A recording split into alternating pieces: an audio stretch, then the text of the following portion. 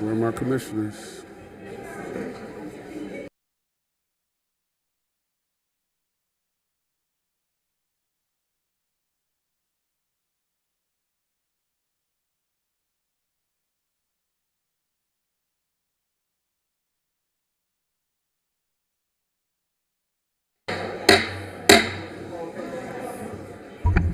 Good evening.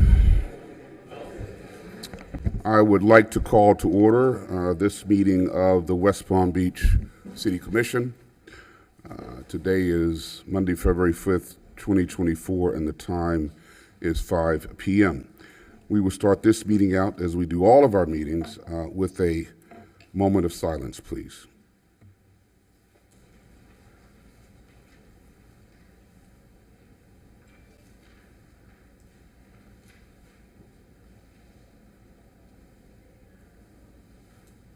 Madam President, can you lead us in the Pledge of Allegiance?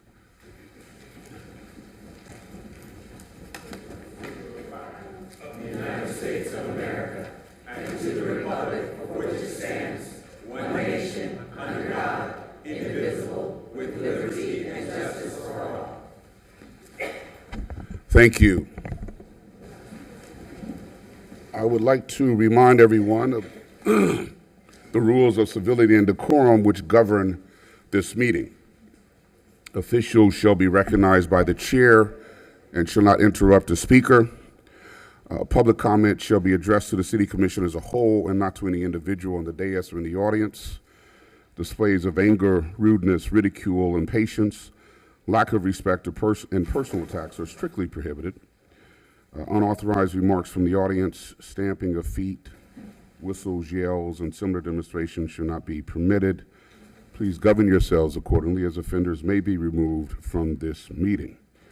In addition, anyone desiring to address the commission shall file a written request with the city clerk prior to consideration of the matter, and that person shall complete a comment card for each agenda item the person wishes to address, which shall include the person's full name, address, and the numbered agenda item.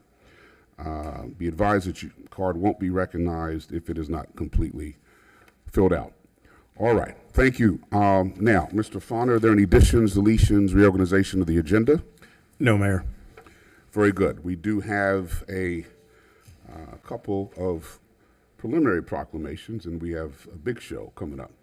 Item 6.1, I will, during these challenging times that seem increasingly uncertain, 211's highly trained and accredited staff continue to be frontline responders available 24 hours a day, 7 days a week.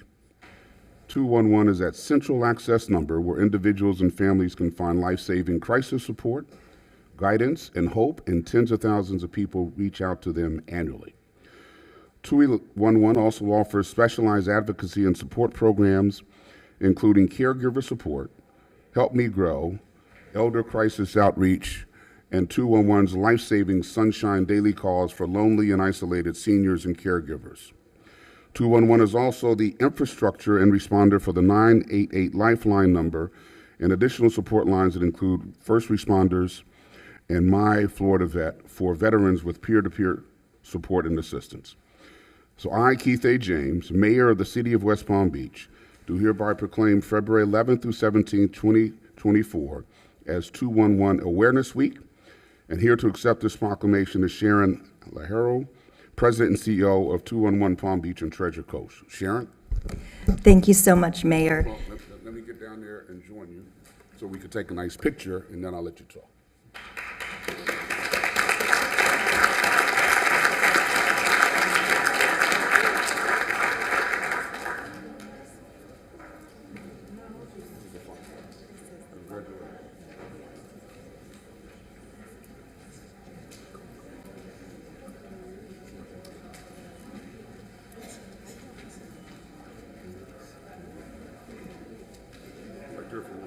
If your notes are over there, that's fine. That's fine. Mayor, city staff, thank you so much for this recognition on behalf of the life-saving and life-changing work that we do every day. It's a pleasure to be here, especially today with such a full house. And thank you for helping to raise awareness so that everyone in West Palm Beach knows that getting help is as easy as dialing 211. As mentioned, we responded to over 120,000 requests for help last year alone. Of those, we are responding to between 12 and 13 suicide-related calls each and every day. Also, as mentioned, we are the responders for the 988 number, the newly launched number in 2022. Since that line has launched, the volume on that line has increased about 50%. So we are grateful to be able to be here. We are sorry to see so many people struggling, but again, want to make sure that everyone does know that our caring team is here every hour of every day. Thank you so much. Thank you.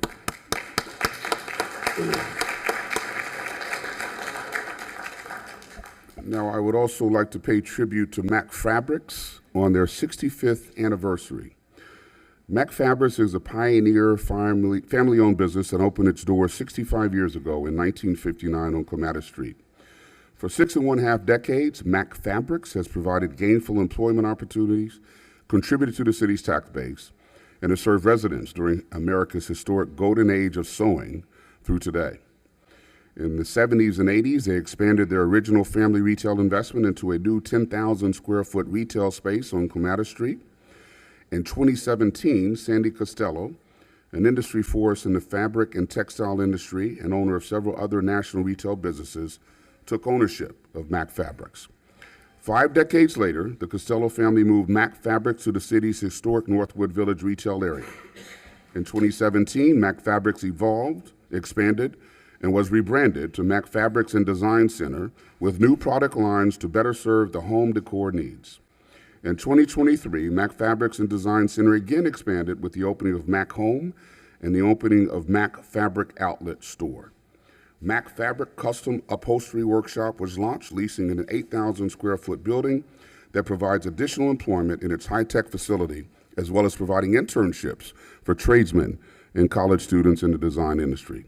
I, Keith A. James, Mayor of the City of West Palm Beach, do hereby pay tribute to Mac Fabrics on their 65th anniversary celebration. Congratulations.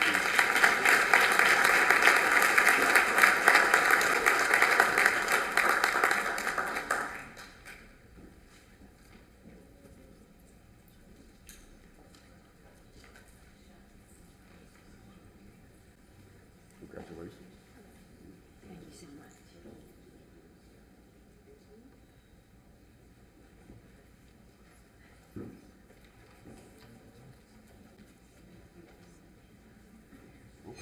No, I'm not trying, it's just, it was tilted, it was straight. All right, okay. Bring it down a little bit. All right,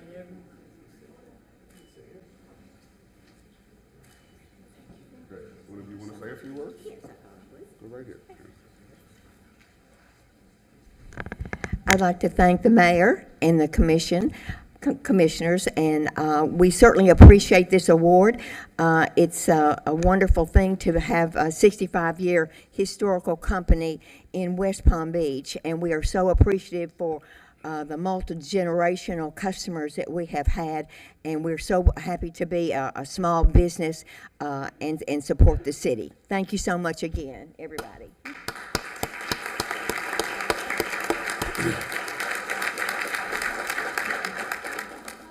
So in acknowledgement of Black History Month, my fellow city commissioners and I have chosen community honorees to accept proclamations as part of our Highlighting Heritage series. So I'm honored to begin with my honoree, Senator Bobby Powell. Stacy. Yeah.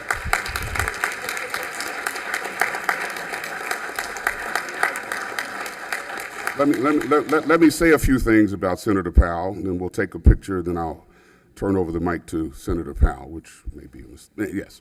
State Senator Bobby Powell Jr. was elected to the Florida Senate in 2016, following 2 terms in the Florida House of Representatives. Senator Powell served as a Senate Minority Democratic Pro Temp from 2020 to 2022, elected by his peers. During that same time period, he also served as the chairman of the Florida Legislative Black Caucus, which consisted of 27 black state legislators representing nearly every area of the state. Senator Powell is a recognized leader in the legislature as well as in his community. In 2016, he was appointed to the Public Service Commission Nominating Committee and later reappointed. Senator Powell is involved in community and professional development organizations such as various chambers of commerce and Leadership Palm Beach County, where he received the Leadership Excellence Award. A native of Palm Beach County and resident of West Palm Beach, Senator Powell has focused on creating opportunities for housing, community health, early childhood education, mental health, and improving the infrastructure of our communities. He has done this with legislation, appropriations, and advocacy, and as a senator has secured well over $100 million in funds brought back to Palm Beach County. His motto is, "A life of service is a life that counts," and it guides his moral compass and his work as a dedicated public servant. So I am proud to present this proclamation to Senator Bobby Powell.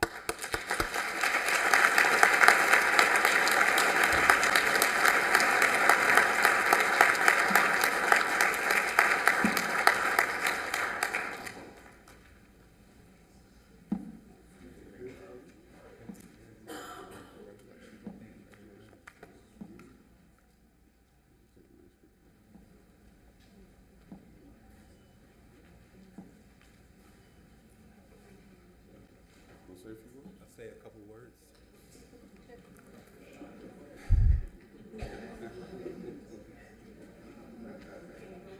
I hear you. It is such an honor to receive this award from a trailblazer himself, Mayor Keith James. Myself and many of our elected officials, as well as community leaders, look up to you as not only an elected official, but the first strong black mayor of West Palm Beach. We thank you. We acknowledge the previous elected officials.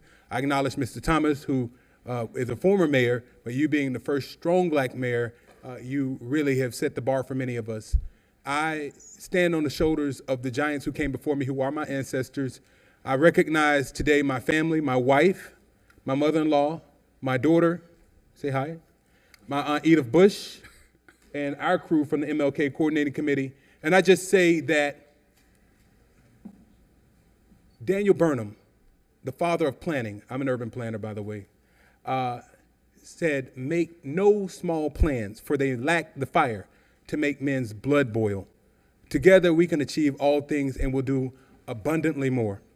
I remind everybody that I am thankful to stand in this stead today. I'm thankful to be your senator, thankful to continue to represent you. I'm also running for county commission, but that's another seat. But I also recognize that without you all, none of this is possible, and it truly is a life of service, is a life that counts. Our greatest investment is in people. Remember that. Thank you, Mayor James, and thank you, commissioners, as well.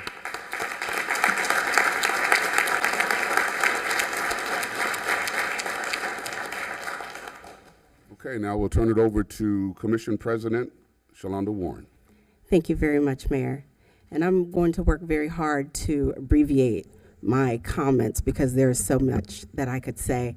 I won't acknowledge that I have 3.5 pages. I won't acknowledge that, but that lets you know that I'm going to talk about a legend and an inspiration here in Palm Beach County. The Honorable Judge Cherie Davis Cunningham was born in New Jersey, and she attended Rutgers, and then she went on to graduate from Howard University because she recognized Howard to be the finest in the country.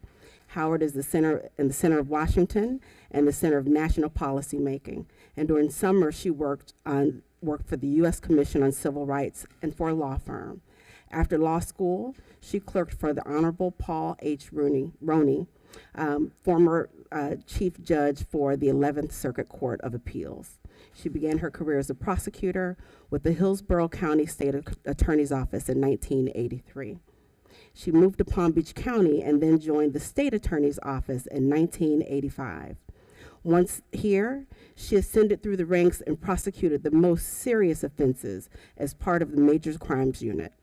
In 1993, the late Governor Lawton Chiles appointed Cherie Davis Cunningham to the Palm Beach County Court Bench, the first ever African-American woman to be seated as a judge in Florida's 15th Judicial Court. For the next 26 years, she faithfully served the citizens of Palm Beach County until her retirement in November 2019. Not only did Judge Cunningham's appointment diversify the bench, but it also paved the way for countless African American lawyers, judges, and women that you see represented here today. She has selfishly mentored many aspiring young lawyers, modeling the importance of integrity, honesty, and dedication. A devout Christian, she committed to God and her family. She marks her most significant achievements as her 3 children, Whitney, Kendall, and Frank. Judge Cunningham is admired as one who exemplifies grace, professionalism, ethics, and respect for others. A trailblazer by any measure, her integrity, compassion, and fairness are embedded into the legal community. Judge Cunningham's awards include recognition among Florida's 25 most influential and prominent Black women, the Heritage Leadership Award for Outstanding Community Service, the F. Malcolm Cunningham Senior Bar Association's Thurgood Marshall Award, and Commendation for Extraordinary Commitment to Fairness in the Criminal Justice System. She's a member of Tabernacle Church here in West Palm Beach, where she serves as on the board of directors of the UB Kinsey Education and Community Center. Judge Cunningham is a member of the Palm Beach County chapter of the Lynx, the National Bar Association, the F. Malcolm Cunningham Senior Bar Association, the Palm Beach County Bar Association, and last but not least, Delta Sigma Theta Sorority Incorporated.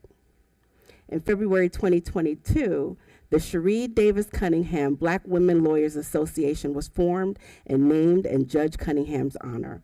More than 24 Black female lawyers in Palm Beach County made history by forming Palm Beach County's Cherie Davis Cunningham Black Women Lawyers Association, also called SDCBWLA, the first Black Women Lawyers Association in Palm Beach County.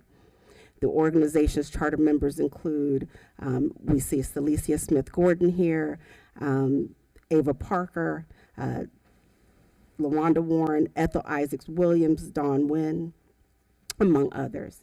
In May 1994, the Palm Beach County Bar stated, "Our newest judge has for years liked to read inspirational books. She is in herself an inspiration to us all." And so here, now, in 2024, 30 years later, West Palm Beach is a better place due to the inspiration of the Honorable Judge Cherie Davis Cunningham. Purple often represents a symbol of loyalty, hope, faith, courage, strength, and much, much more. And to quote Alice Walker, I think it makes, and I'm going to change this up a little bit, says, "I think it makes God angry if you walk past the color purple in the field somewhere and you don't notice it." And today, the color purple that you see represented on our chests, represented by a lot of people here in the audience today, are in tribute to the Cherie Davis Cunningham Black Women Lawyers Association, and a tribute to Judge Cunningham, because we recognize the strength of the color purple and the strength of Judge Cunningham and everything that it has taken for you to step forward, to blaze the trails that you have, to be an inspiration without knowing that you were being an inspiration, but to make sure that you provided a way for so many people that have come behind you. I see judges that are here that have come behind you, attorneys that have come behind you, and so many other people that have been inspired. So when I think of inspiration, I absolutely think of you, Judge Cunningham. Thank you for all that you do, and will you please join me in acknowledging Judge Cunningham? And if you would join me down here.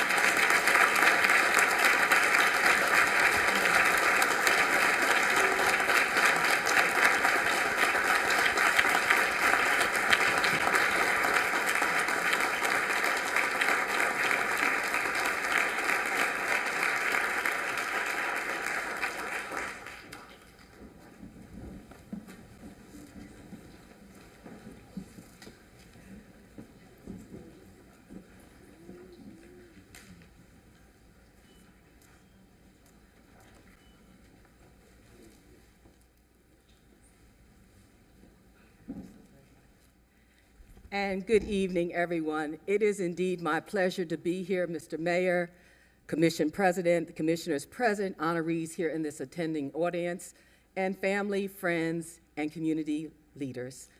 I am honored. I am humbled. It has always been my pleasure to serve the people of Palm Beach County. This is a beautiful place in which we live, but it's only when we really do work together that it can only get better. And so I ask at this time that we all try to offer our best, that we all try to do our best, that we be our best, and we give our best to someone else. When we help people along the way, it makes life living so much better. And that has been my blessing. Whatever I've done, I did not set out to do. All I did was try to be used every day to improve the lot of someone else. I have been blessed, fortunately blessed, by many people whose shoulders I stood upon as trailblazers. They opened up the door for me, they opened up their offices, they opened up their hearts, and they gave me direction and mentorship. And that's what we have to do for our young people. We must be there for them. We cannot forsake them. This is a wonderful place in which we live. This can be a better place as we nurture our young people. And so as I stand here now with my family as well, I have Emmett here, my daughter Whitney, my granddaughter Zora, my son-in-law Tashanka. I'm so blessed. I have the ladies from the Cherie Davis Cunningham Black Women Lawyers Association here supporting me. I have family and friends here, and it's really when you have people that are in your corner that you know life is not in vain. And so now I say to you, this Black History Month, that all of us must make certain that we know our history, that we share our history, and that we protect our history, because no one can tell it better than us. Happy Black History Month to each and every one of you, and thank you.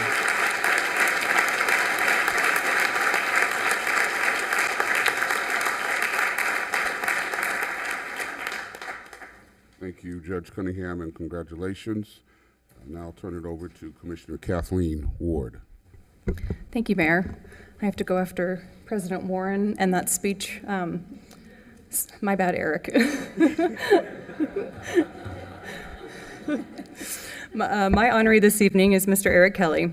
For those of you who do not have the pleasure of knowing Mr. Kelly, he's the president of Quantum Foundation, an organization with a mission to advance health and healthcare access, education, and community betterment for the residents of Palm Beach County, and it's based in along Australian Avenue in District 1.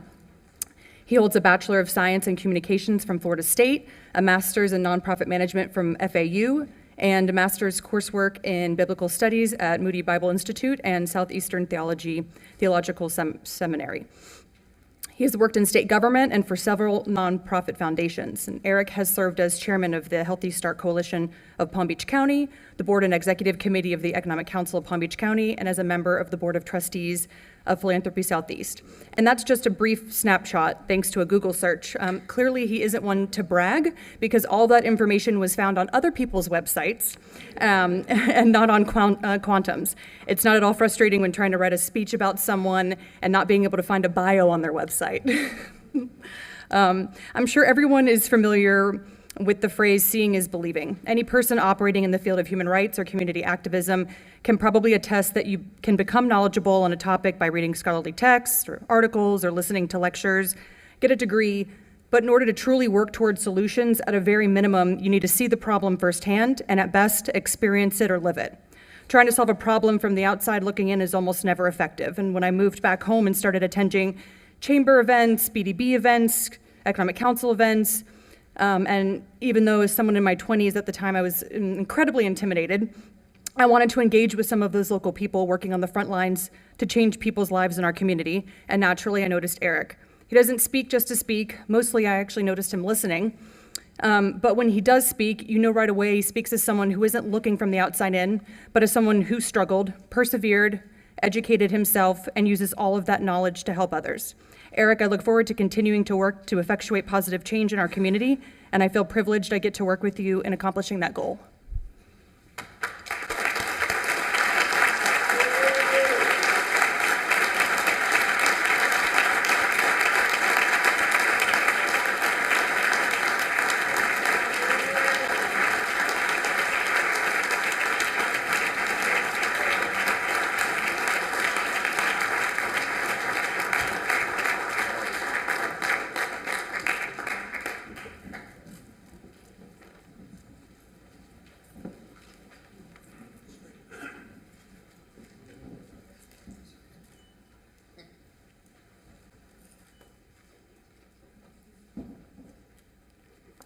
Mr. Mayor, City Commissioners, Kathleen, Commissioner Ward, to God be the glory for the life that I get to live. Thank you.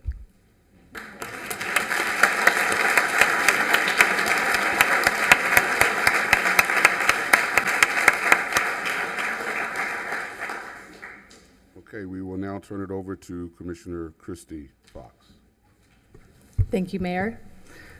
Rosalind Saya Baker Barnes is a Florida native who has practiced law for more than 20 years. She is a proud lawyer and shareholder at Searcy Denny, Scarola, Barnhart, and Shipley here in West Palm Beach, and the chairperson of the firm's Diversity, Equity, and Inclusion Committee. She is a proud double graduate of Florida State University, where she was a member of the moot court team and was selected as a Virgil Hawkins Academic Fellow. Saya and her husband, attorney Edric Barnes, live here in West Palm Beach with their 3 children. They serve as parent ambassadors and patrons at their children's school, the King's Academy.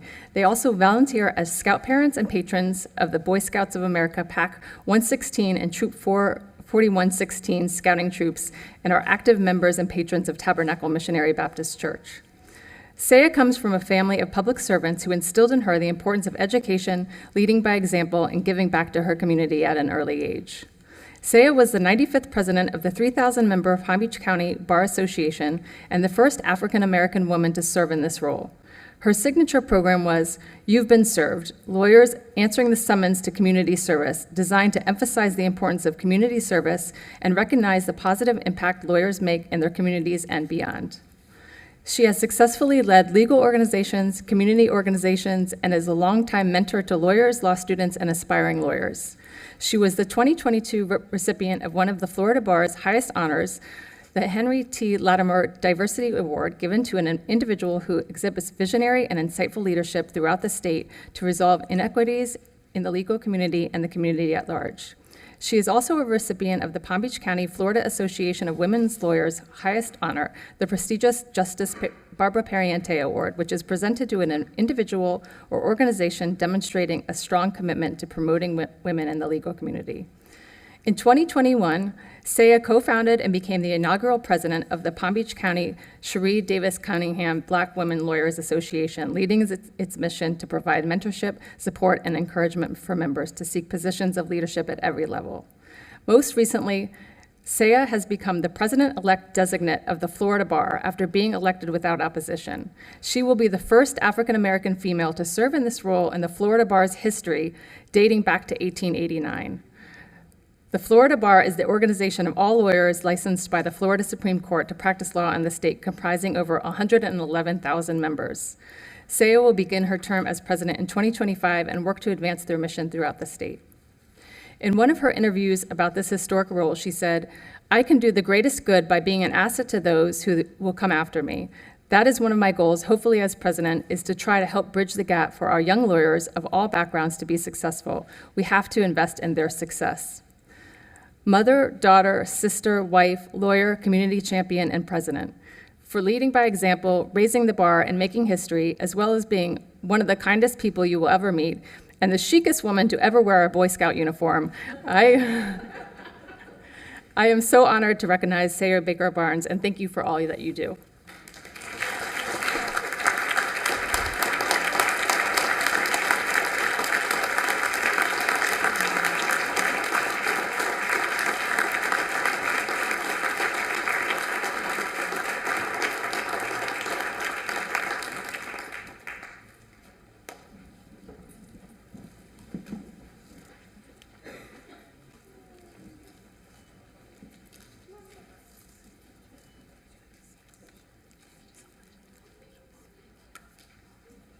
I almost wore my scout uniform today, but I figured it might not be appropriate for the commission meeting.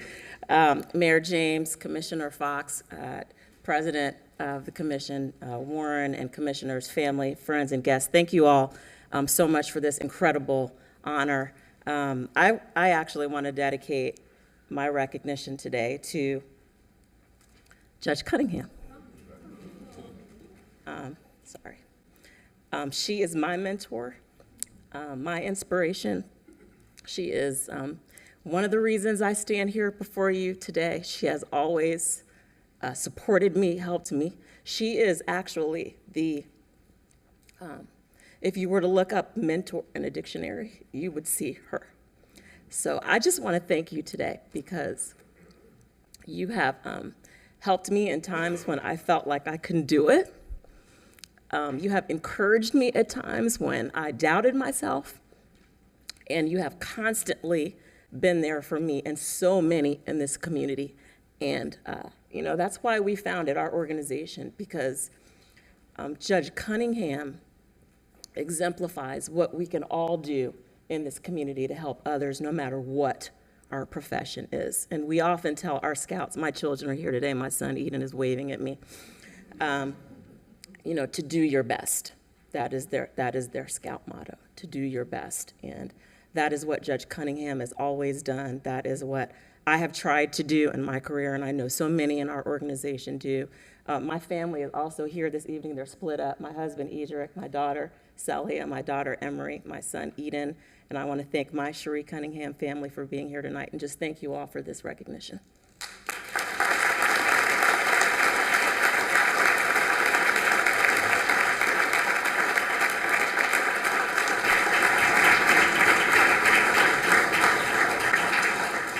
Congratulations, Sia. I also forgot to congratulate you, Eric. Thank you. You said so few words, I was in shock, but congratulations to you, sir. Okay, now Commissioner Joseph Peduzzi. Thank you, Mayor. My honoree today is Owen Robinson. Now, before I get into Owen's formal bio, I just wanted to take a moment to tell you about the man that I know. Even though I've only known Owen for a few short years, he has come to be a close friend and confidant.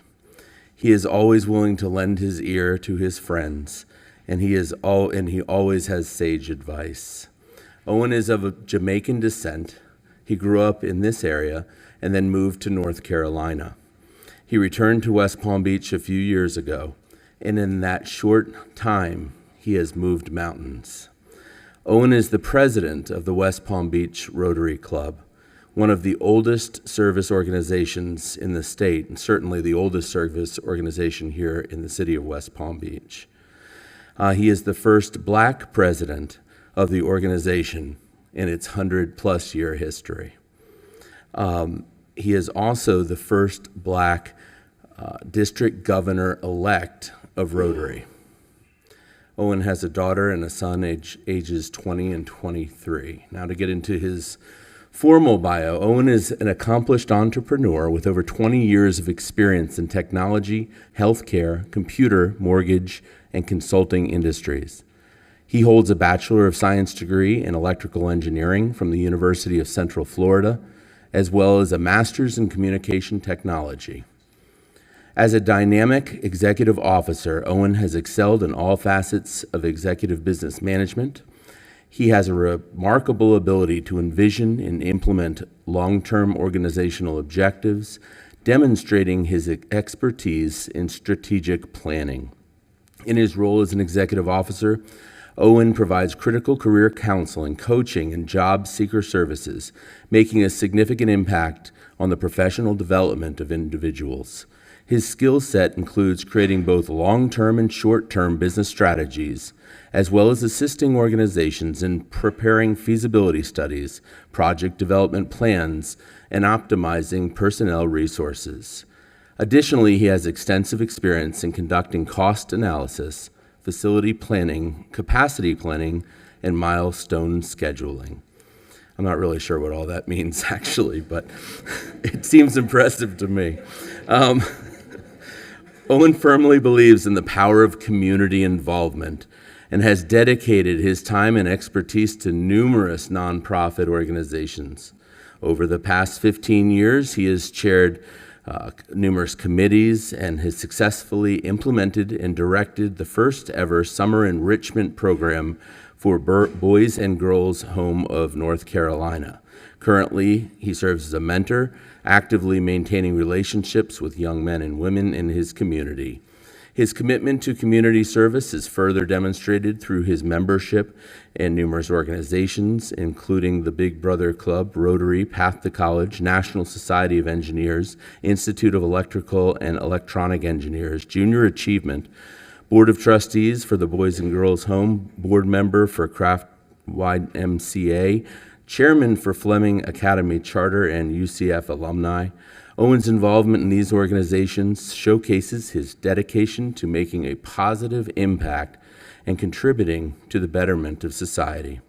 With his extensive experience and strong commitment to community, Owen continues to thrive in business while making a difference in the lives of individuals and the community.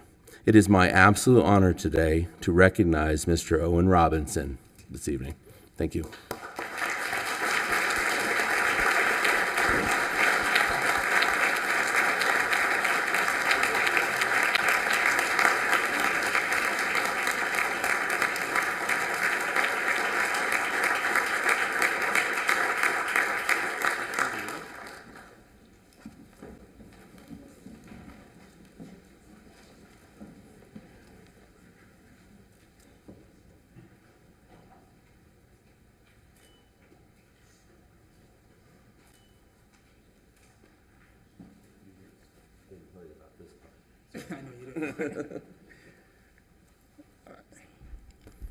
All right, Joe, you didn't tell me about this part, but yeah.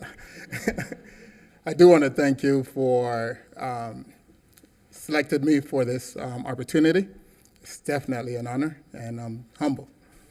He didn't tell me about this because I don't like public speaking.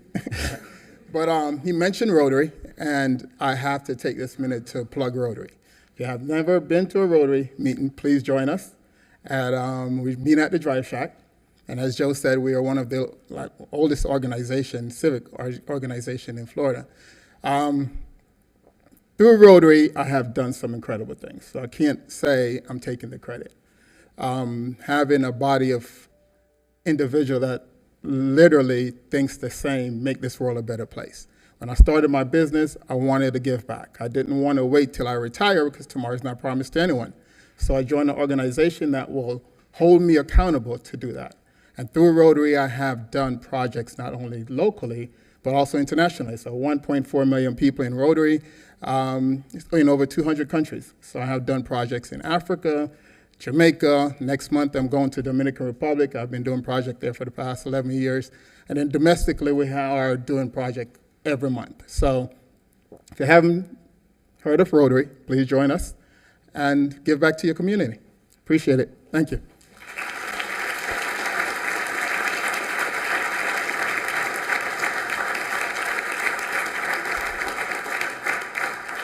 Congratulations, Mr. Robinson. And now we'll turn it over to Commissioner Christina Lambert. Thank you. Good evening. It is with great pride and enthusiasm as we gather to celebrate Black History Month and honor a remarkable individual who has not only left an indelible mark on our community, but who has also become a beacon of inspiration to many others.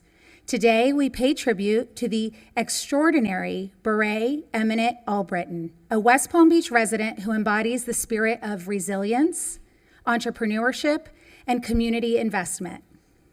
Beret's journey is a testament to the limitless power and potential that exists within our own community. Her initial foray into the professional world was in a business development role within the healthcare field, where she dedicated 11 years of her life contributing to the well-being of others. However, it was Beret's entrepreneurial spirit that truly set her on a remarkable path in our city. Transitioning into the world of clothing design, she ventured into uncharted territory and thrived, becoming a multi-company entrepreneur who has significantly impacted the landscape of West Palm Beach. Over her impressive 13-year career, Beret has not only built a successful business, but has also invested into the very fabric of our city. Beret Albritton's commitment to our community is evident in the acquisition of multiple commercial properties in West Palm Beach, from Eminent Beauty Lab to Eminent Business Suite to Eminent Salon Suites, Eminent 4.0, and the Albritton 2, which empowers 22 women-led business tenants. She has helped to reshape the entrepreneurial landscape within our city, creating spaces for growth, innovation, and collaboration. As we celebrate Black History Month, let us acknowledge and honor Beret Albritton, a young woman whose journey exemplifies the power of determination, entrepreneurship, and community investment. May her story inspire us all to reach new heights and strengthen the bonds that make West Palm Beach a city where we are all proud to call home. Please help me in honoring Beret.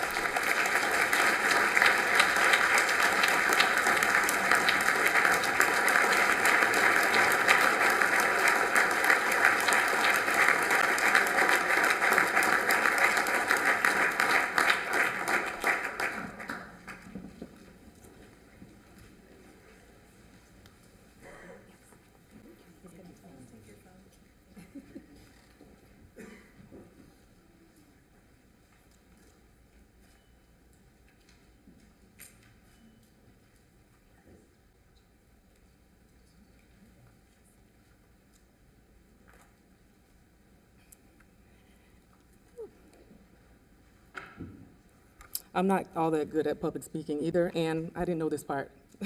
So I'd like to thank the City of West Palm Beach and Christina Lambert for the wonderful recognition.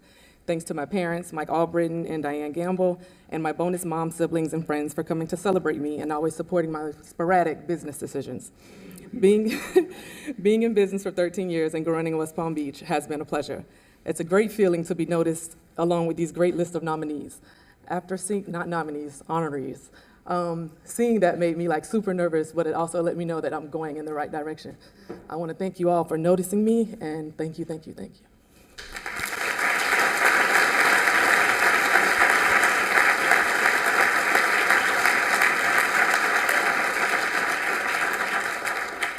Ladies and gentlemen, if you would join me in another round of applause for all of our honorees.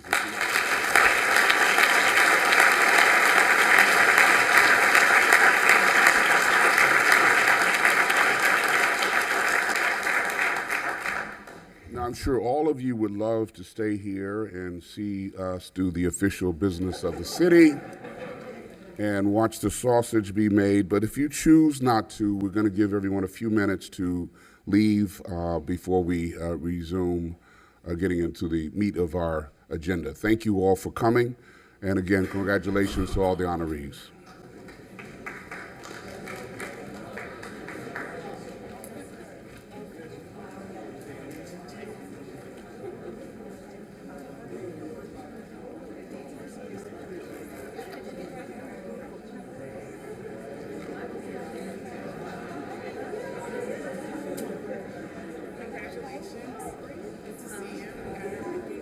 We will reconvene at 5:45.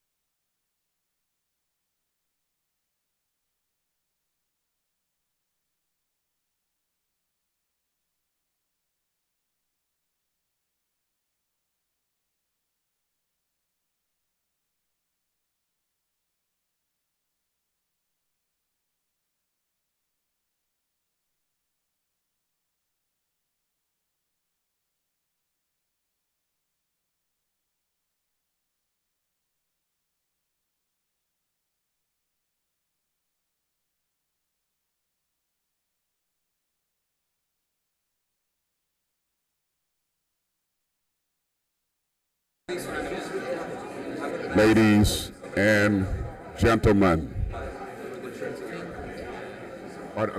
Can y'all take pictures outside, please? We got to get back to doing our business. We love you.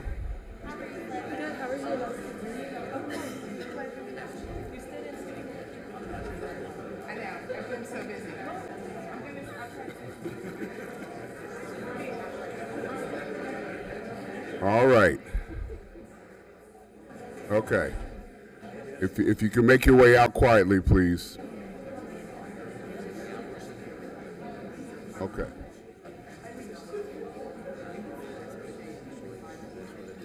We'll now reconvene the City Commission meeting. We'll turn to the consent calendar, items 7.1 through 7.5. Commissioners, do you have any questions or comments on consent? 7.1 through 7.5. All right, can you try to, all right, do we have any cards? All right, hearing none, I will entertain a motion. Mayor, I move that we accept consent calendar as presented, items 7.1 through 7.5. It's been moved. Is there a second? Second. Been moved and seconded. Discussion? Hearing none, all those in favor say aye. Aye. All those opposed, like sign. Hearing no opposition, motion carries unanimously. Thank you. Item 8.1, resolution number 40-24F, amending the fiscal year 2023-2024 general fund budget to recognize a parking meter donation in the amount of $9,793.51 for Martin Luther King Jr. Day, January 15, 2024, and appropriating the funds for a donation to the Martin Luther King Jr. caregivers. Mr. Davis. Good evening, Mr. Mayor, Commissioners. Ed Davis, City of West Palm Beach Parking Administrator. It always gives me pleasure to show up here in front of you this time of the year to seek your approval of this resolution to approve the funds of the parking meter revenues to the Martin Luther King Caregivers Associations.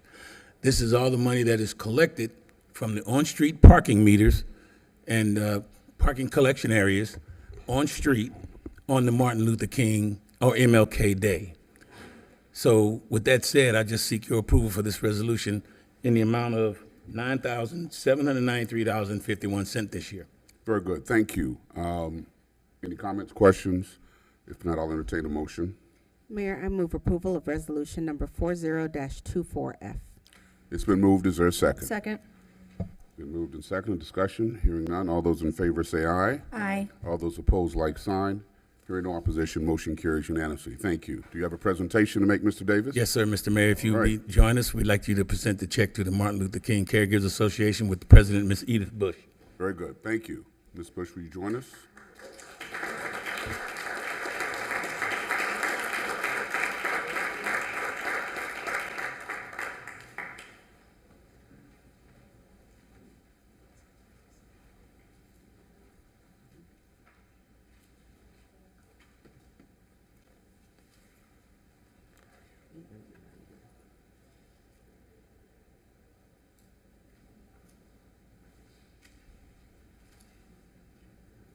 Want to say a few words? Yes, sir. All right.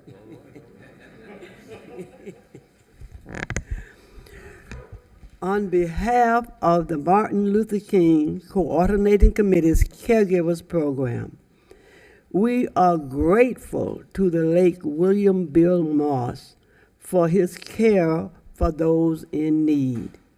We will continue to carry out his legacy with our partnership with 211, Victoria Garden Senior Citizens Complex, the Trinity United Methodist Church, and other sick and shut-in ministries.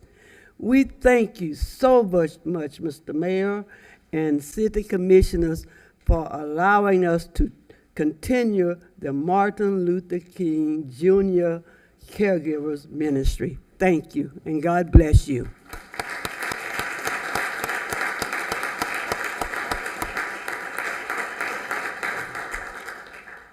Thank you for all the work that you do, Mrs. Bush. Item 8.2, resolution number 24-24, approving the conveyance agreement for property located at 1400 Henrietta Avenue to the West Palm Beach Housing Authority for the construction of an affordable rental housing development, and resolution number 25-24, approving a pre-development grant agreement and funding to the West Palm Beach Housing Authority in a sum not to exceed $250,000 for the construction of an affordable rental housing development located at 1400 Henrietta Avenue. Good evening, Mayor and Commissioners. Kimberly Spence, Assistant Director of Housing and Community Development. Pardon my voice, I'm getting over a cold. As stated, this evening I'm presenting two resolutions. The first is for approval of the conveyance of city-owned property located at 1400 Henrietta Avenue to the West Palm Beach Housing Authority. And the second resolution is for the award of a grant of $250,000 for pre-development costs for development of a affordable rental housing project on the site. This project was brought to you initially in December of 2022 at a Mayor Commission work session where the Commission supported the partnership between the city and the Housing Authority for the redevelopment of the site. And on May 1, 2023, the Commission also approved the surplus of the property and authorized the department to negotiate terms for conveyance of the property to the Housing Authority. Just a little bit more background. The property, as you can see here, is at 1400 Henrietta, which is at the intersection of LA Kirksey and Henrietta Avenue. The parcel is currently vacant. It's about 1.9 acres in size and located in Commission District 1. The project that's been proposed by the Housing Authority is for the construction of a 18-unit townhome community, which is a low-rise multifamily project with a mix of 1, 2, and 3-bedroom units. The target population is for homeless individuals or families, as well as persons at risk of homelessness, and generally the income levels will be at 80% or less of area median income. The project timeline is scheduled to begin construction December of this year, estimated to last approximately 2 years with a completion date of March 2026. As you know, our code does include an ordinance for the sale, transfer, or lease of city property. According to that ordinance, because this property is being conveyed to another governmental entity, no appraisal is required for the conveyance. Also, because the city property will be used for construction of housing, the conveyance can be approved by resolution. So tonight, we are seeking a single majority vote for the disposal of the property. Both the conveyance agreement and the grant agreement were included in a packet to you, but I would also like to highlight some terms and conditions. As it relates to the conveyance agreement, as I mentioned before, the parcel will be used for the redevelopment of affordable rental housing. There's also a rent restriction, which is enforced through a restrictive covenant that will be recorded on the parcel, requiring affordability for a minimum of 40 years. Also, the parcel will be transferred to the West Palm Beach Housing Authority via a special warranty deed. That deed includes a reverter clause that will require the transfer of the property back to the city if construction is not completed within 30 months of the closing date. Regarding the grant, the funding source for the grant is the Housing Trust Fund, which is a local funding source. The grant will be used for pre-development expenses, which includes costs such as architectural, engineering, and professional service fees to prepare the plans and drawings for the project. The purpose of this grant is to initiate the pre-development work while the Housing Authority secures the other financing needed for the project. And this project is estimated at just over $6 million. So with that, staff recommends approval of resolution number 24-24 and 25-24, approving conveyance of the property to the Housing Authority and approving a pre-development grant not to exceed $250,000. Any questions? Thank you for that presentation. Do we have any similar projects like this anywhere in the city, serving this level of resident? Yes, we have done similar projects to this where we've conveyed property as well to the Housing Authority. That was a project for home ownership, but been our practice where we've done conveyance to other to other nonprofits or government entities in Well, it's the not the past. conveyance, it's the fact that the target audience for the units. No, this is the first since I've been with the city and that I know of, that we've been doing a project specifically geared towards persons experiencing homelessness and. That's the point. Those who are experiencing homelessness or at risk of experiencing homelessness. Correct. That is a very serious problem in our city, and I applaud the department for coming up with such a unique, out-of-the-box thinking approach to addressing that problem. I know it's only 16 units, but it's a start. It is. And we have to, every 1,000-mile journey begins with the first step, and we're taking the first step tonight, assuming that this is approved. So thank you. Thank you. Any other questions or comments on this item? We do have one card. Michael Cleveland.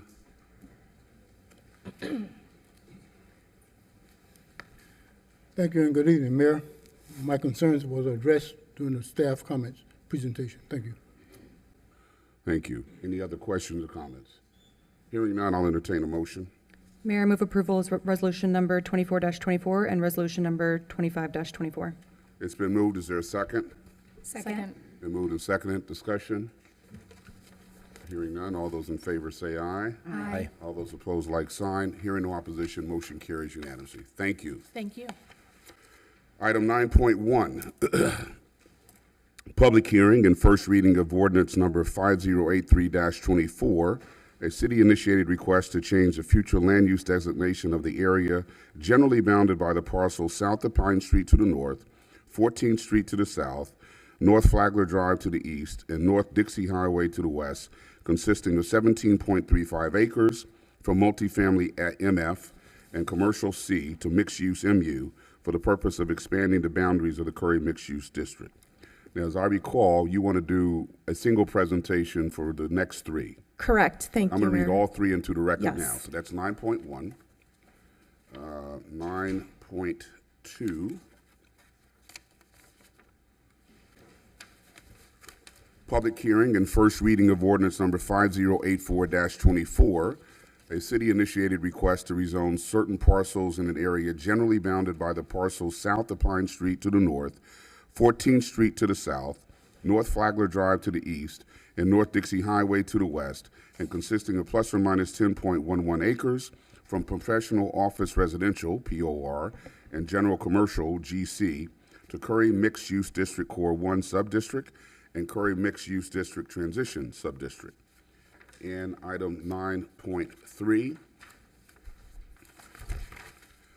public hearing and first reading of ordinance number 5085-24, a city-initiated request for a text amendment to the zoning and land development regulations to expand the boundaries of the Curry Mixed Use District, CMUD, and to provide for additional height bonus incentives within the district. Okay. Now. Good evening, Mayor and Commissioners. Linda Louie, Principal Planner for the record. So this is first reading of the ordinances related to the Curry Mixed Use District, or CMUD South expansion. The proposed ordinances before you tonight are the future land use map amendment, the rezoning, and the zoning code text amendment to provide for the expansion of the district. So to start off, the city has 3 mixed-use districts, all located within the north end of the city. We have the Broadway Mixed-Use District in red, the Northwood Mixed-Use District in green, and the Curry Mixed-Use District in blue, which is the district being considered for the expansion tonight. So just to provide you with a quick summary of the history of CMUD, the Curry Mixed Use District is a mixed-use redevelopment area created in 2002, and it's comprised of approximately 50.7 acres. The current boundaries of CMUD is identified in the dark yellow color in the map. So the district went through 2 major amendments, the first one being in 2014 and the second in 2021, and that was to increase the building height. The purpose of the amendment was to provide opportunities to stimulate growth and redevelopment activity that was lacking within the district. So since the last amendment, the city has seen an increase in development interest within the city, as evidenced by the recent approvals of 2 major mixed-use development projects in the district. We have the Curry Plot 4, which is Jeff Green's property, highlighted in yellow here, and the Olera mixed-use project. And we also have a number of other projects in the pipeline currently being reviewed by staff. So this has spurred a lot of development interest within CMUD, and now staff is proposing to expand the boundaries of CMUD to the south. The proposed expansion area is hatched in this map, and it's generally bounded by the parcels south on Pine Street to the north, 14th Street to the south, Flagler Drive to the east, and North Dixie Highway to the west. The expansion area is comprised of 24 parcels totaling 17.35 acres.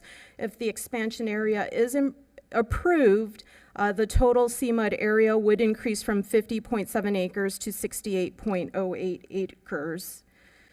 So as provided in my summary at agenda review, the changes to expect if the CMUD South expansion area is approved would be the application of the CMUD regulations to the expansion area. Some of the CMUD regulations that are currently not available outside of CMUD that would apply if the expansion area is approved would include the option for bonus building height through the CMUD Height Incentive Program, greater development flexibility for individual projects. So currently under the CMUD regulations, density and FAR requirements are not applicable for individual projects.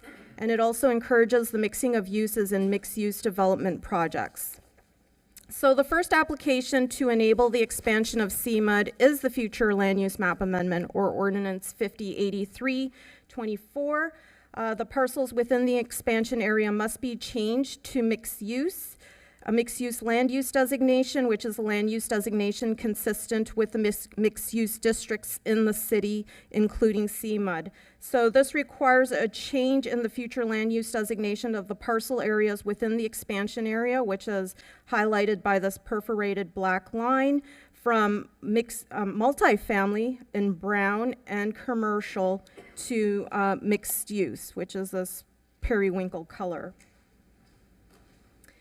In terms of the level of service analysis, the state requires a level of service analysis for all future land use map amendments, and that's to determine if there is sufficient capacity with public facilities servicing the area to accommodate the proposed future land use change. The level of service analysis is based on the maximum development potential of the future land use designation. So for the overall CMUD, there's currently a development cap for the entire district that will not change if the expansion area is approved. So these caps cannot be exceeded. The current caps are 4,063 residential units and 2.3 million square feet of commercial. The number of vested units and commercial square footage are currently well below these caps. So right now we're at 32.9% for residential and 6.6% for commercial. From staff's analysis, the future land use amendment would reduce the amount of development permitted for the entire proposed CMUD area. That will positively affect the impact on public facilities. So as an exercise, staff analyzed the current and proposed maximum development potential for the entire proposed CMUD area versus the current land use. As shown in this table, this is staff's analysis and the summary here. There would be a reduction in 141 residential units and 443,000 square feet of commercial use. So the impacts would be less with the mixed-use future land use designation. The second ordinance is Ordinance 5084-24, and it's for the rezoning of certain parcels within the expansion area. This is required for the consistency with the proposed future land use map amendment to mixed use, and it would also enable development under the CMUD regulations for the parcels in the expansion area. The rezoning would rezone parcels from professional office residential, which is in orange here, and general commercial, to CMUD Core 1, for the parcels along Flagler Drive, and CMUD Transition for the parcels, for the other parcels within the expansion area. The only parcel that will not be rezoned is the Flagler Point condominium, which is located at the north end of the expansion area, and that's currently zoned a plan development. It's zoned professional office plan development. This slide shows the adopted CMUD zoning subdistricts and allowable building heights within the district. The parcels within the expansion area would be rezoned to Core 1 or transition. The Core 1 subdistrict has a base height or a height permitted by right of 111 feet, but there's also the option of obtaining bonus height up to a maximum of 306 feet within the district. For the transition subdistrict, the base height is 85 feet with the option of obtaining additional bonus height up to a maximum of 163 feet. So as noted in my previous slide, the current parcels within the expansion area are zoned general, commercial, and professional office residential. Under the current general commercial zoning, there's no height restriction unless it's abutting a residential zoning district, which it does not. And under the current professional office residential zoning, there is a height limitation of 40 feet or 2 feet in height for each 1 foot in height from the side and rear property lines, whichever is greater. So there is a little bit of flexibility in terms of building height for the POR zoning district. As for the Flagler Point condominium, the existing building height is 112 feet or 9 stories, which is consistent with the base height of the core subdistricts within CMUD along Flagler Drive. In terms of staff's analysis for the rezoning, staff looked at the zoning and general development pattern of the current CMUD boundaries and of the expansion area. CMUD and the CMUD South expansion area is also in close proximity to downtown. It's less than a quarter mile away, and it would be consistent with the high-rise buildings that would connect downtown to the Curry mixed-use district. In analyzing the proposed zoning reclassification of the parcels within the expansion area, the highest densities and intensities is along Flagler Drive south of 26th Street, and therefore the logical rezoning of the parcels along Flagler Drive is, Core 1.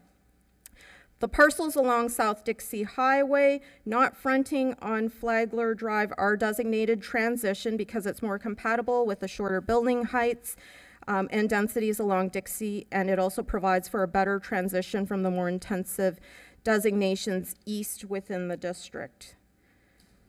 So the third and final ordinance is Ordinance 5085-24. This is for the text amendment to the zoning and land development regulations to include the proposed expansion area into the CMUD regulations. The amendment will only affect Section 95-215, which is the code section for the CMUD regulations. So in addition to incorporating the expansion area into the regulations, there are also a few other amendments that staff is proposing. And these include 2 new building height incentives, to the existing height bonus program within the district, which I will go over in the next couple of slides. But the new incentives proposed are for the Flagler Drive seawall improvement and the Flagler Drive roadway improvement. These incentives stem from the importance of repairing the aging infrastructure. It's currently reaching a critical stage. And with sea level rise, it's becoming an increasing concern. So these incentives are meant to speed up these improvements. Staff is also proposing to increase the minimum and maximum building setbacks along North Dixie Highway, and that's to accommodate more landscaping and streetscape improvements. It'll also provide opportunities to enhance the streetscape with the potential to encourage the desired revitalization. And finally, the elimination of the requirement for the developer to complete the construction of the Northwood Road extension by November 2026, which is a hard deadline. This is a height incentive within the district. It has become evident that the timeline currently adopted in text is not reasonable. It's not feasible due to the complexities associated with the planning and the design and the construction of the roadway. So the more reasonable approach would be to hash out those specific deadlines through a written agreement between the developer and the city. And that proposed language has been changed to reflect this. So, as I had mentioned, I would like to spend a few moments going over the proposed new height incentives. The first is the Flagler Drive seawall improvement. This requires the developer to contribute funds to the seawall City Seawall Improvement Fund. The incentive height is based on the lineal footage of seawall improvement. As you can see, it increases incrementally by 50 feet up to a maximum of 500 feet. And the contribution to the fund must be made prior to the certificate of occupancy or the issuance of a certificate of occupancy. The second incentive is the Flagler Drive roadway improvement. This requires the developer to contribute funds to the city's Flagler Drive roadway improvement fund. The developer will receive additional height based on the lineal footage of roadway improvement. The eligible area for the incentive would be between 26th Street and Palm Beach Lake Boulevard, and contributions must be made prior to the issuance of the first certificate of occupancy. In terms of outreach for the proposal to expand CMUD, it's actually been a couple years in the making. Formal discussions on the expansion began in 2022. Then on May 8th, 2023, the American Mission work session was held to provide staff with feedback and direction on the proposal to expand. As part of the process, staff also held 4 public workshops to inform the public on the proposal to expand. The public workshops are extensively summarized in the community engagement report that was also included in the agenda packet. And from the public feedback, there is opposition from a number of residents from Flagler Point, located at the north end of the expansion area. Some of the concerns that have been raised by the residents include building height, increased traffic in the area, loss of privacy and sunlight, and impacts associated with the construction activity. So these objection letters, as well as the support letters that staff has received, have been included in the agenda packet. And since agenda review, staff has received 3 additional objection letters, which staff will submit to the clerk for the record. The Planning Board unanimously recommended approval of the expansion to the City Commission at its November 21st meeting last year. And to conclude staff's presentation, staff is recommending approval of Ordinance 5083-24 for the future land use map amendment, as staff has found that the amendment complies with the Florida statutes as well as the city's comprehensive plan. Approval of Ordinance 5084-24 for the rezoning. Staff has found that the proposed rezoning complies with the rezoning standards in Section 9432 of the Zoning and Land Development Regulations.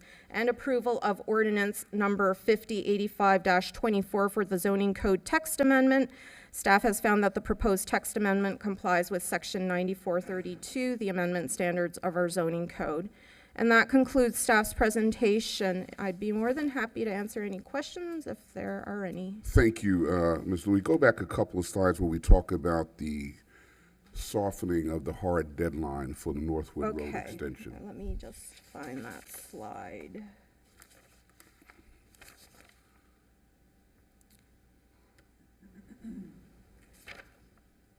Where is it? Okay, so it's 10. Yeah.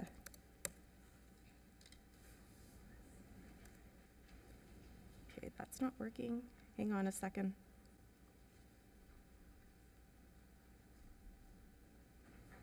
There we go. Yes. So what assurance, or do we have assurance that before he gets the additional height, So either at the road this, will be built or we'll have the money for the extension?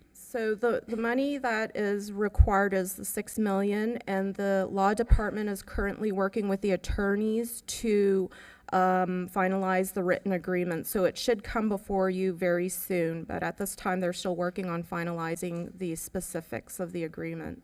But in layman's terms, we will have the money in hand before he has that additional height. Mr. Mayor, if I may, Yes, Rick Green, please. Development Services Director. As Linda mentioned, we're very close to an agreement. I quite honestly was hoping we could bring it for second reading. I've reached out to the attorney who's working on the agreement with Nancy Urchek and asked him about the status. He has a draft with our comments and revisions. We're waiting for a response. In order for us to move forward, we need to get the agreement signed. We're going to do that. We also have to abandon a portion of Bethesda, which we intend to do. We have a meeting Thursday to discuss those details. Before Mr. Green can begin with his building to go from 111 feet to the 350 feet approved, he would need to submit the $6 million required. So that money needs to be in hand before we go out to bid on the road construction. Okay, very good. we will know when the agreement is approved by the city commission if he's going to front the money and then move forward. He's going to need some time to prepare the architectural plan, so we still would like to get it in front of the commission as quickly as we can. Very good. Thank you. Commissioners, any questions?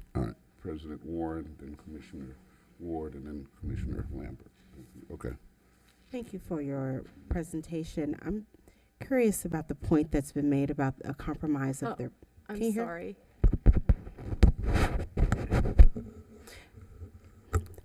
Can you speak to the issue about privacy being compromised as a result of taller buildings that are built next to Flagler Point?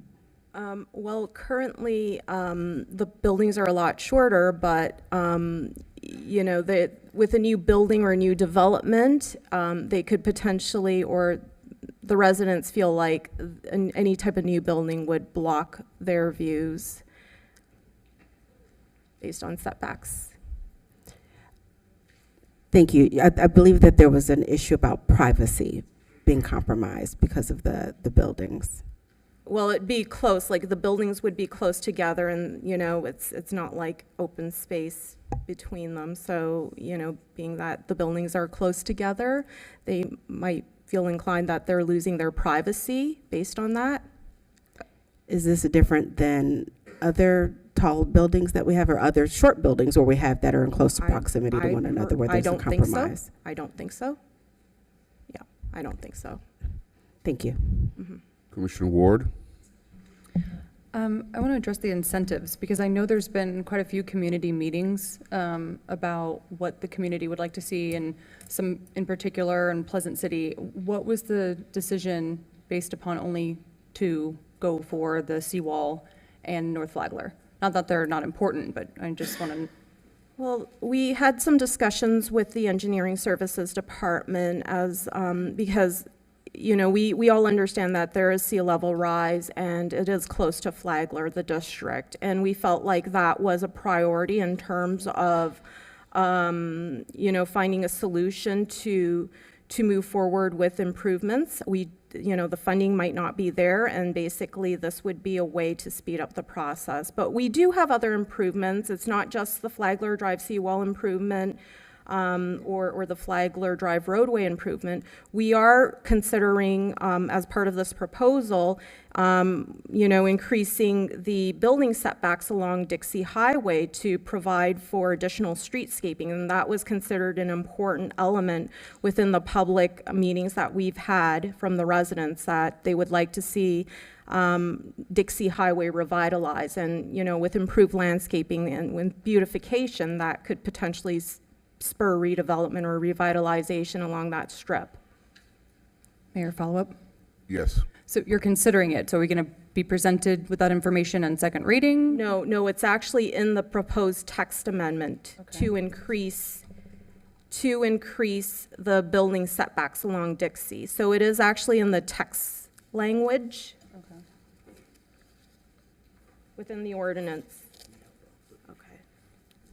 Commissioner, if I may add, the incentives that are currently in place for CMUD would be retained for CMUD South. So, for instance, workforce housing is one of our highest priorities. We offer a very generous incentive for those people, those developers who do workforce housing.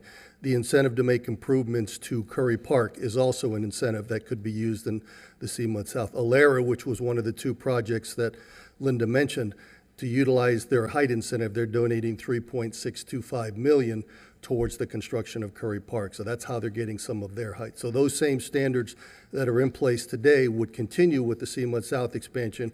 We're simply adding two new ones to that mix. Okay, thank you. Commissioner Lambert?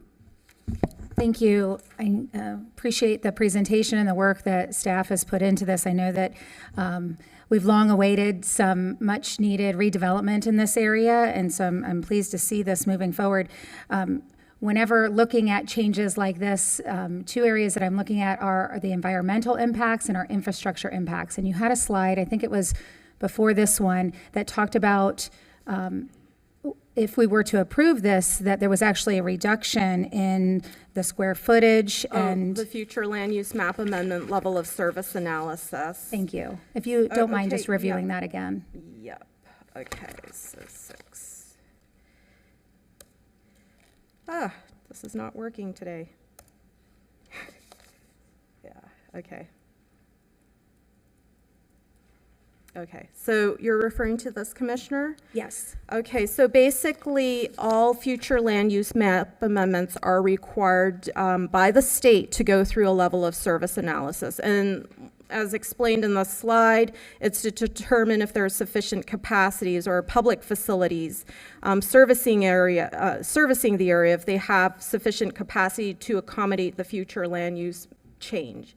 It's extremely critical if the impacts are greater. What we're proposing for CMUD South is spreading, like it's currently capped. The development within CMUD is currently capped with these numbers, so 4,063 residential units and 2.3 million square feet of commercial. So basically, these caps are not expected to change. They will not change with the approval of the expansion area if the commission decides to approve it. So based on the analysis that we've completed, we've looked at the comparison between the proposed CMUD expansion area if the future land use of the area was to change, and comparing that to the current future land use of the area and how those numbers play out. And ultimately, when we look at the numbers between the current and proposed future land use of the expansion area, there is actually a reduction in residential units and a reduction in commercial square footage when we did that comparison. So we were comparing the two based on, the current and proposed future land use designation. Thank you. Commissioner Fox? Thank you so much for the presentation. I'm looking forward to moving this forward as well. My question was going to be similar to Commissioner Lambert. I think one of the issues you mentioned the neighbors having was about the traffic, but based on this slide, what you're saying is that a reduction in units that is already available for the area would actually mean less traffic, or at least the same amount of traffic that It would be the same based on the level of service analysis that was conducted when the district was first adopted. There was a level of service analysis, and we're not proposing to change that. It's also important to know that when individual projects do come in, formally get submitted, they also have to go through a traffic concurrency process. So that's another layer. So it will be evaluated at that time as well. But from a land use standpoint, which is conducted on more conservative levels, we're looking at the overall development potential. There aren't any issues regarding traffic. It's also located within a traffic exception area as well, being that it's located along Flagler. So traffic concurrency based on the county standards is really not an issue within the proposed CMUD South area if it were to get adopted. Okay, thank you.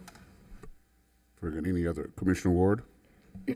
Along the lines of some of the resident concerns, I hear this often as existing buildings and their foundation being compromised. What steps are we taking to ensure that neighboring buildings are, if they're impacted, that we're making sure that they're being taken care of? Whenever there's a project approval, the city does require that the developer as well as their construction team provide a construction management plan, and that is to ensure that the impacts are reduced on adjacent properties as well as within the surrounding area in terms of traffic circulation, parking, and so forth. So every project is required to submit that construction management plan when a project does get approved. And this is prior to the issuance of a building permit? Yes. Any other questions? Commissioner Benuzzi?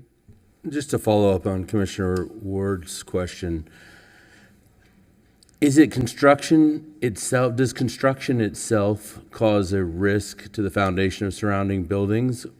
And if so, does that increase, does the risk increase when height increases?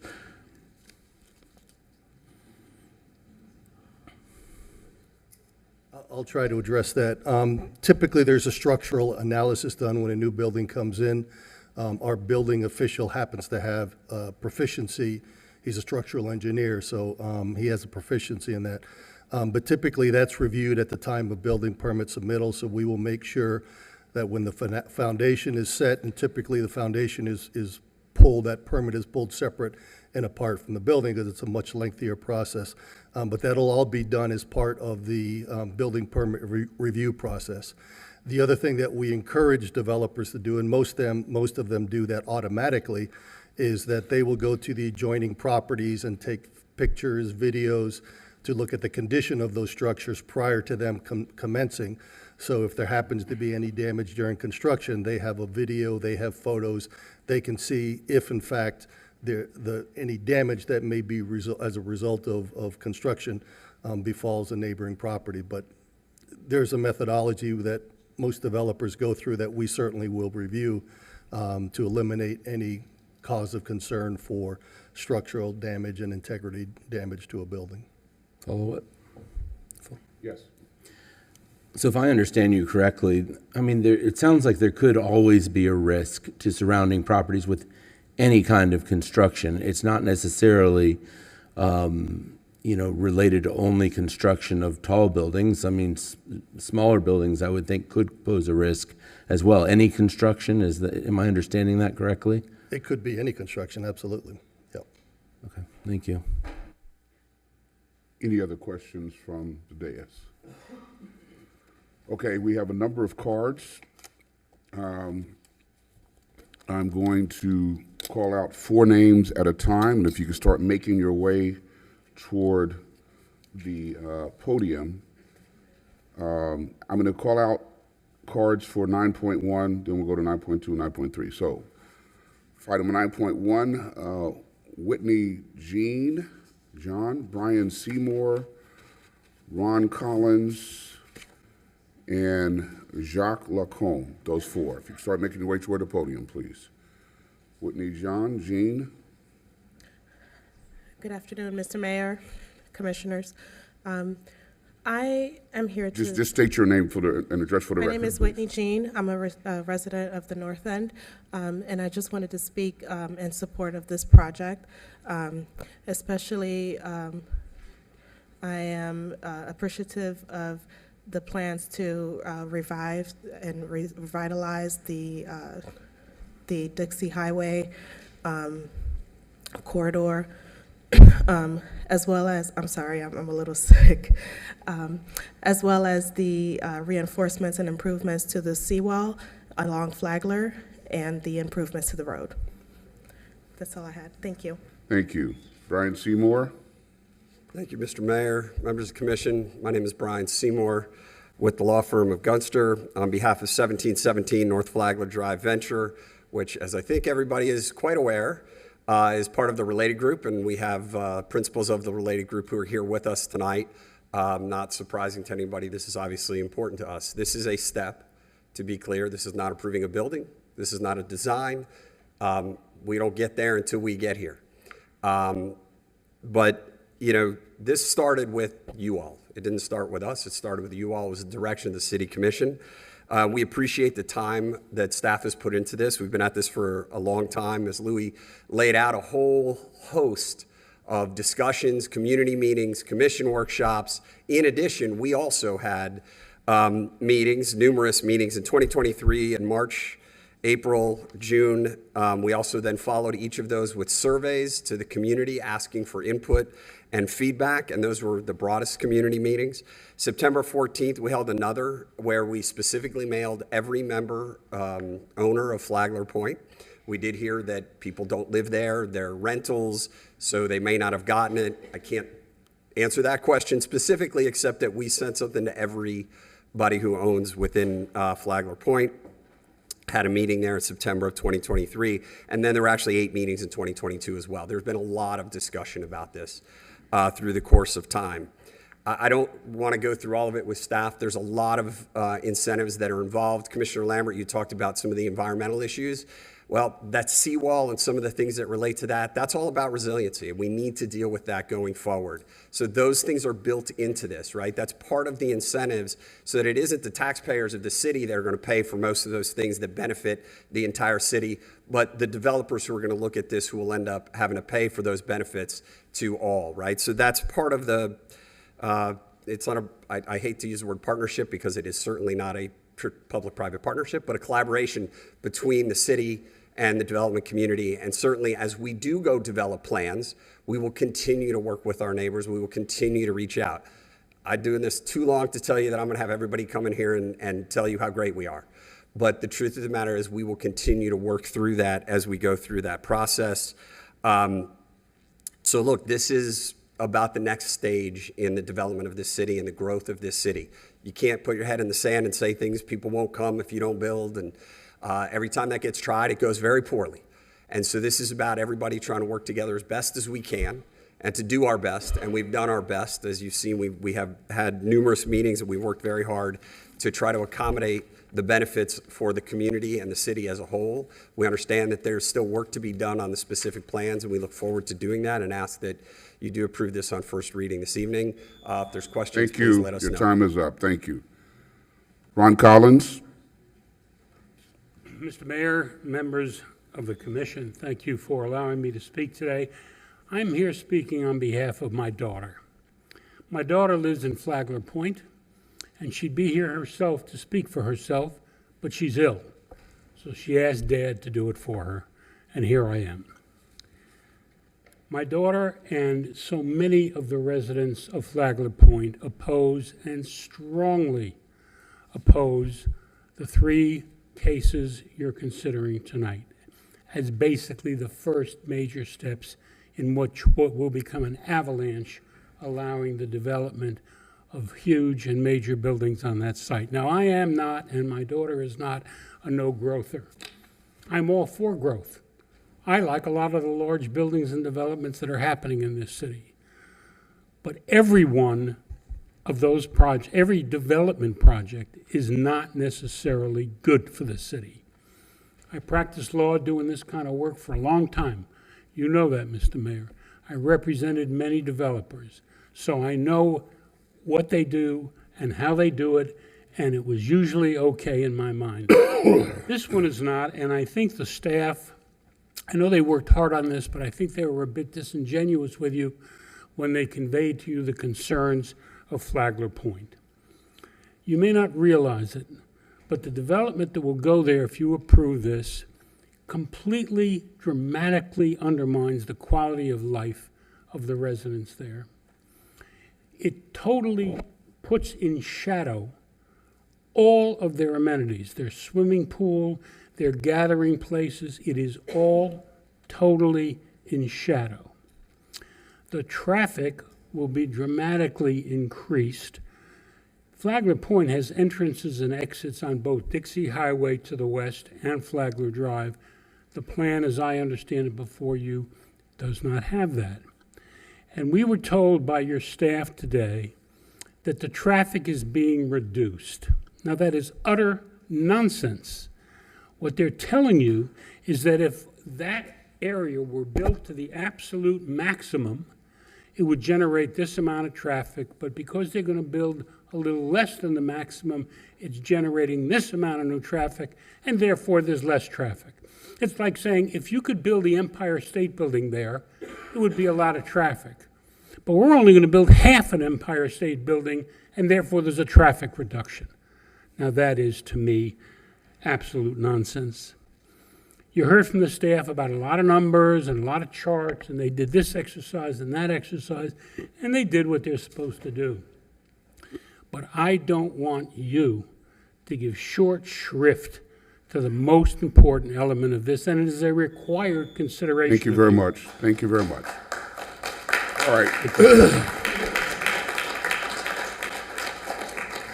I'm going to call out 4 more names. Please start making your way toward the podium. Carol Mead, Francisco Gill, Fran Perchik, and Carol Sharmett. Each of you gets 3 minutes. We don't feel obligated to take all 3 minutes. Okay, Carol Mead. Hello, my name is Carol Mead. I live at Flagler Point. We're here once again to take a look at the cumulative effect that CMUD South and each of the individual exceptions that you have allowed are going to have on Flagler Point and their more than 900 residents. Rick Green, you stated to us in 2021 that you would look at the impacts of each building before moving to approve the next one. Well, that is not what's happening here. Flagler Point is going to be in an urban canyon surrounded by 200 to 300-story high-rise buildings, as you can see by what I gave to you. We are now going to be surrounded on three sides. The effects on Flagler Point residents are insurmountable and perilous. From the structural integrity of a 20-plus-year-old building whose foundation and infrastructure will surely be compromised, to the 10 years of noise, dust, debris, traffic nuisance, and assured negative financial impacts that will bankrupt the investors and our building association. You say Flagler Point will go up in value. Well, yes, but not until construction is complete. And in the meantime, tenants are not renewing leases or they're asking for reductions, which they can legally do because of Florida Statute 83.56, which allows for constructive eviction of a Florida tenant and allowed to break their lease due to breach of quiet enjoyment. This equates to millions of dollars in losses and an increase in HOA fees and assessments for non-payment of fees and increased attorney collection fees for Flagler Point, to the tune of between $800,000 and $2.7 million a year, and that's conservative based on a 30% loss. Flagler Point bylaws only allow for our building sale when 100% of our buyers buy in, because people are saying, oh, well, just get rezoned. We need 100% of 404 units to say yes. Flagler Point has already endured more than 3 power outages, in some cases of up to 8 hours, with loss of productivity and on-site management employees. More than 20% of our residents work at home, causing financial hardships for all of them. The recent outages of these projects are places like Olara and places that are more than 500 feet from us. They're not next to us. We've already had 3 major power outages due to construction. The disruption is surely going to displace our existing workforce employees. Many of them live in Flagler Point, and they are firefighters, etc. They're going to be displaced. The structural integrity issues are real. Nearby construction and vibration, you cannot assure the structural integrity of Flagler Point. You can say anything you like, but we know that we are going to be compromised when there are 3 major construction issues happening around us. Thank you very much. Thank you very much. Francisco Gill. Francisco Gill. Well, I'm just seeing if Mr. Gill is here. And then I'll go to, you let me do the meeting. Okay, you stay there. I got this. You going to speak? Well, they're all together. All right, so you want to speak on 9.2? You want to speak on 10? Okay, back to 9.1. Fran Perchik. Write 10 on that.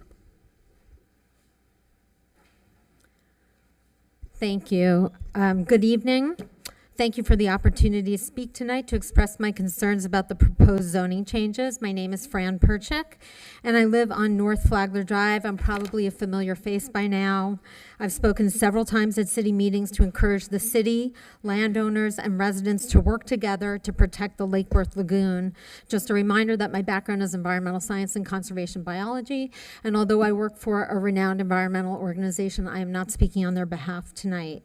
I recommend the zoning change be declined, since increased building heights would not only be incompatible with the rest of the neighborhood to the south, but expansive and tall buildings will place the surrounding community and Lake Worth Lagoon in shadow for a great portion of each day. The lack of direct sunlight will impact our community and the sensitive ecosystems that need sunlight to survive. That's the fish, the birds, the many different species of endangered sea turtles, manatees, sharks, rays, etc. We've talked about the importance of seagrass in the lagoon previously. It's critical to marine life as both a food source and a habitat, and like other plants, it needs sunlight to live. So I and my neighbors are stressing the need for a comprehensive, hard look to put the health of the lagoon first. The future of the lagoon cannot be addressed after a zoning decision has been made or after buildings and docks that are approved are constructed. So we can't expect the value and the beauty and the wildlife of the lagoon, its economic benefits to our surrounding city. We can't expect that to continue if we don't support the lagoon. And so we're not just talking about one building casting shadows, which still is a negative impact. We're talking about the cumulative effect of many huge projects that will be constructed along North Flagler Drive.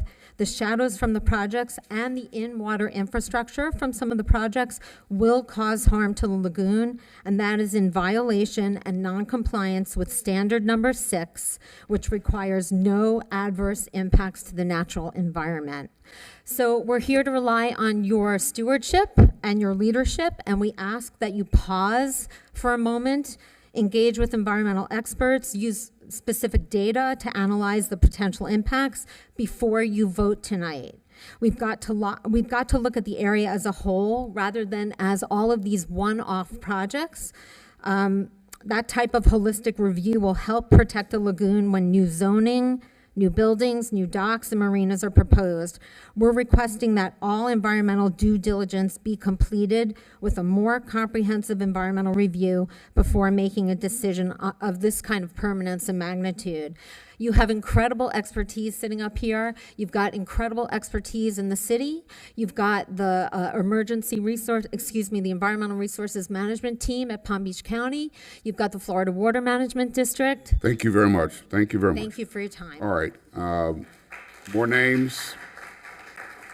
Carol Charmette, Nancy Saris, Joanna Elm. Carol Charmette. She here? Oh, she said she didn't wish to speak, so I'll read those later. Okay, Nancy, is Nancy here?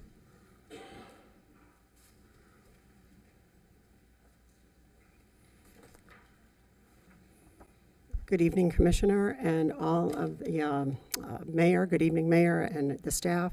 First, let me say I understand I'm a businesswoman. State your I name for the record, please, ma'am. Oh, Nancy Saris, 1801 North Flagler Drive. I own 2 units there, first bought in 2005. Love it there, and I've got a lot of our neighbors here with us here tonight. We are very concerned, and I understand the tax revenue. I understand all the things you're looking for. I too appreciate development, but I'm very concerned about the lack of sunshine, the lack of how we're going to have to live in that neighborhood. I agree we need to do work there, but I just hope that you'll consider the impact. Back in 2021, Rick Green stated at several of the meetings, I was at some of them in person, where he said that we will start with one project first, which was Olara. Okay, let's see the impact, was what he promised to us. Now, I know promises can be superseded by cash. I get that. But I'm really concerned about the fact that we have one project after another without any consideration of the assessment of what the impact actually is and how things work going forward. I ask that you please consider that promise that was given to us. Please consider it as if you lived there and your family lived there and your little dog lived there. I have asthma, okay, and terrible allergies. I am dreading this. I don't want to be forced to move, along with several of my neighbors. We're all over 60. We don't want to be forced to move because we can't breathe, we can't drive, and we have no sun. As you can see, I like the sun. And I am going to be absolutely devastated, along with the lagoon lovers, that we are going to damage our neighborhood permanently. So please consider other options, and at least consider a hold at this time. Mr. Mayor and Commissioners, thank you so much for this opportunity to speak. Thank you. Joanna Elm. Joanna Elm. Okay, there we go. Good evening, Mr. Mayor, Commissioners. My name is Joanna Elm. I've been a unit owner at Flagler Point for approximately 13 years, and I oppose this CMUD South expansion. I think you know that municipalities are obligated to protect the health, safety, and welfare of their residents, not just to bolster their tax revenues. What you're doing on this stretch of North Flagler is the very opposite of protecting health, safety, and welfare. if you've looked at the maps that the city has presented, you will know that we are now facing the possibility of having 306-foot buildings going up on either side of us, at the back of us on North Dixie, on Dixie Highway, with the two 16-foot towers, a block away at Olara, and across from us on the Intracoastal where you approved the Olara Marina. There's a big crane there right now. I don't know. Last time I was here, I asked you to take a stroll down that stretch of North Flagler. I think Commissioner Ward said she biked down there. Can you imagine living in the middle of all? We're going to be in the middle of a construction site, and if they all start together, that's going to be horrendous. If they space out the building, their individual buildings, we're going to be in the middle of a construction site for maybe a decade. Now, if you can imagine what the noise, what the air pollution, what the structural damage too, because you can't believe, surely, that there won't be any structural damage from construction surrounding us.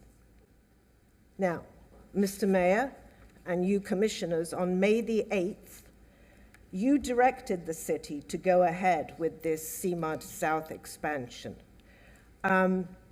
You say in your in the agenda here that no major issues were raised.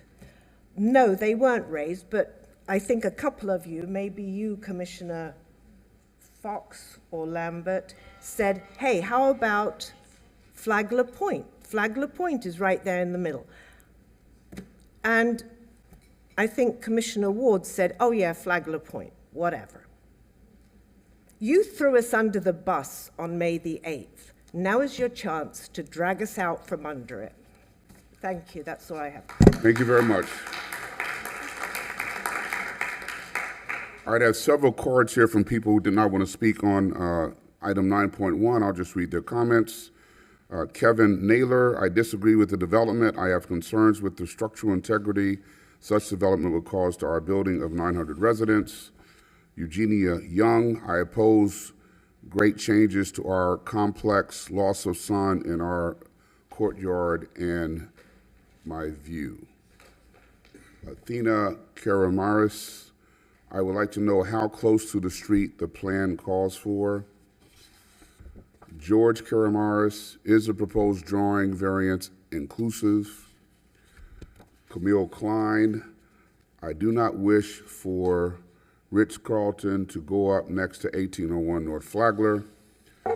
George Saris, I am vehemently against more construction until we understand impact of Alara and now the temple/related.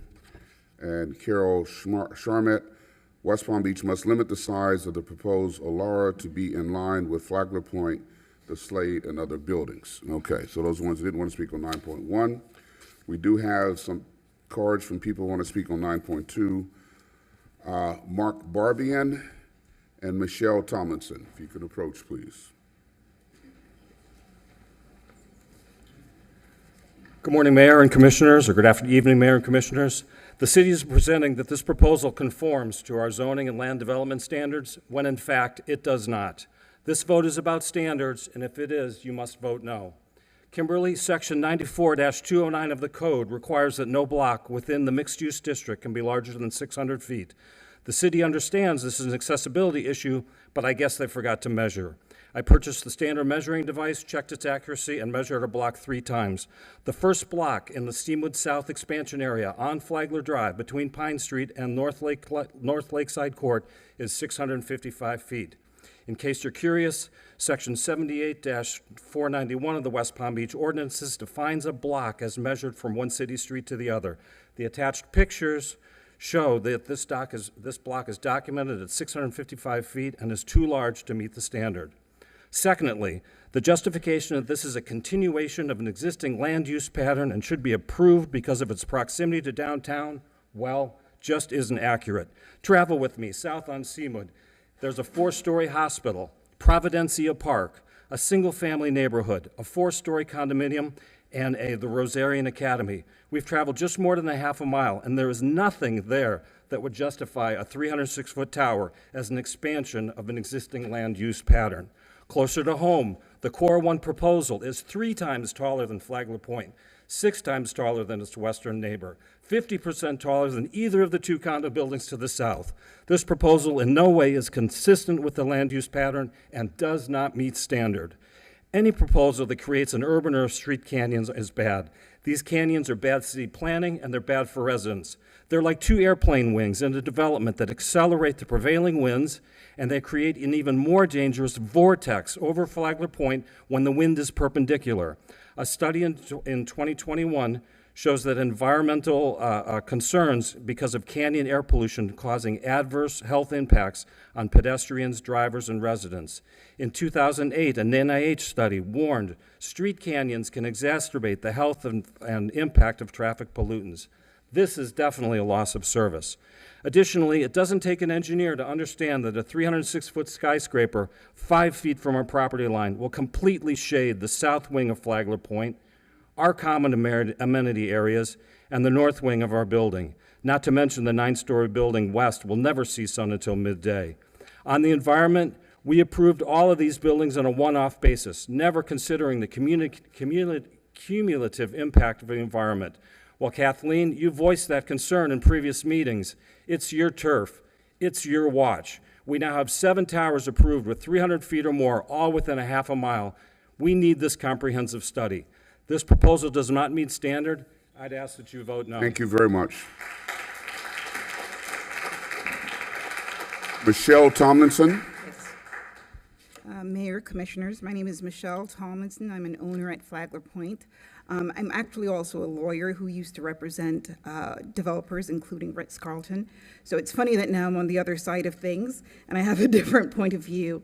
However, Linda mentioned earlier when I think Commissioner Warren, you asked about privacy, she said she doesn't think that there is any other anything different than downtown. And when you think about 5 feet away from somebody's balcony, there's definitely going to be a privacy concern. There's definitely going to be shadow concerns. Judge Cunningham spoke about the fact that we should all do something every day to improve someone's life. You should do something every day to improve your constituent's life. And frankly, this would not improve the lives of Flagler Point residents for many reasons, as many people have spoken about before. Another point was made saying that the maximum density and the height, those sorts of things, they comply with statutes and rezoning standards, that sort of thing. Even if they comply, it doesn't mean it's the right thing to do. It doesn't mean it's the ethical thing to do or the moral thing to do. Judge Cunningham also mentioned that West Palm Beach is a beautiful place for all of us to live. It would no longer be a beautiful place to live for the residents at Flagler Point. Thank you. Thank you. I have a card from a Jane Gowan. She didn't want to speak, but she did want these remarks read into the record. The community of Flagler Point will not be able to enjoy their pool, barbecue, and hot tub sitting area without sunny during winter months with a 300-foot structure robbing us of the sun. For us, it won't be sunny Florida anymore. Okay, that's her comments. All right, I do have a card on 9.3, which is all part of the same discussion, from Charles Milk. Charles Milk? Mills. Mills? Okay, I'm sorry.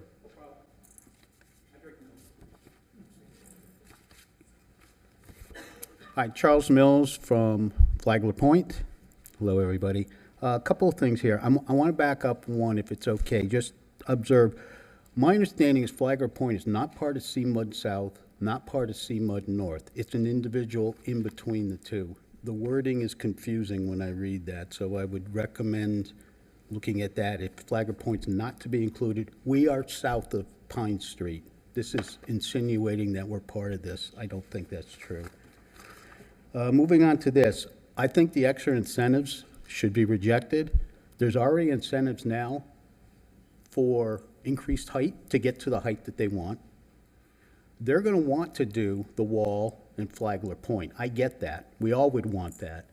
But they were going to want that more than, say, us on this. So we're going to have a list of 5 or 6. Who picks those? Who chooses that? How much are they? It's in their best interest to take what we have now with the incentives, and if they want to contribute more to help with that, I'd hit them up for that. It's a good business opportunity. Thirdly, they said there was an impact study done. I'd like to know where I could see that. I'm curious about what that is. And the last one is, they're putting 2 big towers on Flagler Point. Is there an impact study of both of those going up to Flagler Point? I've heard one, I've heard another. What about both of them? I'd like to hear what that would be too. That's all I have, thanks. Thank you very much. Okay, those are all the cards.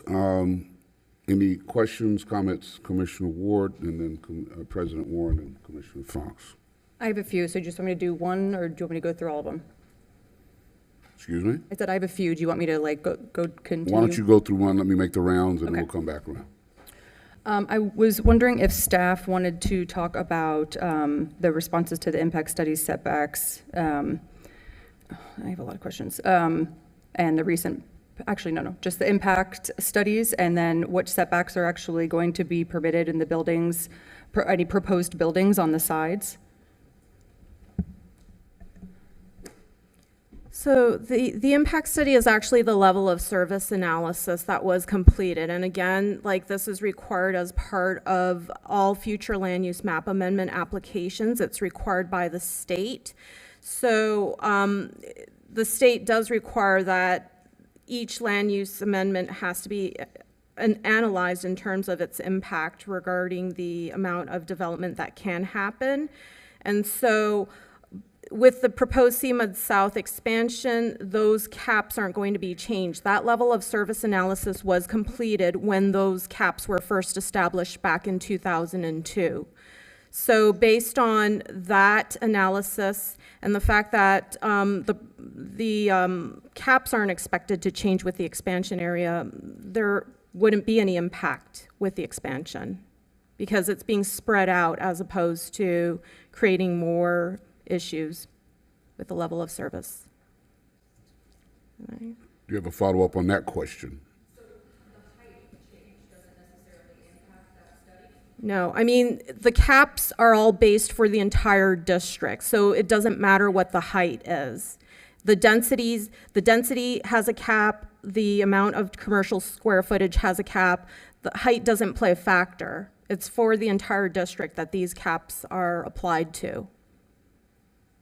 Not those, not the individual parcels or projects. All right, President Warren. Mayor, I have a point of clarification for the previous question and then a simple question, I believe. So the impact studies, and does that include the environmental impact? This is, just keep in mind that this is a redevelopment area, so it was previously developed in terms of how we've looked at it in terms of the standards. It's based on, you know, I can pull up the standards for you. And would the height be relevant? Would that change anything? No, no. Again, the caps are the same. I mean, if this is approved, they would be restricted to the height limitations that under the new regulations. So in terms of impact on ecological water, that is outside of our district. So that would be the South Florida Water Management District that would regulate that if there were any significant impacts. Thank you. And you stated, or it states here that this was recommended by the planning board. Do you know what the vote was? Yes, it was 6-0. 6-0 in favor of? It was a unanimous approval. Thank you. Commissioner Fox. Thank you. I do want to say thank you to everyone who came out tonight. I appreciate hearing from you. I live in the square, and I am constantly living in the middle of construction. I mean, I personally am excited for the future, and so to me, pain is progress. But I currently, my kitchen window, I look out to what used to be Macy's. It's probably a few feet from me, and I have never had a power outage once in the, I don't know, 2 years that related has been building this. So I am concerned when I hear those kinds of things. I'm wondering if staff can speak to that. I mean, I am in favor of this moving forward tonight. I'm not in favor of the things that are disrupting, the things that can be prevented that are disrupting people's current lives, you know, such as power outages. I feel like that may have something to do with the current construction that's going on or the way that they're handling it. I just want to go on record as saying that because it's the first I've heard of 8 hours of power outages. I agree, I work from home, and that would be completely disruptive to my job.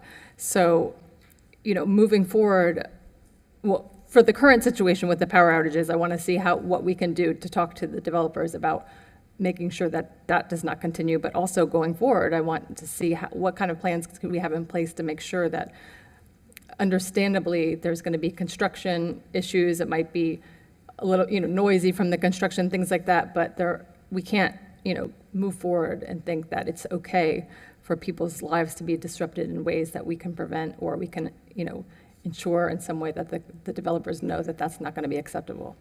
So with all new projects that have been coming in that are located within the district, we have encouraged the developer to reach out to the residents of Flagler Point as well as the area to determine what their concerns are. And we always encourage the developer to work with the residents in the area, especially if there are any concerns, and what those concerns are, identifying them, and to see if there's any solutions to those issues. So we do encourage that whenever an application does come in. With regards to power outages, that is something that can be brought up as a concern, but this typically does get looked at during construction management. So, you know, as mentioned in my, you know, during the question period, the developer is required to submit a construction management plan, and, you know, that can obviously be raised as a concern to you know, see if there's any solutions to try to prevent that in the future. All right, Commissioner Ward, I know you had some follow-up questions. Thank you. Additional And questions. just to follow up on that, I hope, because that was one of my questions about power outages, I hope that somebody from staff or administration is going to look into that as to what the cause was, because, you know, I live close to an existing development, Icon Marina, and I never experienced a power outage. And I did experience issues and frustrations with construction. Now I have a beautiful building that's adding a lot of different residents and a lot of eyesight and potential for betterment in the community. But I do want that to be checked out by someone from administration. Mayor, if I may. Yes. We'll go ahead and check that. I have not heard of any power outages in that area related to any construction, but we'll go ahead and check with FP&L to see if there was an outage that was directly related to construction and get back with you.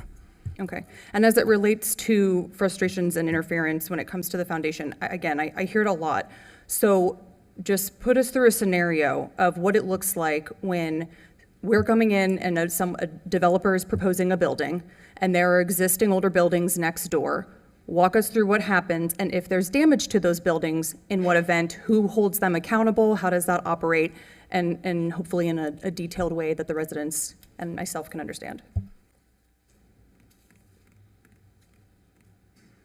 Again, Rick Green, Development Services Director. Again, I'm not an expert in high-rise construction, but typically what would happen, and not to put Mr. Seymour on the spot, but maybe somebody on the construction end can answer, but typically what would happen is that they would, any adjoining property, typically a developer would go into that property, they would take video, they would take pictures, the individual units, the inside, the outside. They would have a plan and make a determination of the impacts of primarily building the structural foundation for that high-rise structure. And then if there were any claims by a resident, in this case Flagler Point, they would bring that to the attention of the developer. And that's an issue that would have to be resolved between the developer and the resident. We certainly, as part of the building permit review, would look at the structural plans and make sure everything was done appropriately and consistent with the Florida Building Code. But at the end of the day, it's going to be the developer's responsibility to make sure that they do not impact any of the adjoining property owners. Via an indemnity and hold harmless, an agreement between developer and adjacent residents. I mean, we say we're going to do something, but how do we follow up to make sure that those things are upheld? Again, we can, when the project comes in, we certainly can make that a condition of approval, that these steps be taken. We can flush out the specific language with our building official. And then if this moves forward with first and second reading, then a new development, whether it's in the transition district or the Ritz-Carlton as part of the Core 1 district, would have to go for a site plan review with the planning board. And certainly we can make it a condition. We've encouraged this developer in particular to have meetings with the Flagler Point residents, and I've had numerous meetings with the Flagler Point residents, many of whom who have spoken tonight, and I've asked them to share with the developer and share with the city any and all concerns you have. So if and when a project does come in, we know specifically what those issues are.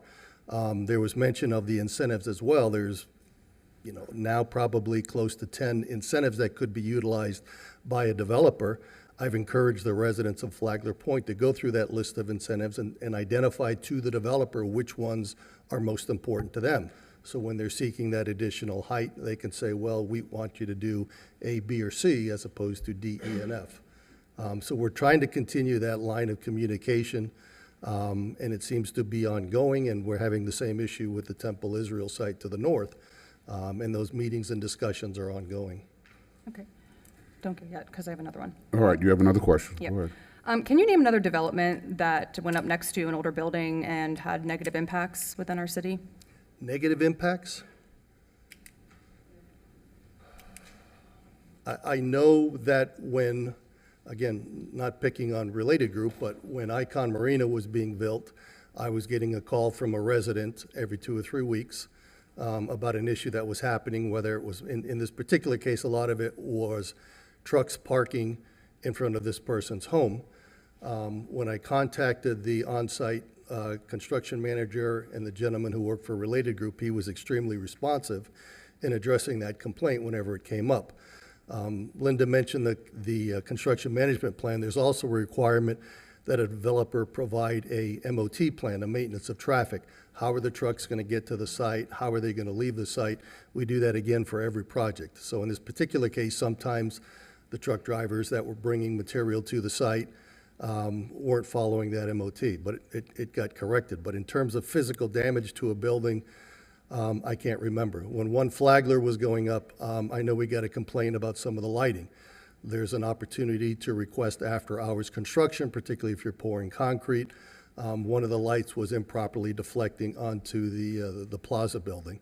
Again, we brought that to the contractor's attention, and it was corrected within a day. So we try to be responsive as best we can, but I can't think of one off the top of my head where there was substantial damage done to a building as a result of construction. But essentially, building a tall building next to an older, smaller building is not abnormal in the city of West Palm Beach or in Palm Beach County in general. Happens all the time. Okay, do you guys want to provide any comment about the comment from one of the residents related to 94-209? I didn't catch the end of that, Commissioner. I'm sorry. 94-209, the standards for blocks, the maximum length of a block shall be 600 feet. We'll have to look at that and see.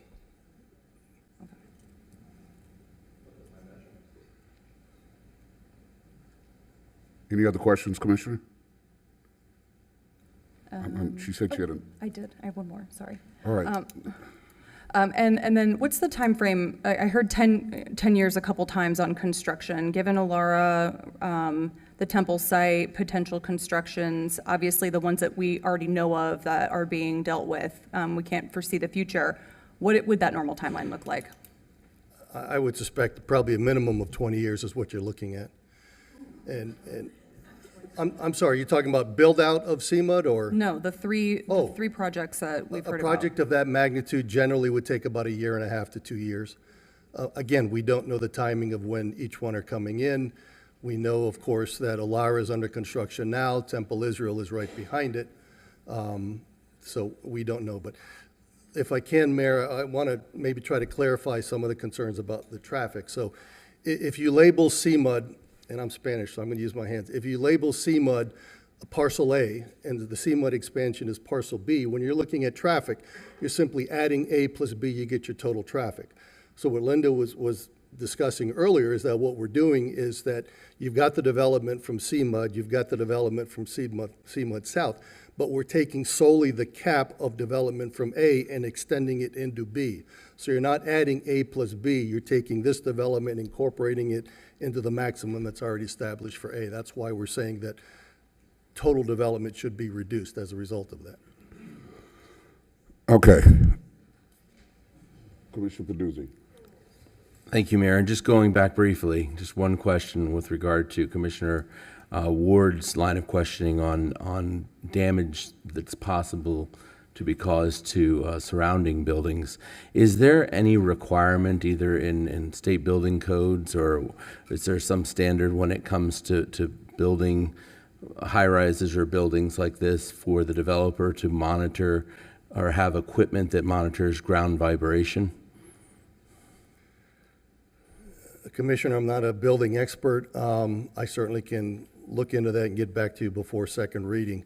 I don't know if there is a specific requirement in terms of the Florida Building Code. But typically, when you are building a building, all of your impacts are to be confined to your site. They're not allowed to spill over into adjacent properties. Okay, I think maybe then in the past I've heard of ground monitoring equipment being used, but maybe it was not by the developer. Maybe it was by owners of adjacent properties that hired companies to monitor. I will say that we have had developments in the past where we have expressed, the developers and neighbors have expressed a concern, and there were sensors that were placed on the surrounding property. So if the vibratory compaction, for instance, got too great, that sensor would be triggered, and we would know that you could be potentially impacting the adjacent property to the south, or to either side, actually.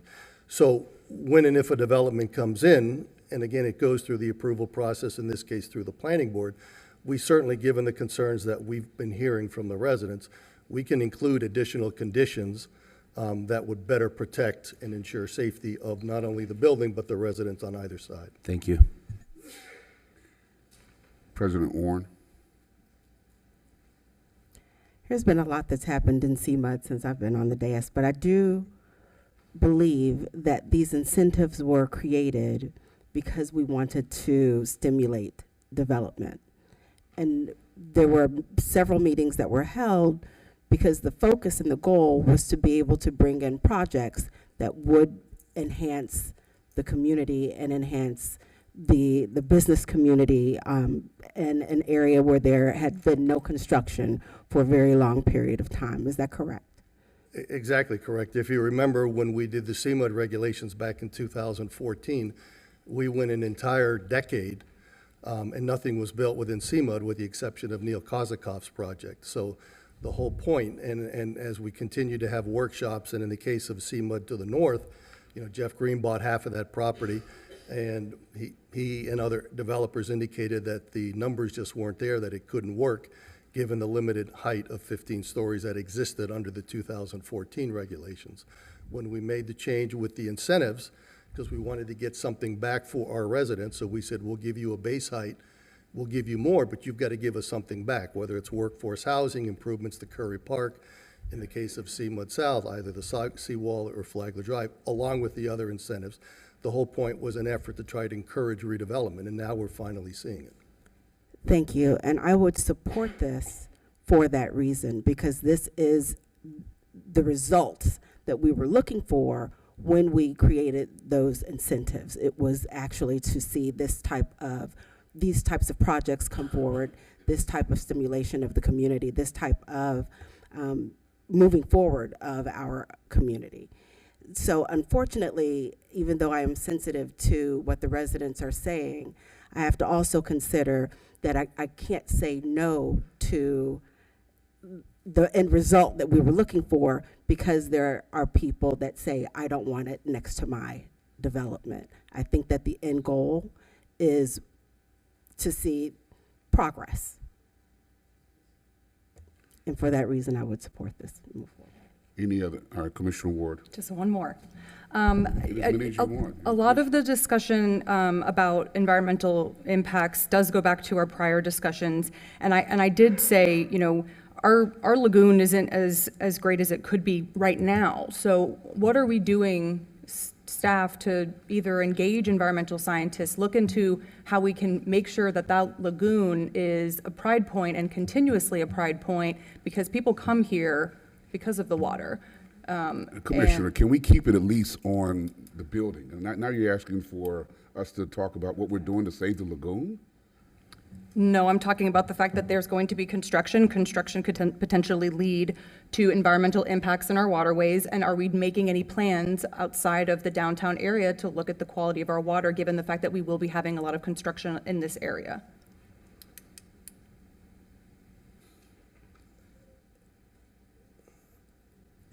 Mayor, I can address that at a very high level, but the city is looking at numerous ways to improve the quality of the lagoon. We work with the South Florida Water Management District regarding limiting discharges from Lake Okeechobee into the lagoon. When projects happen, for example, there's a city-initiated project that is a flood prevention project, a tidal valve project, and stormwater project. Part of that process is working with South Florida Water Management on any impacts on runoff to the lagoon. So it really is, a lot of it's a project-by-project basis. We don't control lagoon, obviously. We have to rely on other agencies, but as projects happen and as opportunities come along, we work with the South Florida Water Management District and the state on improving the water quality. Thank you. Any other questions? Commissioner Lambert? Thank you. It sounds like there is support for this moving forward, but that we do hear the concerns of the residents. Can you talk a little bit about, should this pass, I know there's a second reading, but what are the next steps with the projects that could move forward here?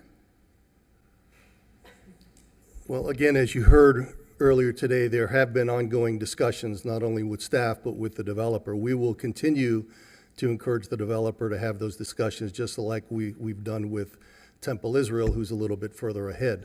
Linda and I have sat in meetings at Temple Israel to hear discussions between developers and residents, and we will continue to do so.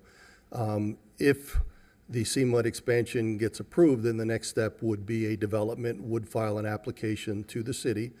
It would go through our Plans and Plats Review Committee, and then it would go to the Planning Board. If you remember, when we adopted the CMUD regulations, this commission vested the power of final approval within CMUD to the Planning Board. So they would have the ultimate say, and we'd have a public hearing at the Planning Board. Commissioner Ward? If there are no other questions, I'm ready to make a motion. Any other questions? All right, proceed with the motion. All right, and I do want to say, I am a resident in this area. I do drive by it, I walk by it, I bike by it. And I think that we are, in this project, pushing forward health, safety, and welfare and making this area a better place. And I could go into a lot of the negative commentary that I get existing in District 1, but I'm not going to. I don't speak and say whatever in meetings, so I don't know who heard that, but if maybe I blacked out, you can send me the video of when I said that. I think I've talked enough tonight. Mayor, I move to approve ordinance number 5083-24, changing the future land use designation of 17.35 plus or minus acres of the area generally bounded by the parcel south of Pine Street to the north, 14th Street to the south, North Flagler Drive to the east, and North Dixie Highway to the west, from a multifamily and commercial future land use designation to a mixed-use future land use designation. This motion is based on the application submitted, the staff report, factual testimony, the recommendation of the planning board, and the findings of the request complies with the provisions of Chapter 163 Florida statutes and the city's comprehensive plan. Second. Been moved and seconded. Discussion. Hearing none. Madam Clerk, can you read the ordinance, please? Ordinance number 5083-24, an ordinance of the City Commission of the City of West Palm Beach, Florida, amending the future land use map of the comprehensive plan of the City of West Palm Beach, Florida, by changing the future land use designation of the area generally bound by the parcel south of Pine Street to the north, 14th Street to the south, North Flagler Drive to the east, and North Dixie Highway to the west, consisting of 17.35 acres, from multifamily to commercial to mixed use, from multifamily and commercial to mixed use, declaring the proposed amendment to the future land use map amendment to be consistent with all other elements of the comprehensive plan of the city, providing for an effective date and for other purposes. All those in favor of the motion say aye. Aye. All those opposed, like sign. Hearing no opposition, motion carries unanimously. Thank you. Commissioner Ward. Mayor, I move approval of ordinance number 5084-23, rezoning certain parcels totaling 10.11 plus or minus acres within the area generally bounded by the parcels south of Pine Street to the north, 14th Street to the south, North Flagler Drive to the east, and North Dixie Highway to the west from professional office, residential, and general commercial into Curry Mixed Use District Core 1, Subdistrict, and Curry Mixed Use District Transition Subdistrict. This motion is based upon the application submitted, the staff report, factual testimony, the recommendation of the Planning Board, along with the findings that the rezoning is consistent with the comprehensive plan and complies with the rezoning standards of Section 94-23 of the city's zoning and land development regulations. Second. It's been moved and seconded. Discussion. Hearing none. Madam Clerk, can you read the ordinance, please? Ordinance number 5084-24, an ordinance of the City Commission of the City of West Palm Beach, Florida, amending the zoning map of the City of West Palm Beach, Florida by rezoning certain parcels within an area generally bound by the parcels south of Pine Street to the north, 14th Street to the south, North Flagler Drive to the east, and North Dixie Highway to the west, consisting of 10.11 acres from professional office, residential, and general commercial to Curry Mixed Use District Core 1 Subdistrict, and Curry Mixed Use District Transition Subdistrict, declaring this zoning map amendment to be consistent with the comprehensive plan of the city, providing a conflicts clause, providing for an effective date, and for other purposes. All those in favor of the motion say aye. Aye. All those opposed, like sign. Hearing no opposition, motion carries unanimously. Thank you. Commissioner Ward. Mayor, I move approval of ordinance number 5085-24, amending the text of Chapter 94, Zoning and Land Development Regulations, Article 7, Special Districts, Section 94-215, Curry Mixed Use District of the city's Code of Ordinances to expand the boundaries of the Curry Mixed Use District and to provide for additional building height incentives within the district. Second. It's been moved and seconded. Discussion. Hearing none. Madam Clerk, can you read the ordinance, please? Ordinance number 5085-24, an ordinance of the City Commission of the City of West Palm Beach, Florida, amending the Code of Ordinances of the City of West Palm Beach, Florida, at Chapter 94, Zoning and Land Development Regulations, Article 7, Special Districts, Section 94-215, Curry Mixed Use District, to expand the boundaries and to provide for additional building height incentives within the Curry Mixed Use District, declaring this amendment to be consistent with the comprehensive plan of the city, providing a conflicts clause, a codification clause, and a severability clause, providing an effective date, and for other purposes. All those in favor of the motion say aye. Aye. All those opposed, like sign. Hearing no opposition, motion carries unanimously. Thank you. All right, we're now going to move into our quasi-judicial portion of the meeting. Commissioners, I need you to make your disclosures, please. Who might be ready? Commissioner Fox, are you ready? Mayor, I can go. Yes. You're ready? Commissioner Ward's ready. Okay. As to item 10.1, I have not had ex parte communications, have not received written communications, have not conducted an investigation, have not made a site visit, have not received expert opinions. As to item 10.2, I have had ex parte communications with the representative of applicant. I have received written communications in the form of emails from residents. I have not conducted an investigation, have not made a site visit, have not received expert opinions. As to item 10.3, I have had ex parte communications with the representative of the applicant. I have not received written communications, have not conducted an investigation, have not made a site visit, have not received expert opinions. I request that these disclosures and all written communications be made a part of the record.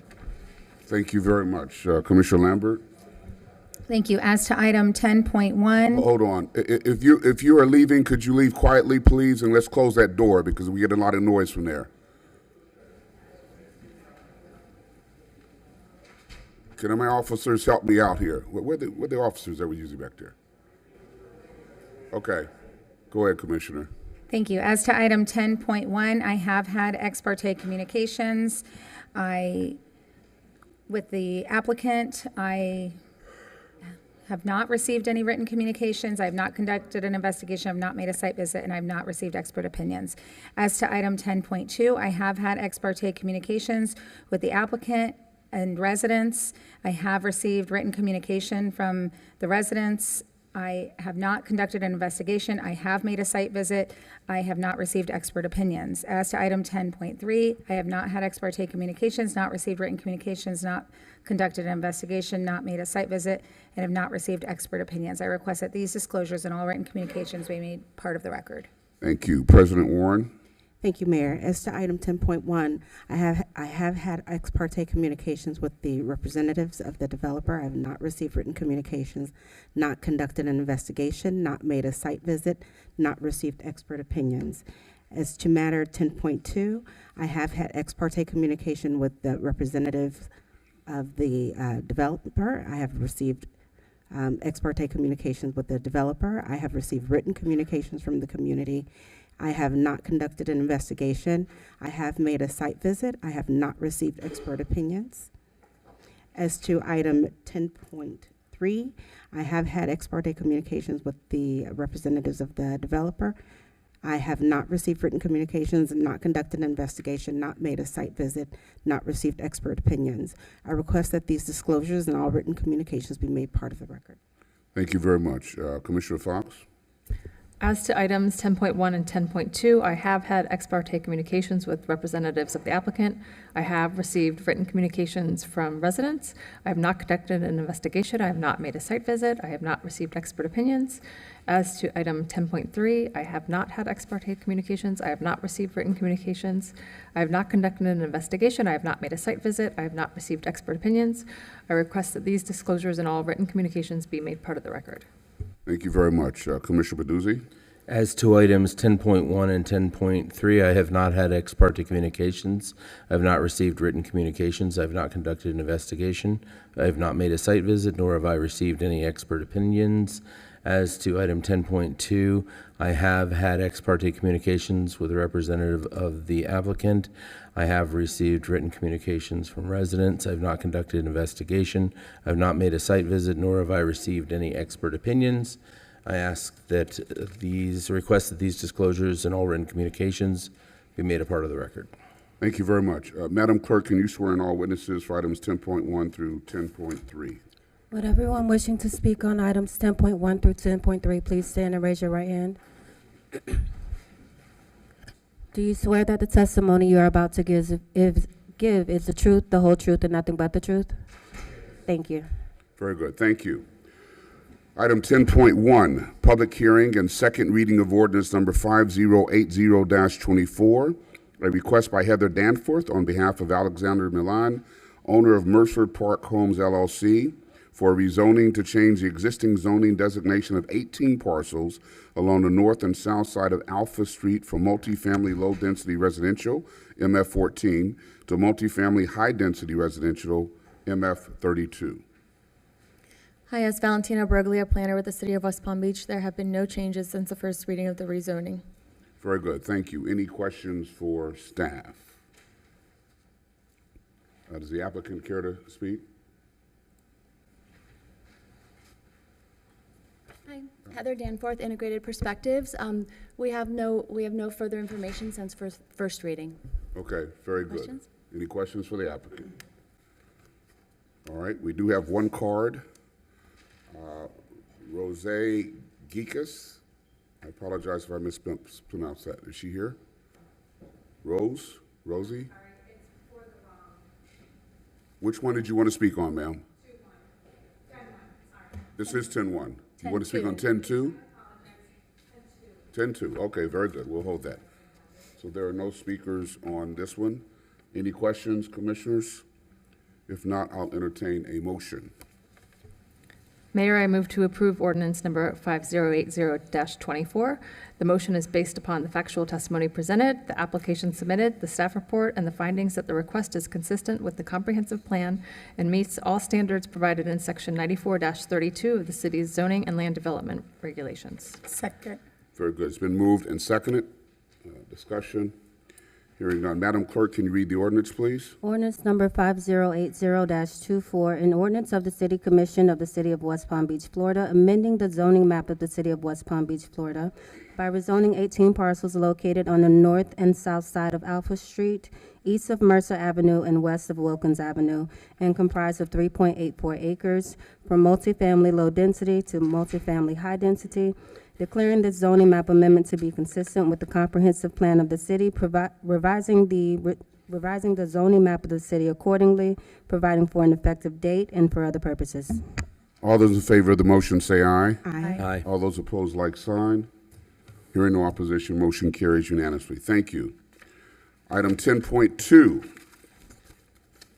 public hearing and first reading of ordinance number 5086-24 regarding a future land use map amendment to change the future land use designation of approximately 6.51 acres located 8111 South Dixie Highway from multifamily MF to commercial East CE.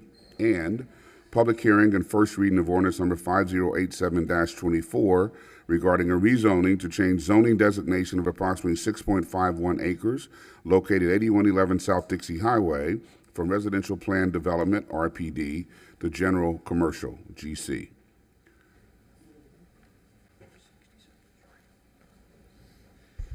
Good evening, Mayor, City Commissioners, City staff.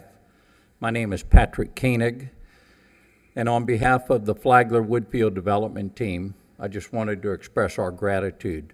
The city staff has been incredible. This has been a long 30-month journey. We've done our best to try to reach out and have community engagement. I think we've successfully completed that.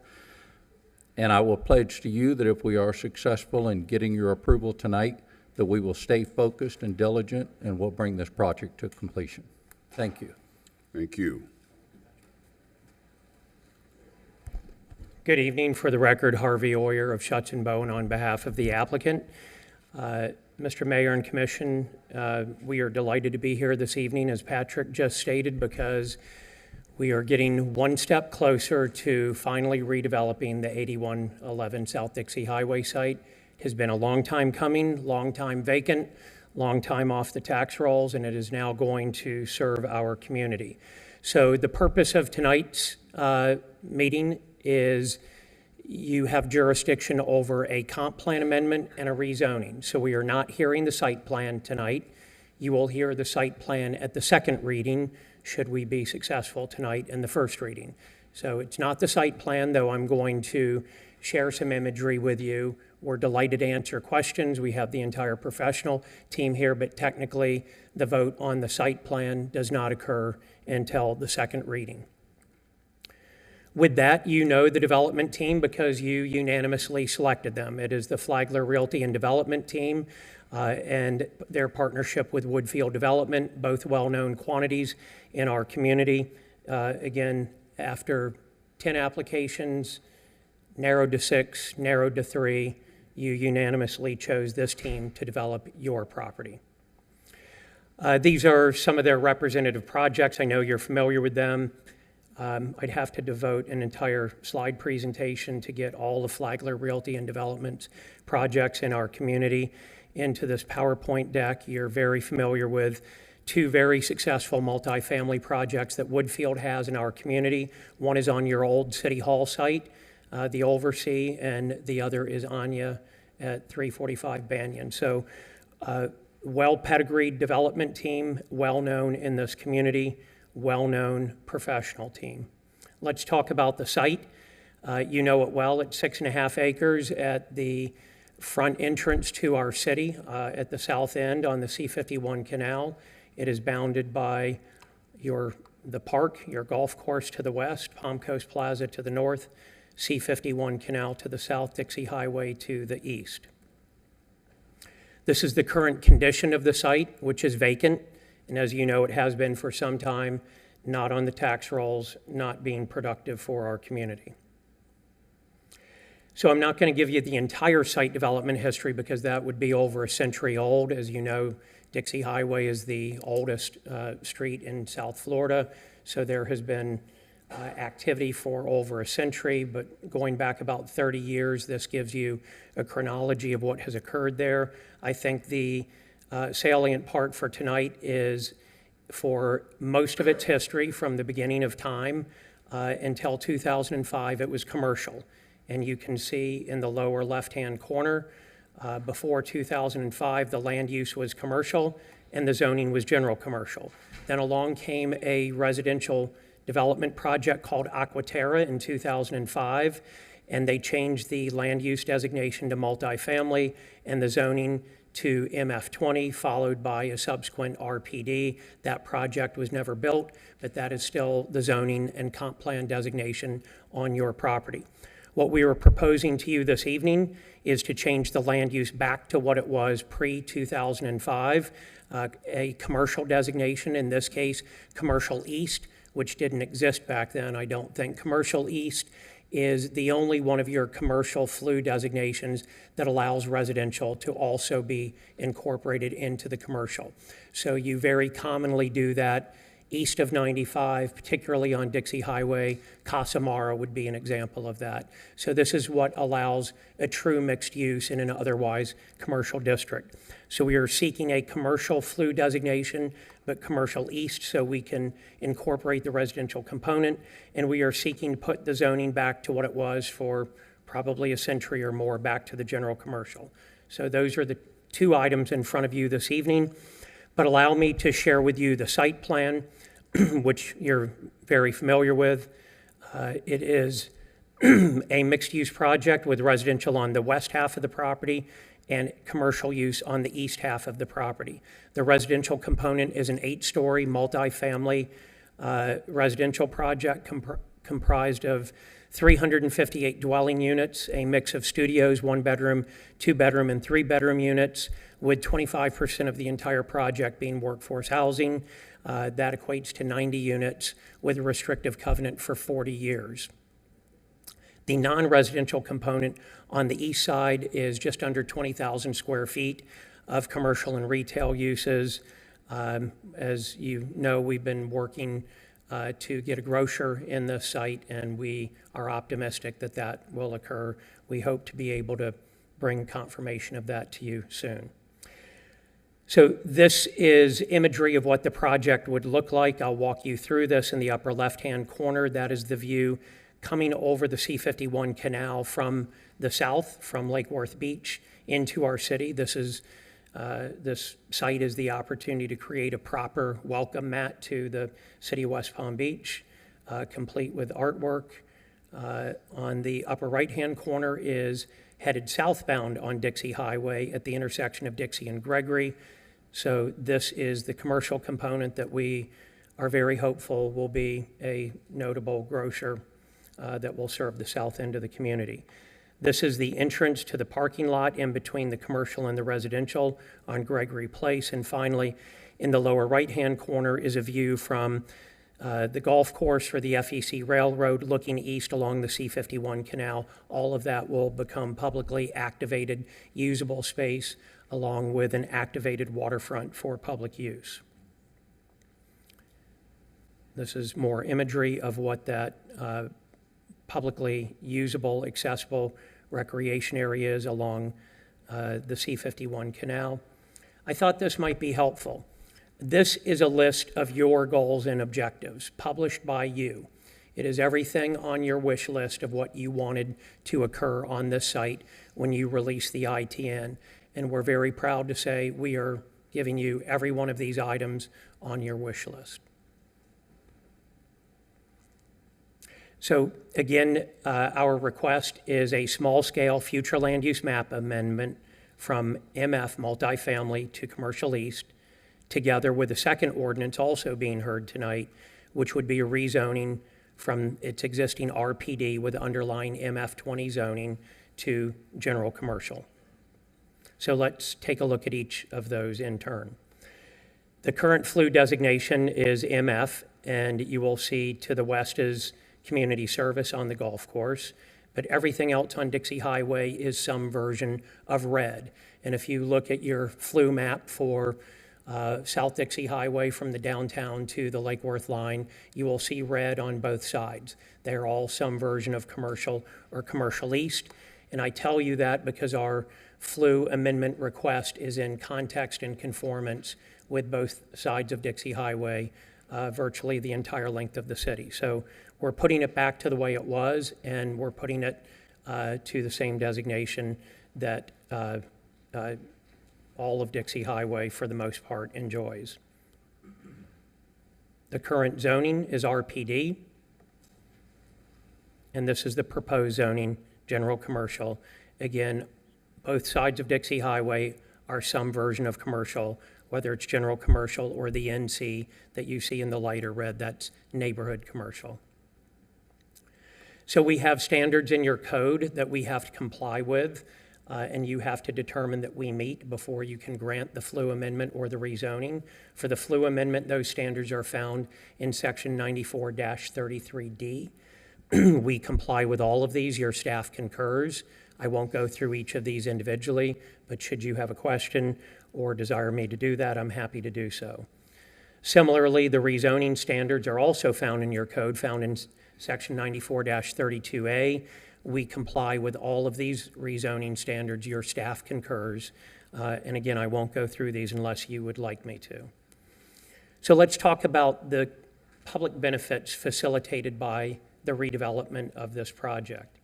It will provide a mix of housing, including workforce housing, desperately needed workforce housing.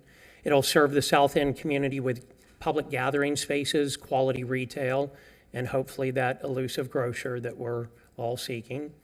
We will activate the waterfront and provide opportunities for the community's use of that waterfront. We will generate construction jobs and permanent employment opportunities, and we will put this back on the tax roll after many years of being fallow land. We've had a lot of community outreach. I have several slides of it. This slide is your community outreach, not ours. So this is how long you and your predecessors have been working on activating this site. And you've been doing so hand in hand in conjunction with the community. This is your city-initiated ITN process. This is your ITN process continued plus our developer-led outreach. It culminated 2 months ago in this room at the December Planning Board hearing when we received a unanimous recommendation of approval on the flu amendment and rezoning that is before you this evening. We've also had a lot of collaboration with your staff. After all, this is a partnership with you. It's your land. You outlined what you wanted to see done here, and that's what we are delivering to you. We have a whole bunch of letters of support. These were delivered to you already. I think we had 168 letters of support from the south end of the community in support of the comp plan amendment and the rezoning. With that, I will conclude. It is a fairly simple request, and the more exciting stuff will hopefully come back to you in 2 weeks at your February 20th meeting when you get to look in greater detail at the site plan. So with that, Mr. Mayor and Madam President, I stand ready for questions. Thank you very much. Any questions for the applicant? Commissioner Lambert? Thank you for the presentation. I would argue a point that you made that we're not a welcome mat, but maybe we're a gateway to the city. So, yeah, people are not walking all over us, man. But no, all kidding aside, this is definitely something that is illustrated by that long list of community outreach and activity that we have seen on this site from its inception of the city's purchase over 12 years ago, that we have talked about not only within City Hall, but out in the community, that we want to see something done here. So I'm very excited to see this progress and looking forward to it moving forward. I was really pleased to see that you brought up the shared goals that we created in the ITN, and just to reiterate how we came about that it was through extensive community outreach and input that we received from the community. And I know that some of them included a robust mix of uses for economic impact and community benefit, a recognition of the waterfront's location's significance, creation of a landmark to the gateway of our city in the south end. And I know that you're going to bring forward the site plan at the second reading, but I was wondering if you could talk a little bit about the activation of the waterfront and the public space that will be available on the site. Sure, and I may ask one of the design team, would you prefer to address the elements of it? Sure, thank you. Good evening, Commissioners. Tyler Woolsey, Urban Design Studio, on behalf of the applicant. And I will go ahead and flip for you to one of the renderings as we discuss. We can take a look. So we'll use this image in the bottom right-hand corner. As you can see there, you notice that the landscaping, where you see the significant amount of green that backs up to the landscape buffers, the actual planted landscape beds there are the top of bank. That's where our property ends, and everything that you see waterway of that is South Florida Water Management District property. So we've been coordinating with them over the last several months as to what level of improvement they are willing to permit within their right-of-way. Ultimately, the majority of the bank will be landscaped, as you see there, with minimal ground covers, sod. And the true improvement in the activation of the waterfront comes in combination with the activated pedestrian hardscape active spaces that are on our property, in conjunction with the dock that we're proposing that you see here. It will be a small craft dock. It will be providing people the opportunity from Lake Clark Shores and the surrounding areas to bring small craft over to enjoy the site. It'll also offer folks the opportunity to come down there, take a seat next to the water for a few minutes. And then the activated waterfront that you see actually spans the entire southern boundary of our site, providing a substantial area for community gathering events. And what you see in this rendering here is that central area where the hardscape pedestrian area is complemented by this central green, where you can really have the opportunity for a lot of community events. Thank you. I appreciate that because I think, as has been demonstrated by the golf park, that we have a lot of families in the area who really enjoy utilizing open space like this. And I think that that is something that I've been hearing from the beginning of the discussion of this project that we want to make sure happens here. I have a few more questions, Mayor, but I don't know if others do Let's as see well. if we have any other commissioners or questions or comments. President Warren? Thank you. My memory isn't quite as sharp as yours, Mr. Oyer, so, and perhaps staff can also remind me. This particular project, when we did the ITN, we also brought in members of the community that had the opportunity to come in and rank the applicants as well as what they would like to see this project become, correct? That is correct. Okay. And the A different question, or you're following up? Well, it's in relationship to this because Okay, all right, go ahead. as it relates to this, during that process, the applicant also identified that they would provide workforce and affordable housing for perpetuity, correct? Let me Is that ask for the this applicant. project? So as part of the ITN process, the city had a goal and a requirement, rather, that 25% of the units be provided as workforce housing. And the language of the ITN is 40 years of the life of the building. The applicant has committed to that, and we're providing 25% of the units, that's 90 units, under that workforce housing provision. Thank you. Any other ones before I go back? All right, Commissioner Lambert? Actually, my question was along the same lines as the workforce housing, so I'm good. Commissioner Ward? And I know we've been through different iterations of this, and a lot of the projects that were presented originally before this was chosen had similar concepts. So the new issues, whichever is in the standards, which, not the screen, the standards that come into play is for the change to general commercial. What are the new issues which have arisen? I think I saw that in your list. For the flu amendment Correct. standards? Sure. So those are contained in the staff report, but I can summarize those. So the staff identify, you have to meet one of the standards, not all of them. The one that the city staff acknowledges is that the city has acquired the property, undergone extensive community visioning that you led, issued an ITN, considered various development proposals, and selected a development team to achieve your community vision, which is certainly different than in 2005 when there was no community vision for this. It was a developer who wanted to build a multifamily project. So the test in the code is, has something changed in the community that necessitates the amendment of the FLU? And that has, I think, been obvious, that you acquired the property because you didn't want it to be used for its prior intended purpose, not you, but your predecessors, and you had a different vision for what that would be. You wanted to address and activate the waterfront. You wanted to provide for workforce housing. You wanted to bring retail development up to the street edge to activate it in a new urbanist fashion. So all of those were goals that were different than the prior goals. So that's the justification in the staff report, or I'll let them speak to it. But there are a number of the FLU amendment standards that also could have been acknowledged in the staff report, because one of those is change projections. You know, just to give you a sense, the population of our city has increased over 20% in the last 12 years. We have a very different demographic. We have a changing younger demographic. We need to provide housing for workforce like no other time in our history. We didn't have a redeveloped golf course at the time.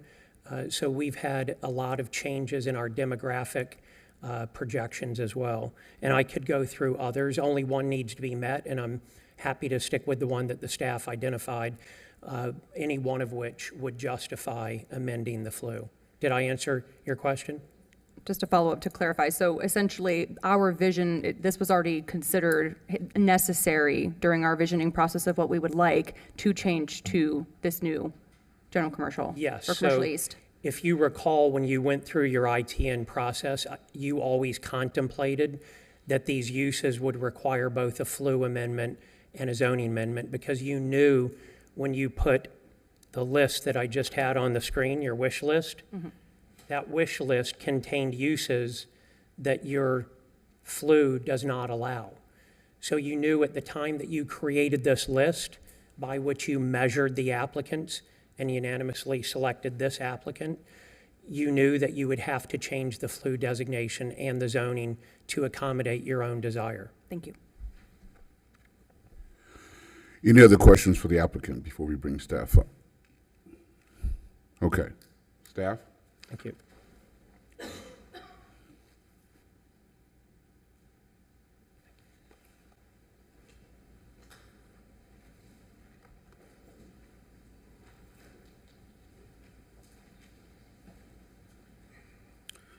All right, good day, Mayor, Commissioners, everyone.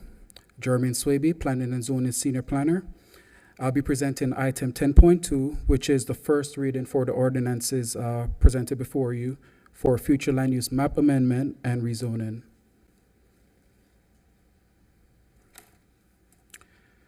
So for the future land use map amendment, ordinance 5086-24, as stated, the request to change from multifamily to commercial east. The maximum intensity for the existing future land use is 210 multifamily dwelling units, and the proposed allows for 420 dwelling units with 425,363 square feet of commercial space. The proposed commercial east designation allowed for a mix of uses as stated by the applicant, which includes multifamily, as well as retail and restaurant uses, which is shown in the pattern north of the site.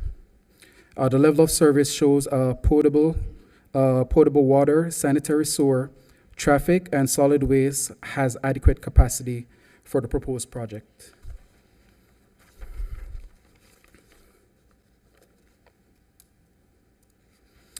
And as shown on the future land use map amendment, to the west you have commercial, you have community service, which is where the West Palm Beach Golf Park is.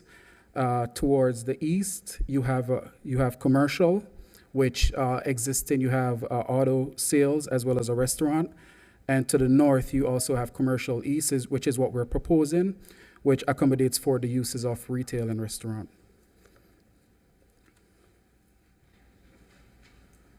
So for rezoning, the ordinance is 5087-24, and the rezoning, as stated, the rezoning accommodates for previously proposed townhomes, which was the last proposed project, which didn't come to fruition. And the request is to rezone back, rezone from residential plan development back to general commercial.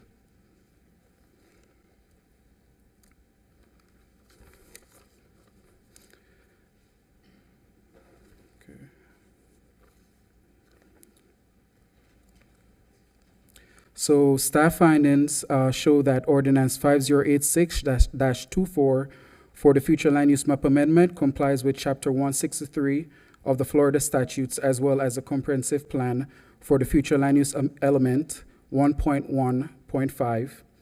Also, staff finds that ordinance 5087-24 for the rezoning complies with section 94-32A of the zoning and land development regulations. So on December 19, 2023, the planning board voted with a unanimous vote of approval for conditions 6 votes to 0. So staff therefore recommends approval of ordinance 5086-24 for the future land use map amendment and ordinance number 5087-24 for the rezoning. Thank you.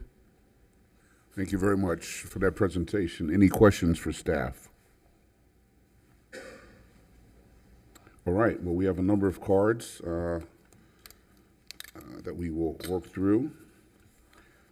Each of you will get up to 3 minutes, and don't feel obligated to take all 3. Okay, I'm going to call out 4 names. Start making your way toward the podium. Dennis Grady, Donald Burgess, Ray Dorsey, and Rex Kirby. Grady? Good evening. Good news is I won't take all 3. We'll be quick. Mayor, Commissioners, Dennis Grady, still working downtown West Palm Beach. For 36 years was CEO of the Chamber of Commerce of the Palm Beaches. This project, 8111, will create a total of 566 jobs in our community, 24% of which will be filled by small business, women, men, and minority-owned businesses. 90 workforce housing units, 20% of all residential units in the project, are desperately needed in our community. It will create a great entrance to the city of West Palm Beach on its south end. The development team is comprised of local businessmen with generational roots in our community, who also have many excellent projects completed throughout West Palm.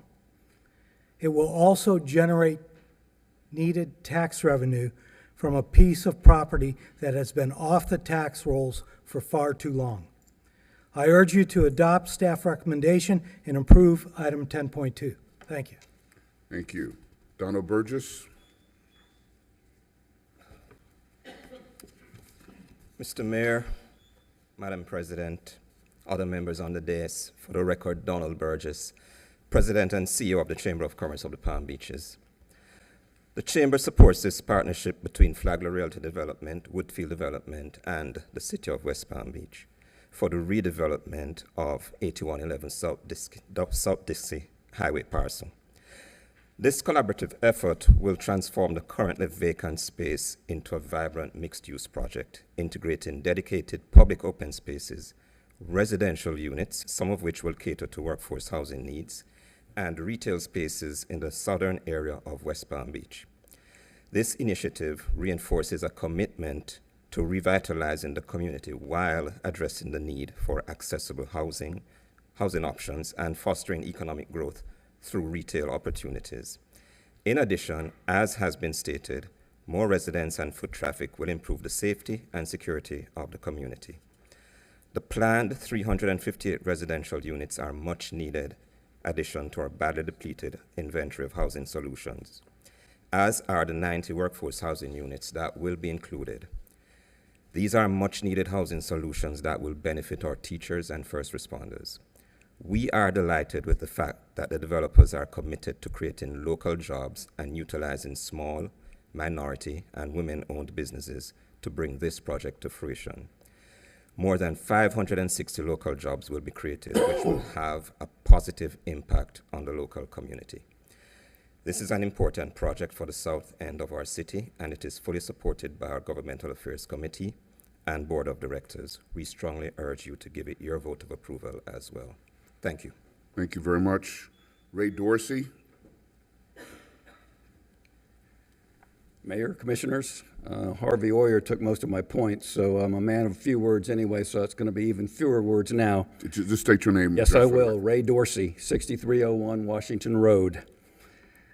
I've lived here a long time. I remember when there were buildings on that property that were on the tax bases, and it was a thriving area back in the 50s and the 60s when I grew up.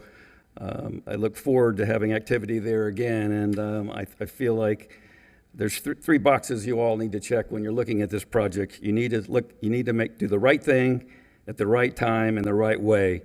The right thing you've already done. You've looked at multiple proposals and you've picked the best of the best. The right time, the neighborhood is booming. I think there was another house on Olive knocked down this week that's going to be rebuilt with another house. And do it in the right way, which you're doing it by having local people that have a vested interest in building a quality project. Thank you very much. Thank you. Rex Kirby.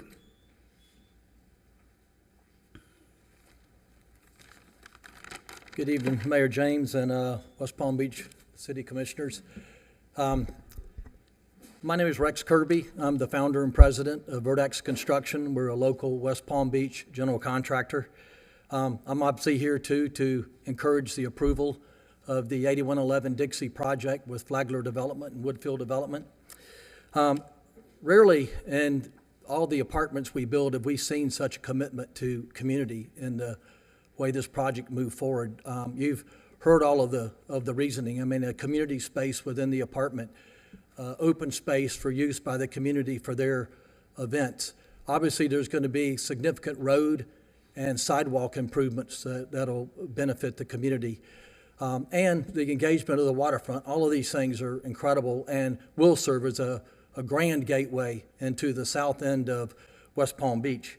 What I really wanted to make sure I pointed out too is on the construction side, as this job ramps up, there'll be 200 to 300 workers employed on that site for a couple of years. And we are already engaged in outreach plans for making sure that we get the local workers as well as the local subcontractors, give them every opportunity to get engaged and be part of this project. So thank you. I hope you will vote positively and appreciate your time. Thank you. I'm going to call out four more names. If you can approach the podium. Francisco Gill, Carl Watson, Steve Sylvester, and Jeremy Johnson. Mr. Gill. Mayor James, commissioners, my name is Francisco Gill. Most of the people knows me as Paco Gill. I've been a resident of the area for 20 years, and I've been seeing that site for all this time as an empty lot that has nothing appeal and just a place for homeless, drug abuse, and crime. And I'm very happy to see that now we're going to be able to do something that is of great use for the city. But not only as a resident, also, as you know, my family and our company, we have a lot of businesses in the area with several hundred employees in Palm Beach County. And over the years, we've been having, our main issue has been, where do we house our employees? I have, just to give you an example, in our main office, I have people that live south of Parkland, Coconut Creek, north of Stewart, Hope Sound, and Port St. Lucie, with some of them having 2.5 hours commuting every day. So I think that something like this is absolutely needed for the city, not only for the tax revenue that it generates, not only for all the employees, but also as a housing project that it will help us as employers and residents to have a place to house our employees. So I really encourage you to approve this project, and thank you very much. Thank you. Carl Watson? Hi, thank you, Mayor. My name is Carl Watson. I live at 7620 South Flagler Drive. I've been a resident of West Palm Beach for about 30 years, and I'm here today to ask you to support this project. They've taken about all the notes that I have, so you don't have to worry about that buzzer going off. You have the development team here. You have one of the best contractors in the state of Florida who just spoke, who's more experienced in building multifamily houses. But one way I want y'all to look at this, most of y'all read the groundbreaking of PBA the other day at the Rinker School of Business. If we're going to move that school from 4,000 up to 5,000, it's very difficult to get the professors and the support staff with affordable housing in West Palm Beach. And in fact, I don't know how we would do it, but this 90 units now that is for affordable housing will go a long way in satisfying the needs for the university. Also, y'all saw what happened when Casa Maria built those buildings there. Now you got Joseph there, you got Pink Steak, you got, you can see what all happened there on Dixie, on South Dixie. I live on the southern end of Flagler, and I go up Dixie. I don't just get on Flagler Drive and go to Southern. But this is going to be really a great revitalize the whole area down there. And I wish you to support this project. It's going to be a great project. Thank you. Thank you very much. Steve Sylvester? Mayor, Commission, Steve Sylvester, 330 Hunter Street. I'm here in favor of the change in land use and rezoning.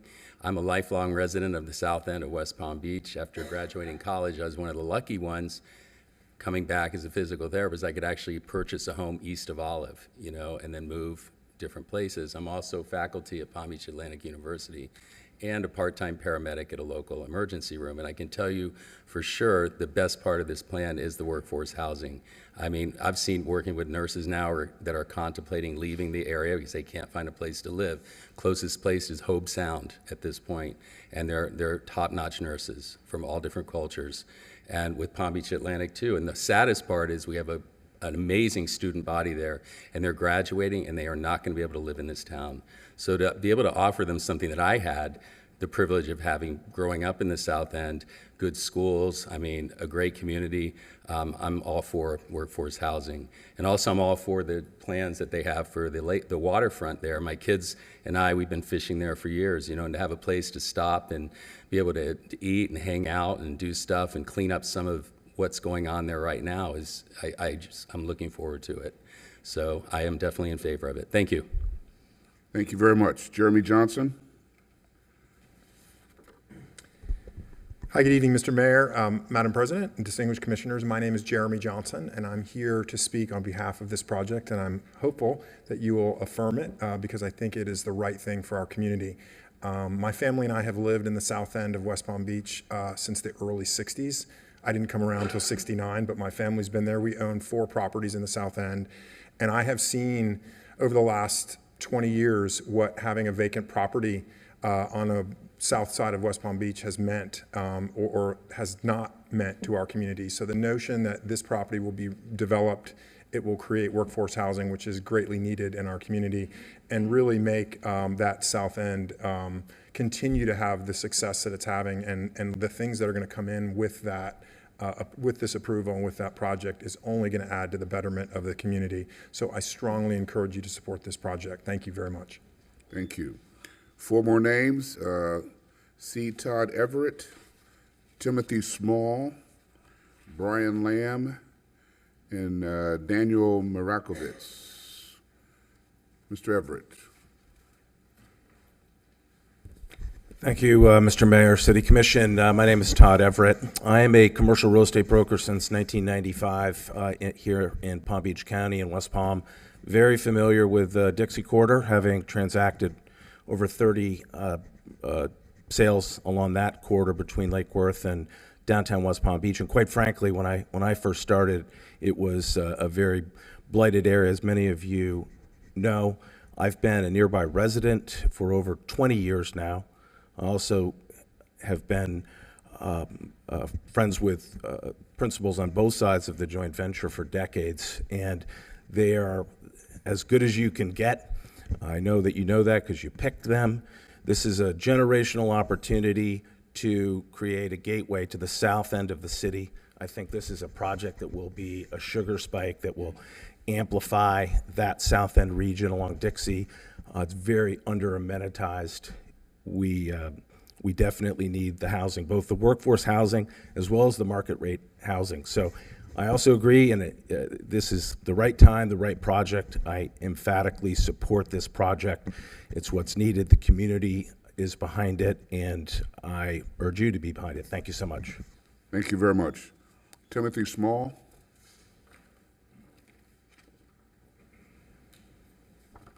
Good evening, Timothy Small, 350 Winter Street. I just wanted to speak in favor of the project. I too am a native South End resident. Went to all the local schools. Saw my first movie at the Cinema 70 at the Palm Coast Plaza. And I look very forward to seeing a redevelopment begin that will move north along the Dixie Corridor and bring a lot of the things that we need, the amenities, as well as the workforce housing. All the kids that are in the schools in the neighborhood, all are going to need a place to live. Thank you. Thank you. Brian Lamb.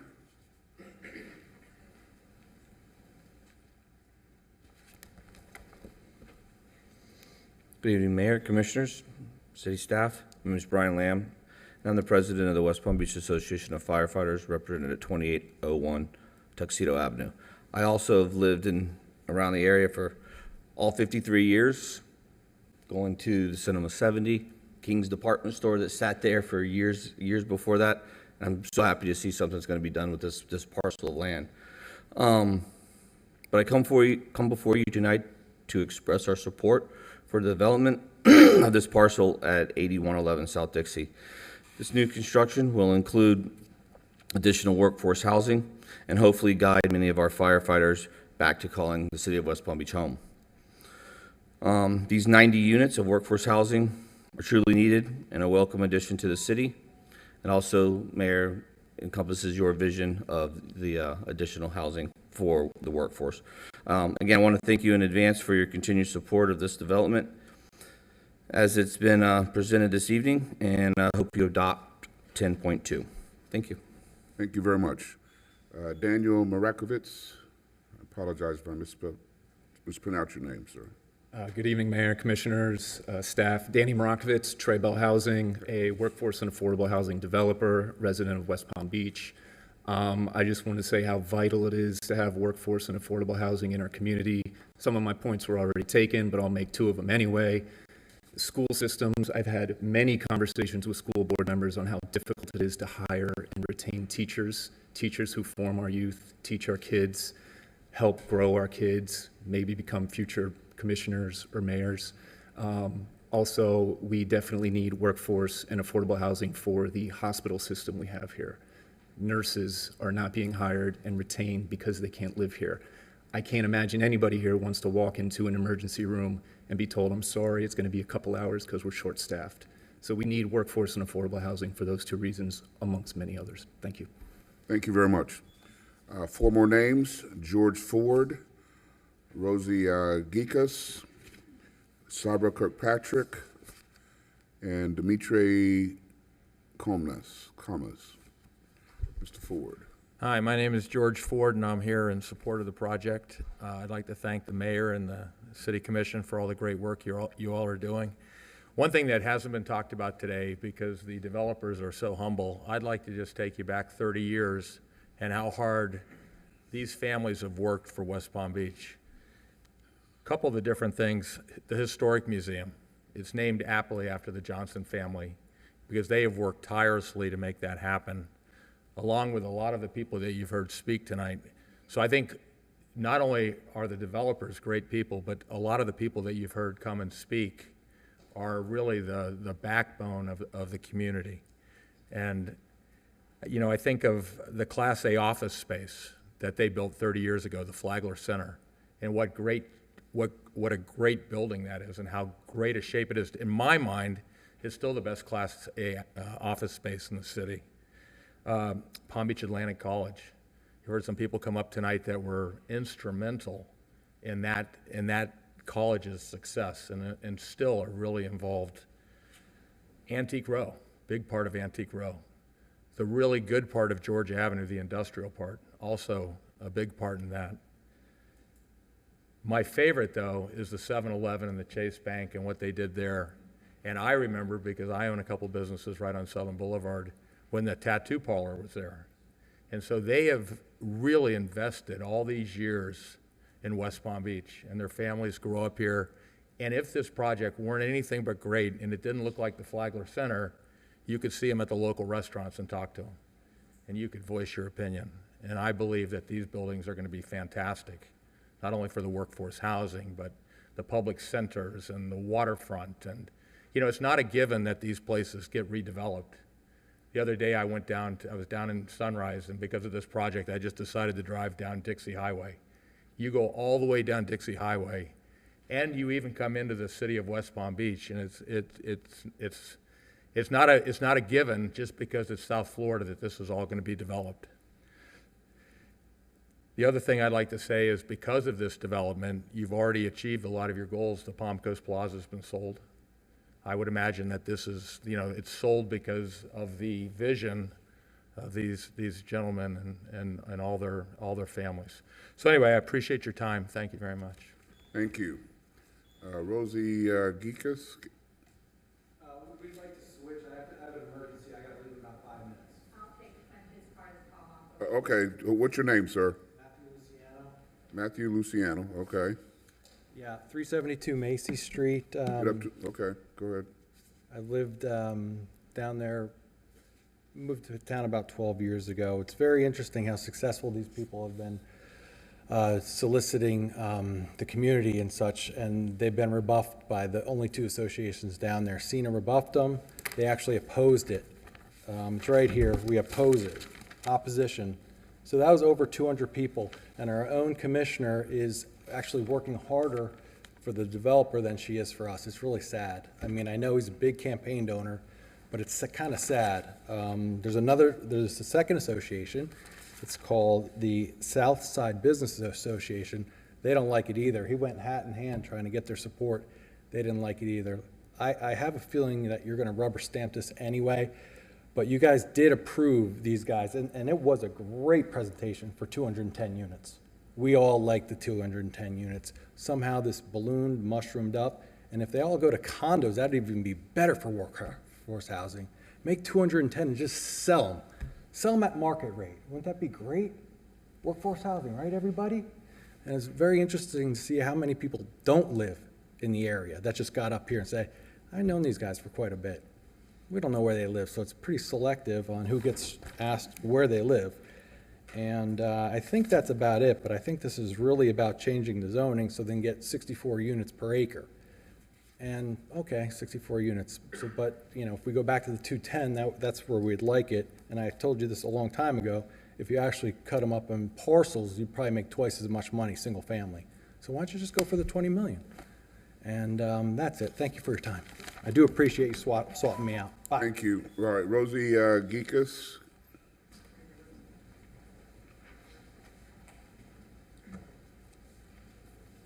Good evening, everyone. I know I'm definitely outnumbered. State your name I for the am record and address for the record, please. Rosie Gekas, 330 Lytle Street. I can see Patrick and his team really did his homework getting everyone here that's in favor of the project. I would love them to develop this project. CENA did approve the 210. Now we're making it 350, all because of workforce housing. Why don't we make the whole thing workforce housing? Since that's what our community and neighbors need, right? We're not worried about the traffic that is backed up every single day that I ride on Dixie and Forest Hill and Southern.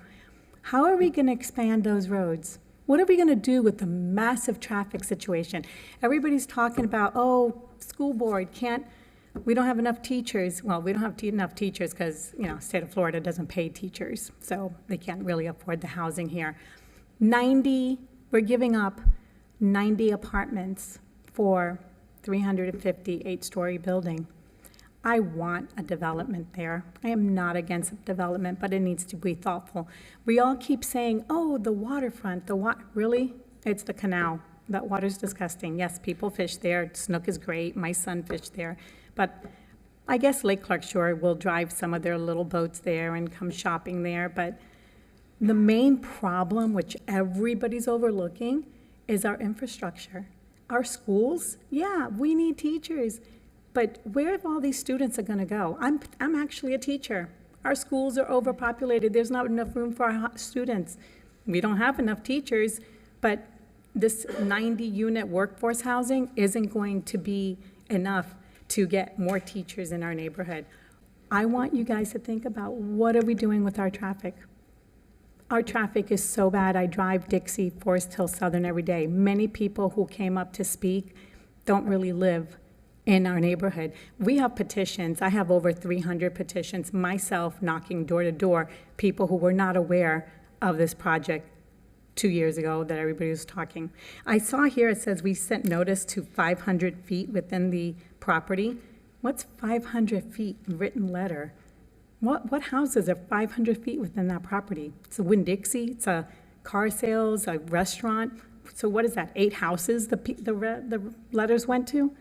I mean, I know time is short and, everybody else has forever to talk to, but we are not thinking of the bigger picture, and this is not something the entire community is backing. It's not. Thank you. Thank you very much. Saber Kirkpatrick.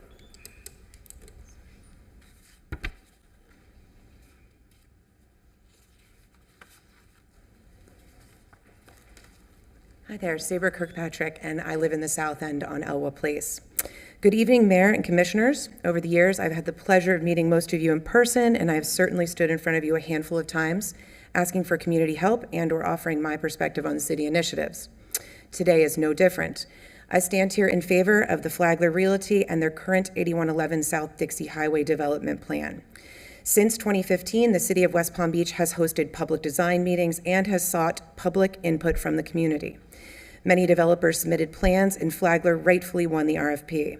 From conception, the South End neighborhood and its neighborhood association, CENA, were in favor of this plan. CENA even sent Richard Pinsky to speak in front of all of you in favor of the design and the build from the developers. Some of you may remember that I sat on CENA, the South End Neighborhood Association, for 4 years.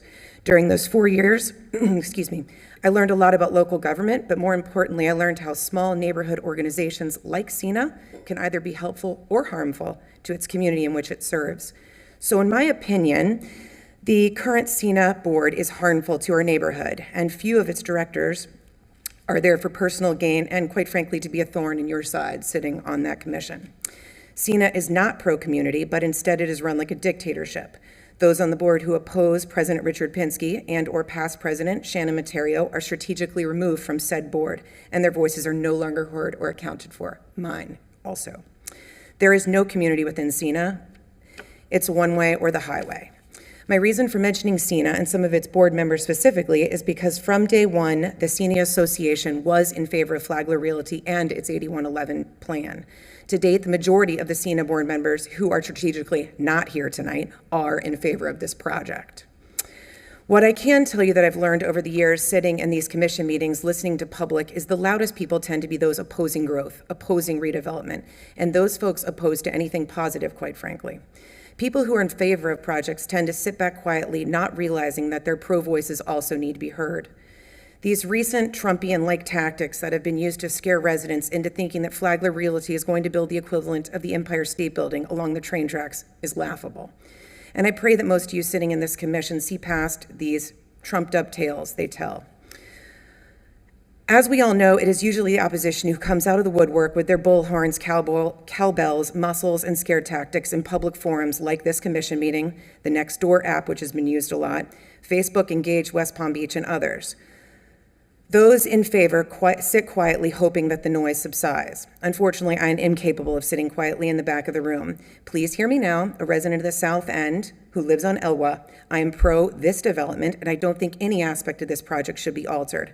The current dirt at 8111 has been vacant for far too long, harboring drug addicts, prostitution. Thank you very much. Thank you. Thank you. Dimitri Commas? Dimitri? All right, we'll move on to the next one. All right, 4 more names. Shannon Russell, Alex Milan, Daniel Lopez, and Gina Perez. Shannon Russell. Good evening, Shannon Kessel, 6815 Garden Avenue. I think I win the closest resident award this evening. You guys saw an aerial view of my home when looking at the site map. I'm here representing myself and my husband, Drake Kessel, this evening. We've lived there since December 2020. If we didn't buy it then, we couldn't buy it now, so we're really blessed to have the house in this area that we do. He's currently finishing up fire school, so he's actually a part of that workforce housing initiative. We had friends recently move back here who are nurses and had to move 45 minutes away because they could not afford to live within the city of West Palm Beach. So I am very passionate about the workforce housing issue that we currently have right now. I am here to speak in favor of this project. I've been here several times now. I've been an active resident of the community. I've attended all of the community meetings. I've gotten the letters, etc. I'm aware they've done a very good job of communicating, so in case that is in question, it should not be. I think this project is a great thing for the neighborhood. It's going to have a great positive impact. This is not going to cause any more traffic issues than we are already facing. We could talk about that at another time. Forest Hill is already a mess. This is not feeding that issue. This is contained and separate, so don't think about that in this conversation. This project is exactly what I would hope for as a homeowner would come into the neighborhood. I'm hoping the same thing happens to the plaza just north of it. Honestly, the summer here is we've been living with an abandoned lot that attracts homeless people and illegal dumping, and nobody is currently enjoying the waterfront except homeless people. So please vote to approve this so we can get this show on the road and actually get to enjoy this property sometime in the next few years. Thank you. Thank you. Alex Milan. Good evening, Mayor and Commissioners. My name is Alex Millen. As a property owner on the South End, I'm in full support of this project. It's providing much-needed workforce housing, so I ask that you approve it. Thank you. Thank you. Daniel Lopez. Gina Perez. All right, 4 more names. Rick Rose, Richard Pinsky, Jim Jenkins, and Judge Joe Marks. Good evening. Good evening. I'm Rick Rose, and I'm not a resident right now of the South End of West Palm Beach, but I am a resident in downtown West Palm Beach. I did grow up in this neighborhood, however, and I happened to grow up with the applicants who are behind, of course, part of this deal. They didn't, I'm just getting here to speak because I think it's a great project, and I think it would be good for the neighborhood there. I'm very passionate about that area. My parents met and fell in love at the Palm Coast Plaza, and I grew up there, and so many projects have been proposed and nothing nearly this nice. And also, as you know, I'm very outspoken about projects that I don't think are good for the city. I've looked from every perspective on this project. You've got the golf course and train tracks on one side, you've got the canal on the other side, you've got commercial on the other side. The fact that it's perhaps taller than what many people would like, it doesn't negatively impact anybody, that as far as I can tell. So I recommend to support it. Thank you very much. Thank you. Richard Pinsky.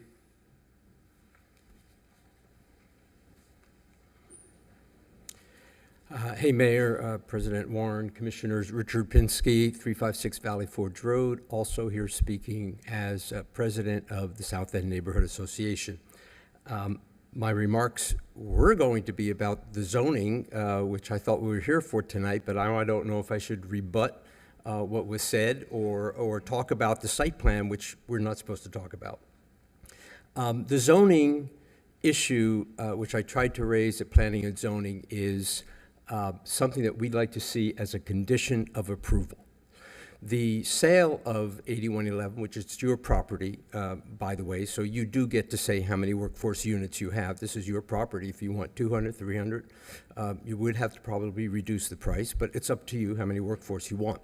But this zoning was, and in the past, and Harvey pointed out, that was when it was privately owned land. Now it is publicly owned land by you. So it is we see the zoning change as a check and balance. The general commercial, without taking the time to tell you, as you know, everything that can go into general commercial, we're asking that it be held the same way the price is being held until the project is complete. That's when they take ownership of the property. It can also be a condition of approval for the zoning. They can build what they want to build, whether it's 200 units or the project as brand new since September, now 360 units. That can be a condition of approval as well. When they finish the project, award it with a general commercial and, of course, land use commercial east. There's no reason to do that now. It is a check and balance to make sure that property, that development gets done. If it doesn't, and you can ask your development director, Rick Green, he will tell you that general commercial will travel with the land. If for some reason, as the last project didn't get built, if it doesn't get built, the South End will be stuck with a general commercial designation on another piece of property that somebody can then come along and build of right. So please, make the general commercial a condition of approval. Just don't do it on second reading. Thank you. Thank you very much. Jim Jenkins. Mr. Mayor, Commissioners, Jim Jenkins. Live 6 blocks from the project and have for many years. Here to speak in favor of it with 2 hats on. First, personally, as a very local resident, I'm very excited about the commercial.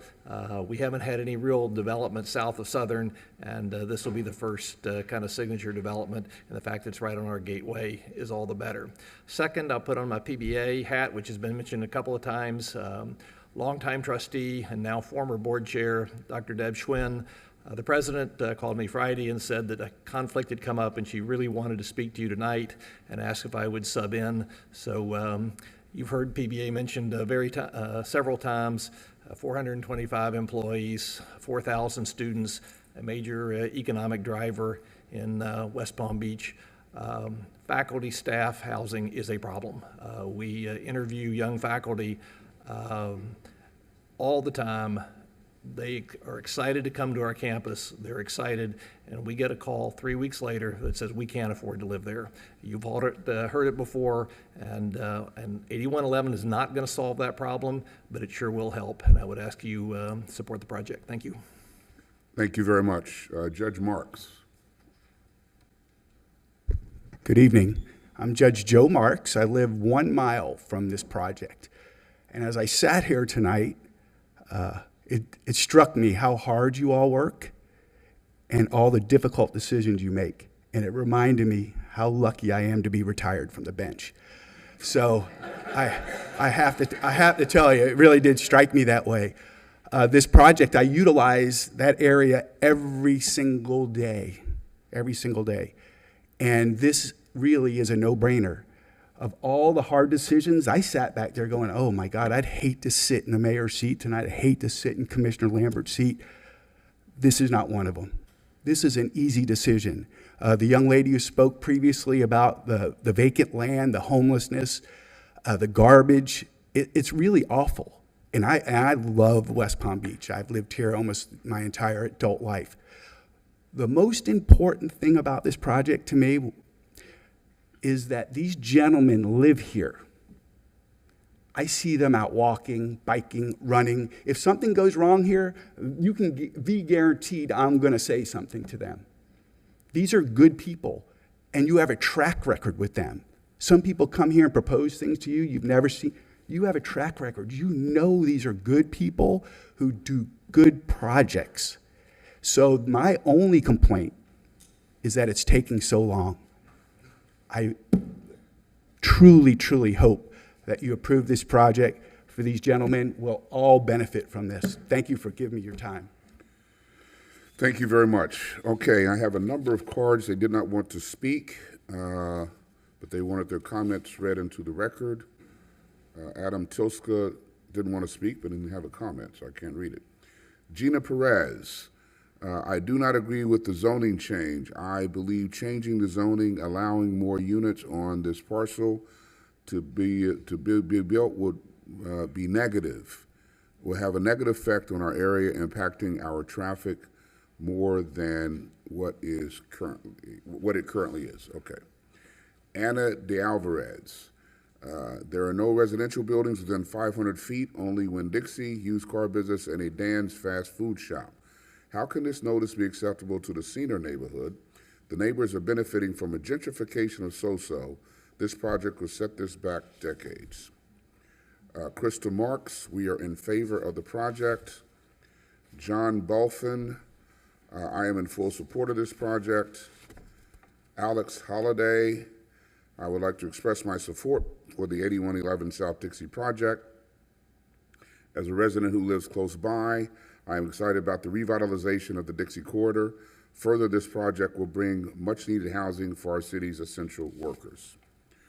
Robert Frisbee, Jr., I am in full support of the proposed project, 8111 South Dixie, as it will provide much-needed housing for our city's essential workers. This is an appropriate use of the land that will be beneficial to the city for years to come. Nick Kelly, wish to express my support for the proposed project, as the community definitely needs more housing for our essential workers. John Martin, I support Flagler Realty and their proposal at 8111 South Dixie. Our city needs more attainable housing for our essential workers. Okay, so that's all the cards. Commissioners, any questions, comments? Commissioner Lambert. Thank you so much. First of all, I want to say thank you to everybody who has stayed here until 8:30.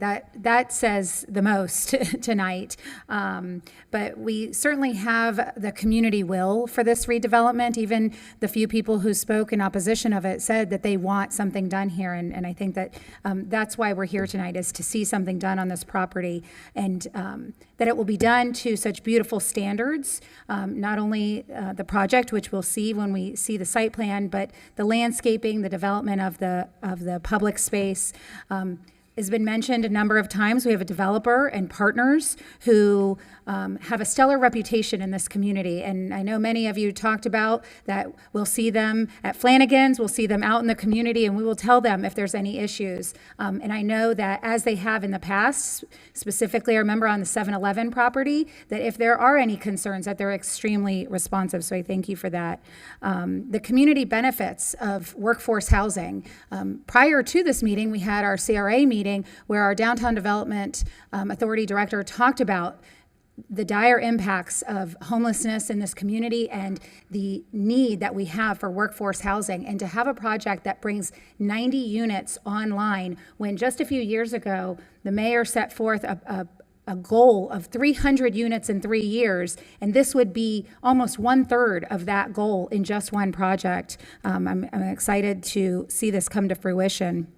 But I also see this as a unique opportunity to shape the future of our city, and that we're coming together on a property that the city owns, that we have said we want to develop, and that we have created a list of community benefits that we saw Harvey's presentation with all of the checks of the boxes that we're doing there. But that being said, I have been working with many of the residents who spoke not only against the project, but also in favor of the project, because we did hear some concerns in the area of homelessness, of trash in the area, of some needs for beautification. And I'm sorry that Administrator Johnson isn't here today. I have been working with her on identifying some of the areas that the neighborhood and the residents have helped us to prioritize. And so I'm going to mention some of those now, and maybe she can give an update at the next meeting that we have on this. But we have talked about improvements along Gregory Road, and I've talked with this developer as well as the owner of the property adjacent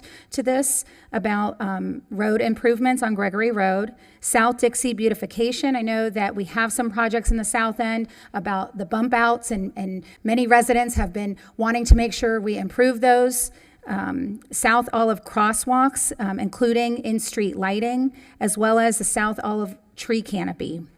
But what's what's great about those projects is that we're working towards those now, but I give my commitment that I am working with administration to make sure that we prioritize those, because the impacts of this project will add more people utilizing all of those benefits in our city. But finally, I want to talk just a little bit about public safety. And I know that that has been a big concern, is that as we bring more people to the south end, making sure that we're paying attention to our neighborhoods. And we've had a number of residents who have committed their own funds, as well as reached out to others for fundraising. And I am hopeful that with administrative support and the support of this dais, that we're able to match some of those funds and provide a camera program and coordination with our police department so that we can continue making sure we keep our neighborhoods safe. So not only, I think, is this a commitment to this project, but it's a commitment to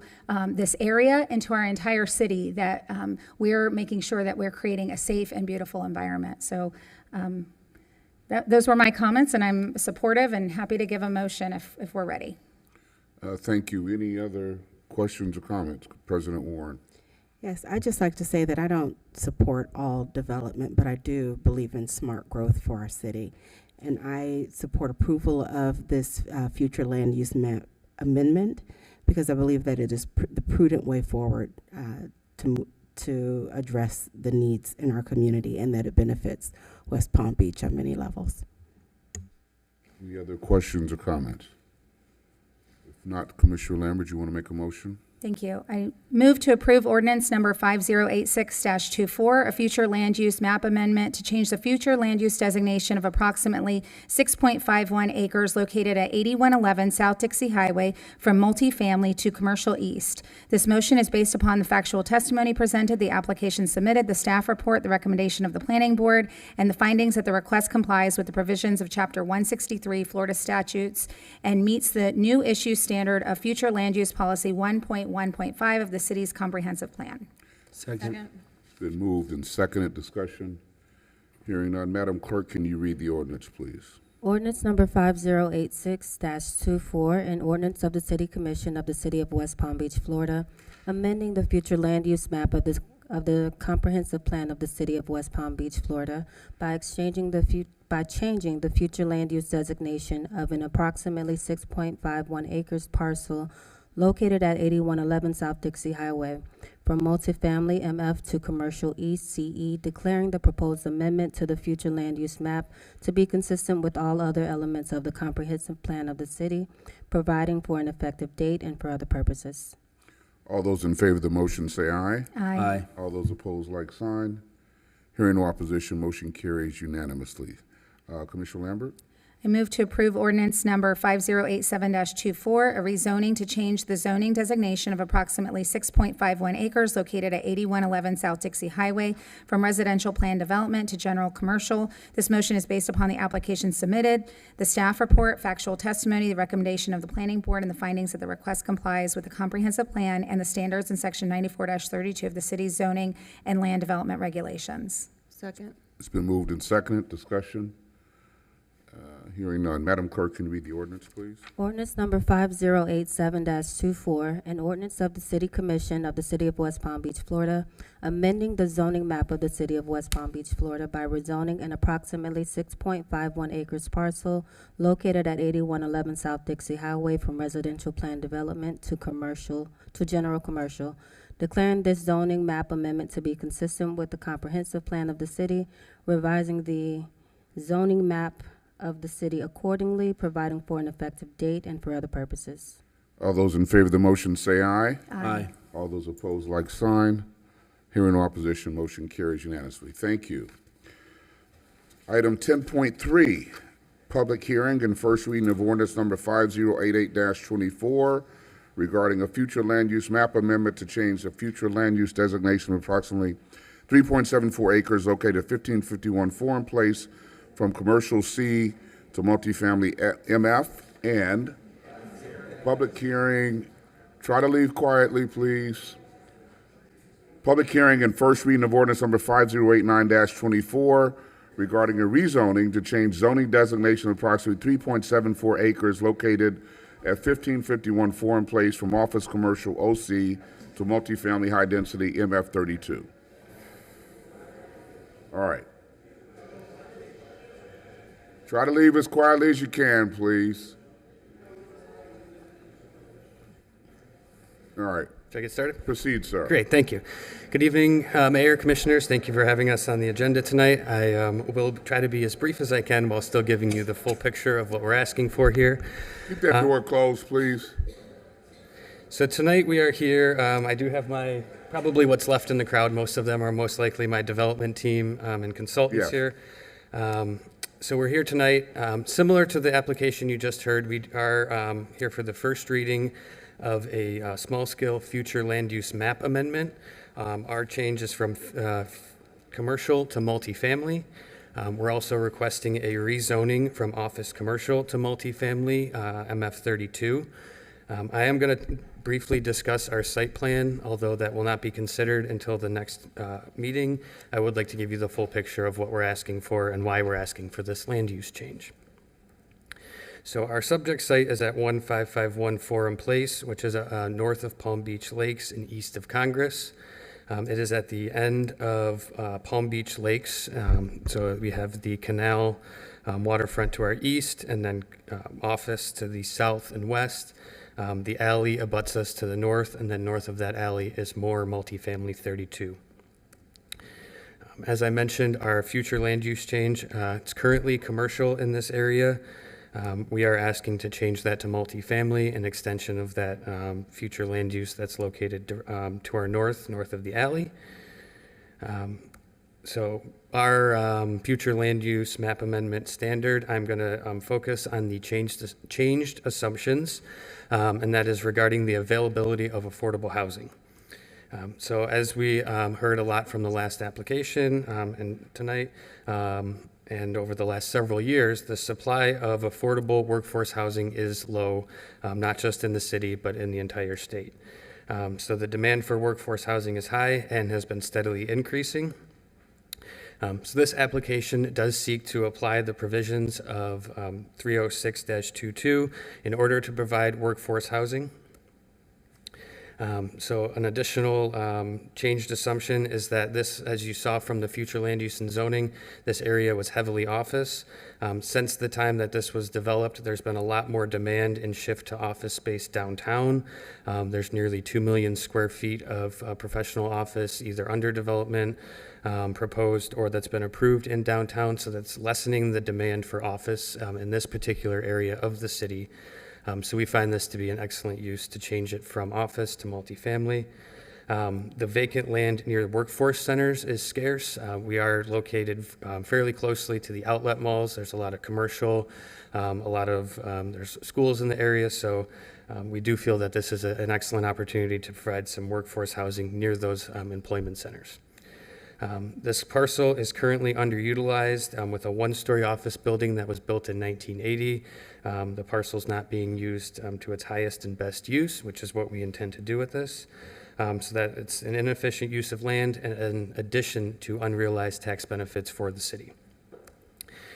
So this again was recognized by this board here in December of 2022 when the City Commission directed the Planning Department to come up with an ordinance to increase the supply of affordable housing in the city. So we are here to utilize that. Our zoning, as I mentioned, is currently office commercial. We're proposing to go to MF32, again, matching that zoning to those parcels located north of us. Our rezoning standards, we've addressed those in our justification statement. Staff agrees that we have met all of those standards and comply with that. I'm not going to go through each of these individually. I do want to touch on a few items of how this particular request does align with some of the elements in the comprehensive plan that we believe are important and should be noted here. So one of the important things about this project and where it's located and about on our site plan that I'll get to in a minute is we know that there's a lot of non-motorized plans. The transportation element talks about increasing bicycle and pedestrian facilities. We believe that goes hand in hand with the workforce housing households that have less cars may rely on bikes and other forms of transportation. So we want to address how that applies to this project. The city has developed plans for an integrated network of non-motorized transportation corridors, which we plan to take advantage of. Utilizing various methods to construct that non-motorized transportation, which we are planning to contribute to. Sort of harping on that. So when we look at the city's mobility plan, our subject site is kind of up here in the upper left-hand corner. I'm going to bring that up a little bit of a zoomed-in portion of that. So this map you're looking at here, the yellow and sort of bluish green areas are what the city is proposing as extensions of the non-motorized plan.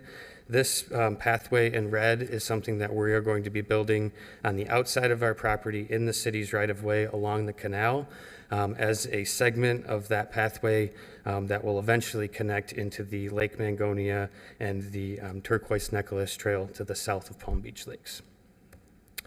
So just taking a little bit of a deeper dive into how this connects to downtown. Again, you can see our site there in the upper left-hand corner of this. And this is the city's downtown mobility plan. So we feel it's important that we are, very close, and we'll be able to make that connection to not only allow residents of this development to work westward in the outlet malls, but also have opportunities to work and live and integrate downtown as well. So again, our project site there, that yellow and blue are what the city's plan calls for, and we are constructing the red portion as part of our site plan. So as far as the housing elements, as we all know, that there's a demand for affordable workforce housing. The city's comprehensive plan talks about providing housing that is affordable below 140%. We'll be utilizing the resolution and providing 100% AMI housing.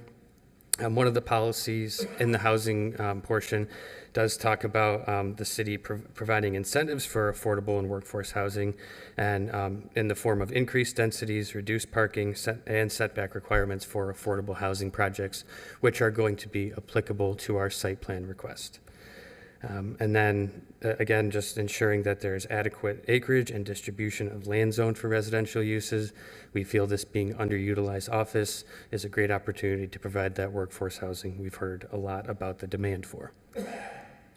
And my last point here, not only is this near the non-motorized transportation, it'll provide plenty of parking, but there's also a few transit routes here that are key. Just quickly looking at the alignment with the Palm Trans bus routes. Again, zooming in on this portion here of Palm Beach Lakes and Congress. There are 3 stops here. The 20 route takes you over to the Tri-Rail stations in both West Palm and Mangonia Park.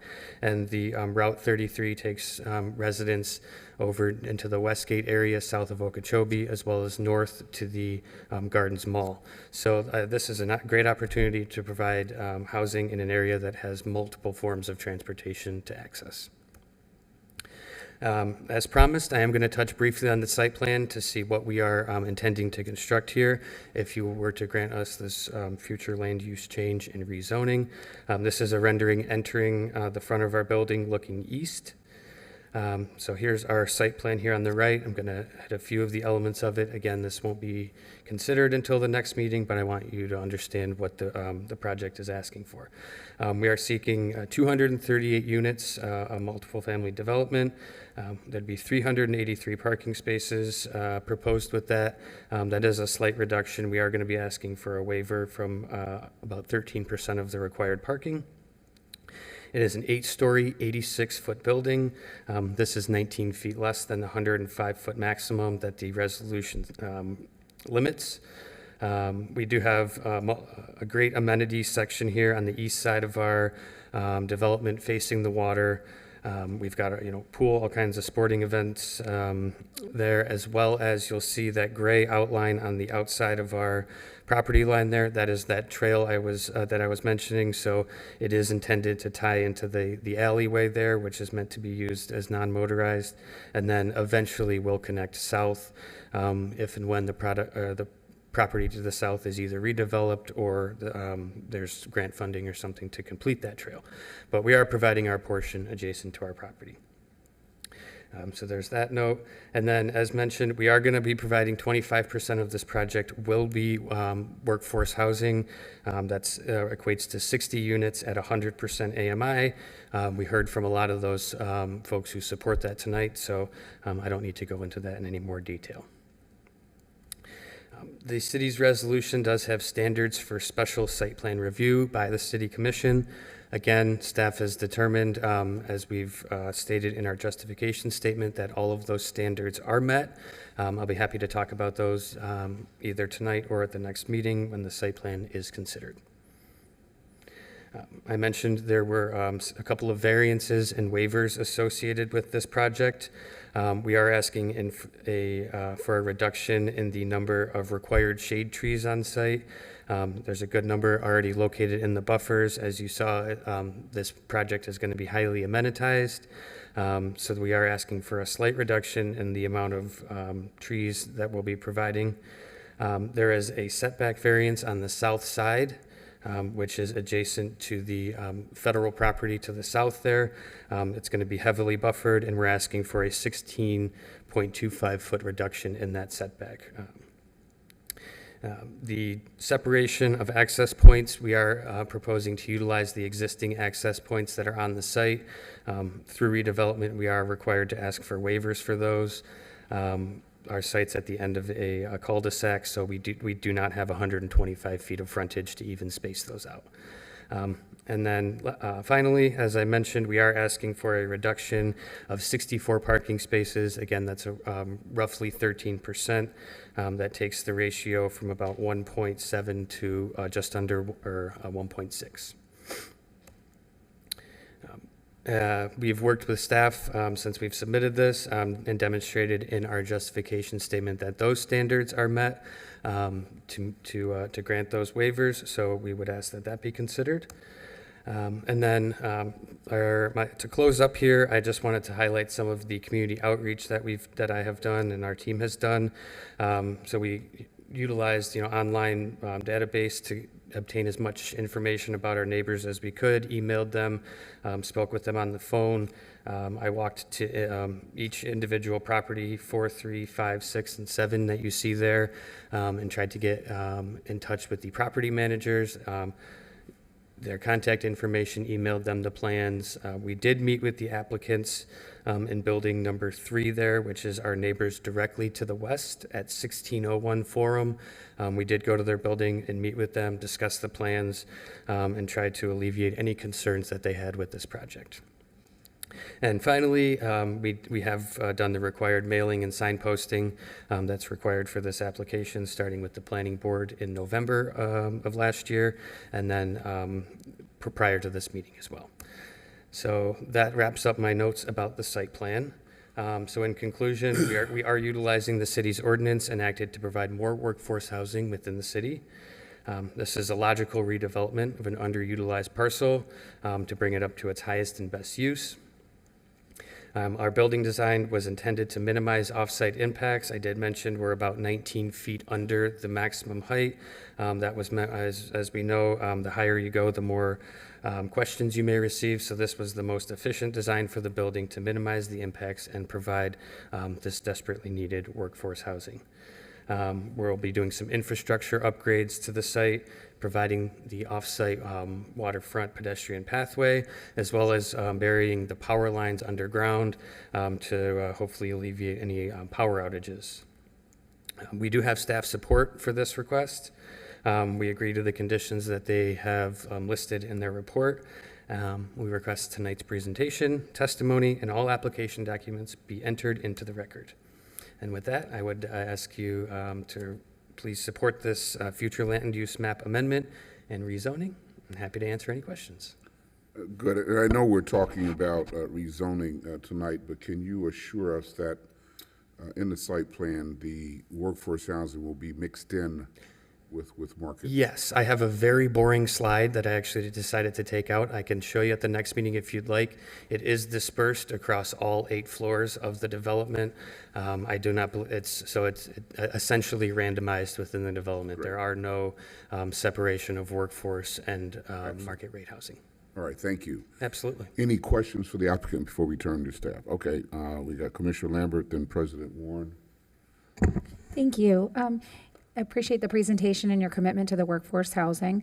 When you talked about the waiver, and I think it was of 83 trees. Yes. And you mentioned that the site was highly amenitized. Can you describe that a little bit more? Yeah, absolutely. So we've got, I'm going to go back to my site plan here. As you can see, we are, the building does take up, building and parking garage does take up a lot of the site plan. Starting on the north side, we do have, that's where the access, the 2 access points are to be able to provide Public Works an area to pick up their, to the trash disposal. But just to the east of that, we've got quite a large dog park and pavilion over there. There's a pathway that goes kind of all the way around the property and connects back over to the pool area. So we've got the large dog park area. There's pickleball courts, more pavilions, a large pool area. I believe there's other yard games, and then the inside does have a gym as well.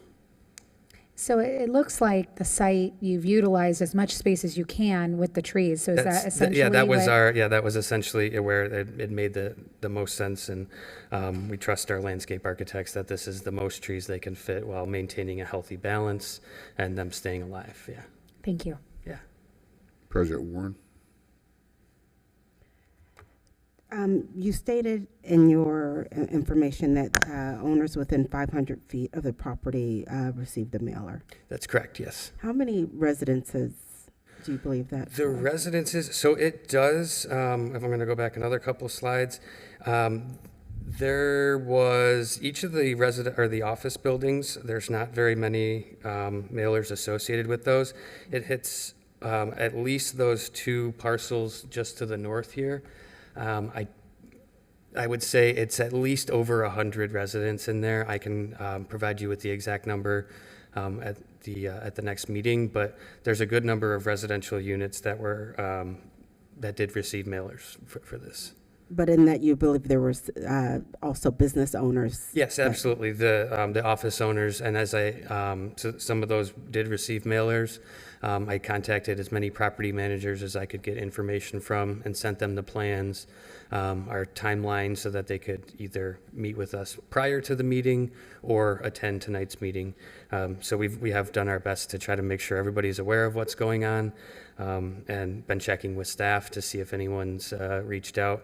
To my knowledge, no formal communication has been submitted for or against. But yes, we have walked into all those lobbies asking for property manager info and sending them out. Thank you for that. About how long before this date did you? That was in August of 2023, and then once I had their information and confirmed they were the correct person to talk to, I updated everybody in September when we were scheduled for the hearing, October before we went to the planning board hearing. Thank you. Yeah. Any other question? Commissioner Fox?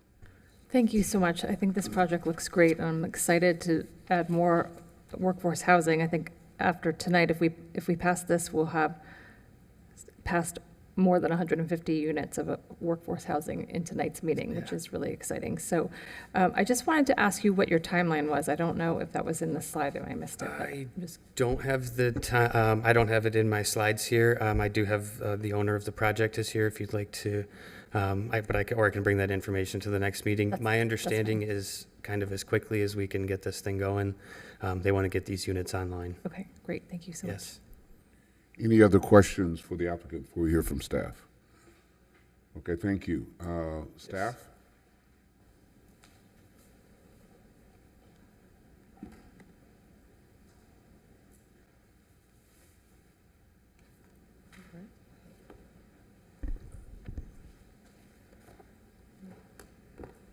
Good evening, Mayor, Commissioners, everyone. For the record, Ann Volsey, Planner Development Services. Today I'll be presenting ordinance number 5088-24 for future land use map amendment and ordinance number 5089-24 for a rezoning.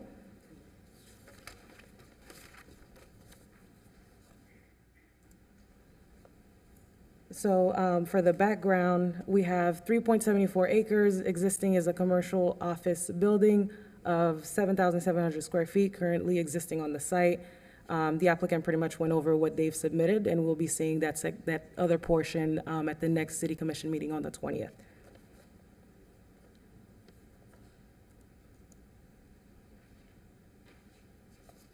So here we have the existing future land use designations. The site is highlighted in black in commercial. On the north side, we have multifamily, south side commercial, west side commercial, east is conservation, also Lake Mangonia, and further east is single family.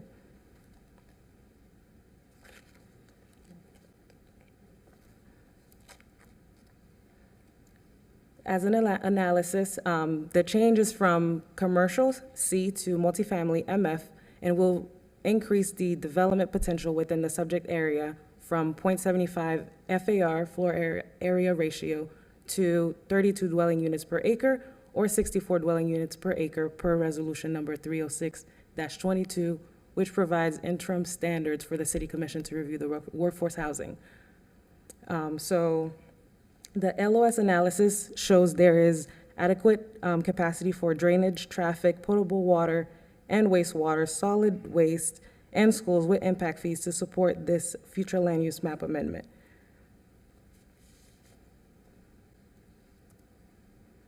So here we have a visual of the future land use change from commercial to multifamily, and we see multifamily to the north and single family to the east across Lake Mangonia.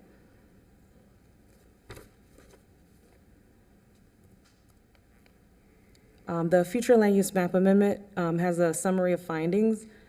It complies with Chapter 163 of the Florida statutes.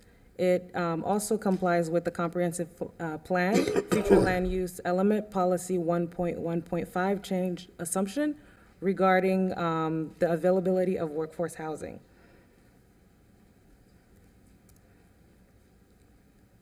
So the rezoning will be from, office commercial to multifamily high density, MF32 residential, where the key thing here is that MF32 allows for multifamily residential. So here is a visual of the zoning change from office commercial to multifamily high density.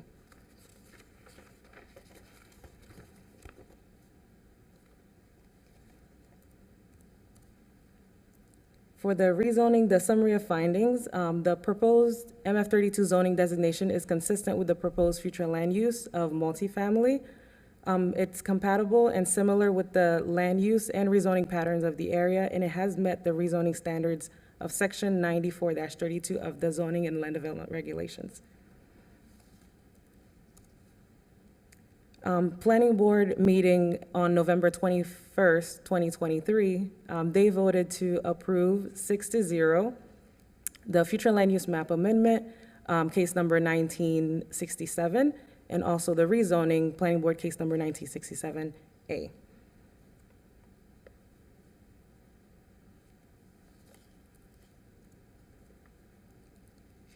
Staff finds that the ordinance number 5088-24 for the future land use map amendment complies with Florida Statute Chapter 163, complies with the comprehensive plan, future land use element policy 1.1.5 change assumption, and therefore recommends approval. Also ordinance number 5089-24, staff finds that it complies with Section 94-32A of the Zoning and Land Development Regulations, rezoning standards, and therefore recommends approval. Thank you. Very good. Thank you for that presentation. Any questions for staff? Commissioner Lambert. Thank you.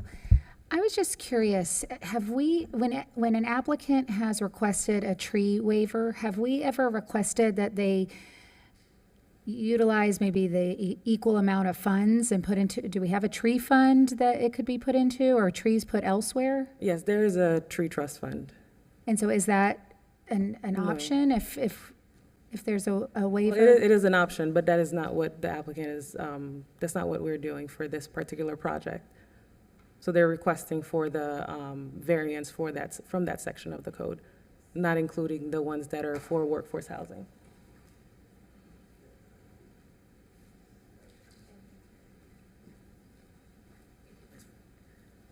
Commissioner Lambert, Angela Van, Planning and Zoning Administrator. For this project, what staff is doing there, we're waiving the trees for the affordable housing units, and then the trees that they're waiving for the market rate units, they will have to pay a fee into the tree mitigation fund. Okay, great, thank you. Mayor, I have another question if I could. Yes.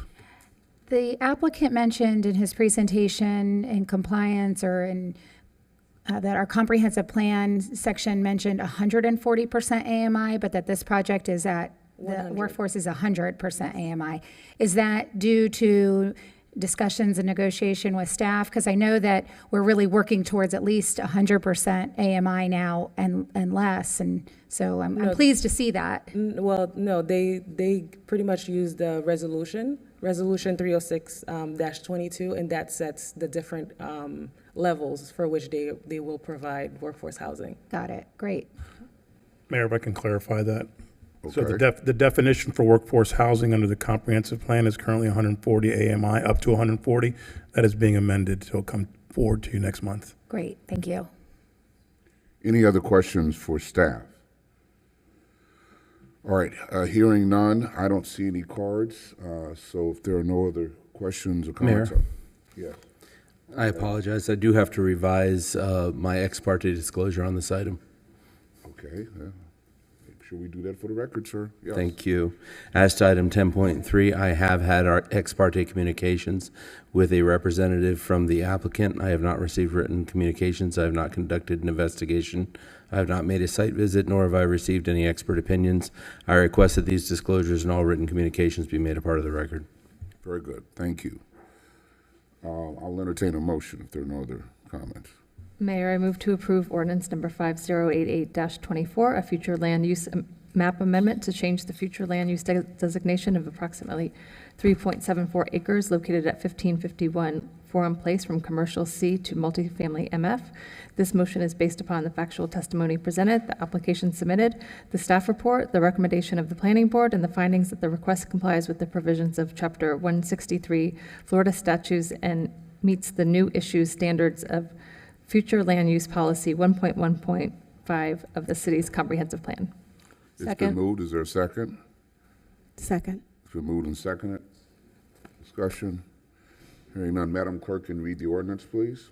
Ordinance number 5088-24, an ordinance of the City Commission of the City of West Palm Beach, Florida, amending the future land use map of the comprehensive plan of the City of West Palm Beach, Florida, by changing the future land use designation of one parcel located at 1551 Forum Place, consisting of approximately 3.74 acres from commercial to multifamily, declaring the proposed amendment to the future land use map to be consistent with all other elements of the comprehensive plan of the city, providing for an effective date and for other purposes. All those in favor of the motion say aye. Aye. Aye. All those opposed, like sign. Hearing no opposition, motion carries unanimously. Commissioner Fox. Mayor, I move to approve ordinance number 5089-24, a rezoning to change the zoning designation of approximately 3.74 acres located at 1551 Forum Place from office commercial OC to multifamily high-density MF32. This motion is based upon the application submitted, the staff report, factual testimony, the recommendation of the planning board, and the findings that this request complies with the comprehensive plan and the standards in section 94-32 of the city's zoning and land development regulations. It's been moved. Is there a second? Second. Been moved and seconded. Discussion. Madam Clerk, can you read the ordinance, please? Ordinance number 5089-24, An ordinance of the City Commission of the City of West Palm Beach, Florida, amending the zoning map of the City of West Palm Beach, Florida by rezoning one parcel located at 1551 Forum Place, consisting of approximately 3.74 acres from office commercial OC to multifamily high density MF-32, declaring this zoning map amendment to be consistent with the comprehensive plan of the city, revising the zoning map of the city accordingly, providing for an effective date, and for other purposes. All those in favor of the motion say aye. Aye. All those opposed, like sign. Hearing no opposition, motion carries unanimously. Thank you. Thank you. All right. Now it's time for comments from the public. Do we have any cards? No? Okay.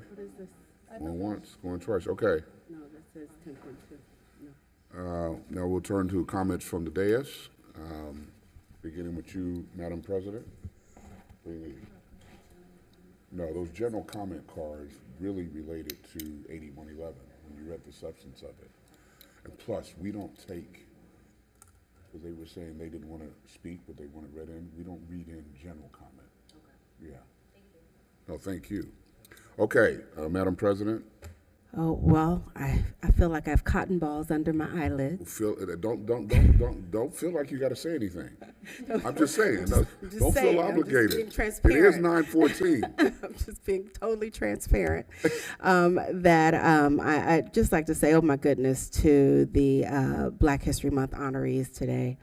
What an amazing group of diverse individuals that have contributed to the landscape here in the great city of West Palm Beach, and that they have cared so much and continue to give so much. So kudos to them and kudos to you. As a member of the Palm Beach County League of Cities, we do have a a scholarship opportunity that's open. You can visit palmbeachcountyleagueofcities.org, and the scholarships are open to high school seniors as well as municipal employees that are seeking to continue their education in municipal government. So please visit palmbeachcountyleagueofcities.org for additional information related to those opportunities. It is the William Kirkshank Scholarship, and the closing for that is February the 16th. And lastly, I'd like to say congratulations to Commissioner Ward on her appointment to the Healthcare District Board by the Palm Beach County Board of County Commissioners. I'm looking forward to seeing great things as she pursues her platform to address homelessness and mental health issues in Palm Beach County. Very good. Okay, Commissioner Lambert. Thank you. I too wanted to commend you, Mayor, and my fellow commissioners on the selection of all the honorees tonight. That was truly moving, and indeed, the future is bright because of those who have served our community in the past. So thank you so much. That's it? Oh, never mind. Commissioner Ward, before she changes her mind. No, just keep it moving. Commissioner Ward. No, Commissioner Ward, please, go ahead. Once the next commissioner speaks, your time is over. Please, say one word. Okay. Well, thank you for the congratulations, Commissioner Warren. I really appreciate it. And yeah, the beginning of it seems like forever ago, but the beginning of the night was a fantastic way to start off our long commission meeting, and it continues to these types of events, and thank you, Mayor, for doing them and repeatedly, because it kind of pushes me to continue moving forward given how many great citizens that we have in this area. Just quickly, I wanted to mention the Broadway Corridor Draft Plan presentation is being held this Wednesday at from 6 to 8. So it's February 7th at the Manatee Lagoon, which is 600 North Flagler. This is our second community meeting. Dover Coal is presenting some of their findings. They've been meeting with staff repeatedly and other commissioners and plan to present that. There's also another additional meeting on February 8th from 6:38 to 8 at the Rise Community Center at 723 39th Street, and then on February 9th from 10 to 11 a.m. for Spanish-speaking residents at Esperanza Center located at 3600 Broadway. So please try to make one of those meetings and provide your input, because they've been working hard and we're very excited excited for the future of the Broadway corridor. And then the police chiefs meeting, which is usually held on the second Wednesday of every month, is actually being pushed to the third Wednesday, which is February 21st, because everyone's just going to be out celebrating Valentine's Day and not going to a police meeting. So we're moving that meeting. It's still at Gaines Park at 6:30, February 21st. And that is it. Thank you. Thank you. Commissioner Fox.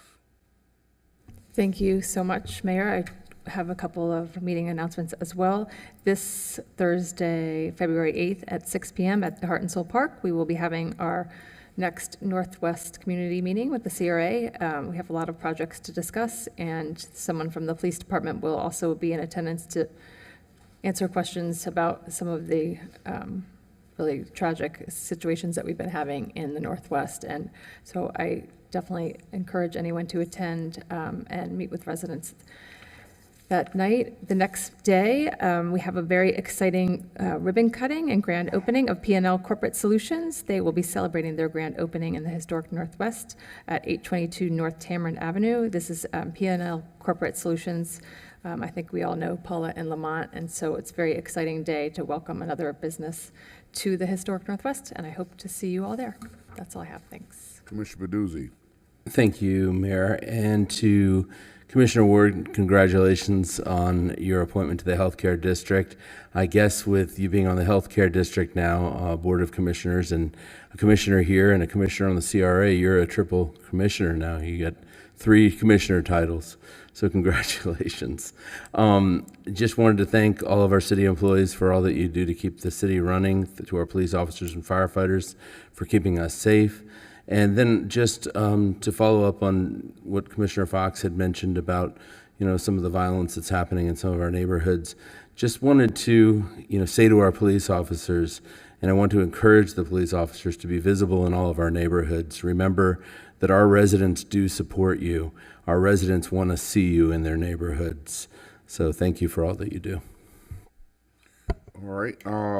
Just a couple things. First of all, kudos to you, commissioners, for choosing such great recipients of the awards this evening. Obviously, without your input, it could not have gone over as well. And I don't know about you, but I think the word is getting out that this is a really special honor. I mean, the recipients all seem to really be touched and moved that they were selected.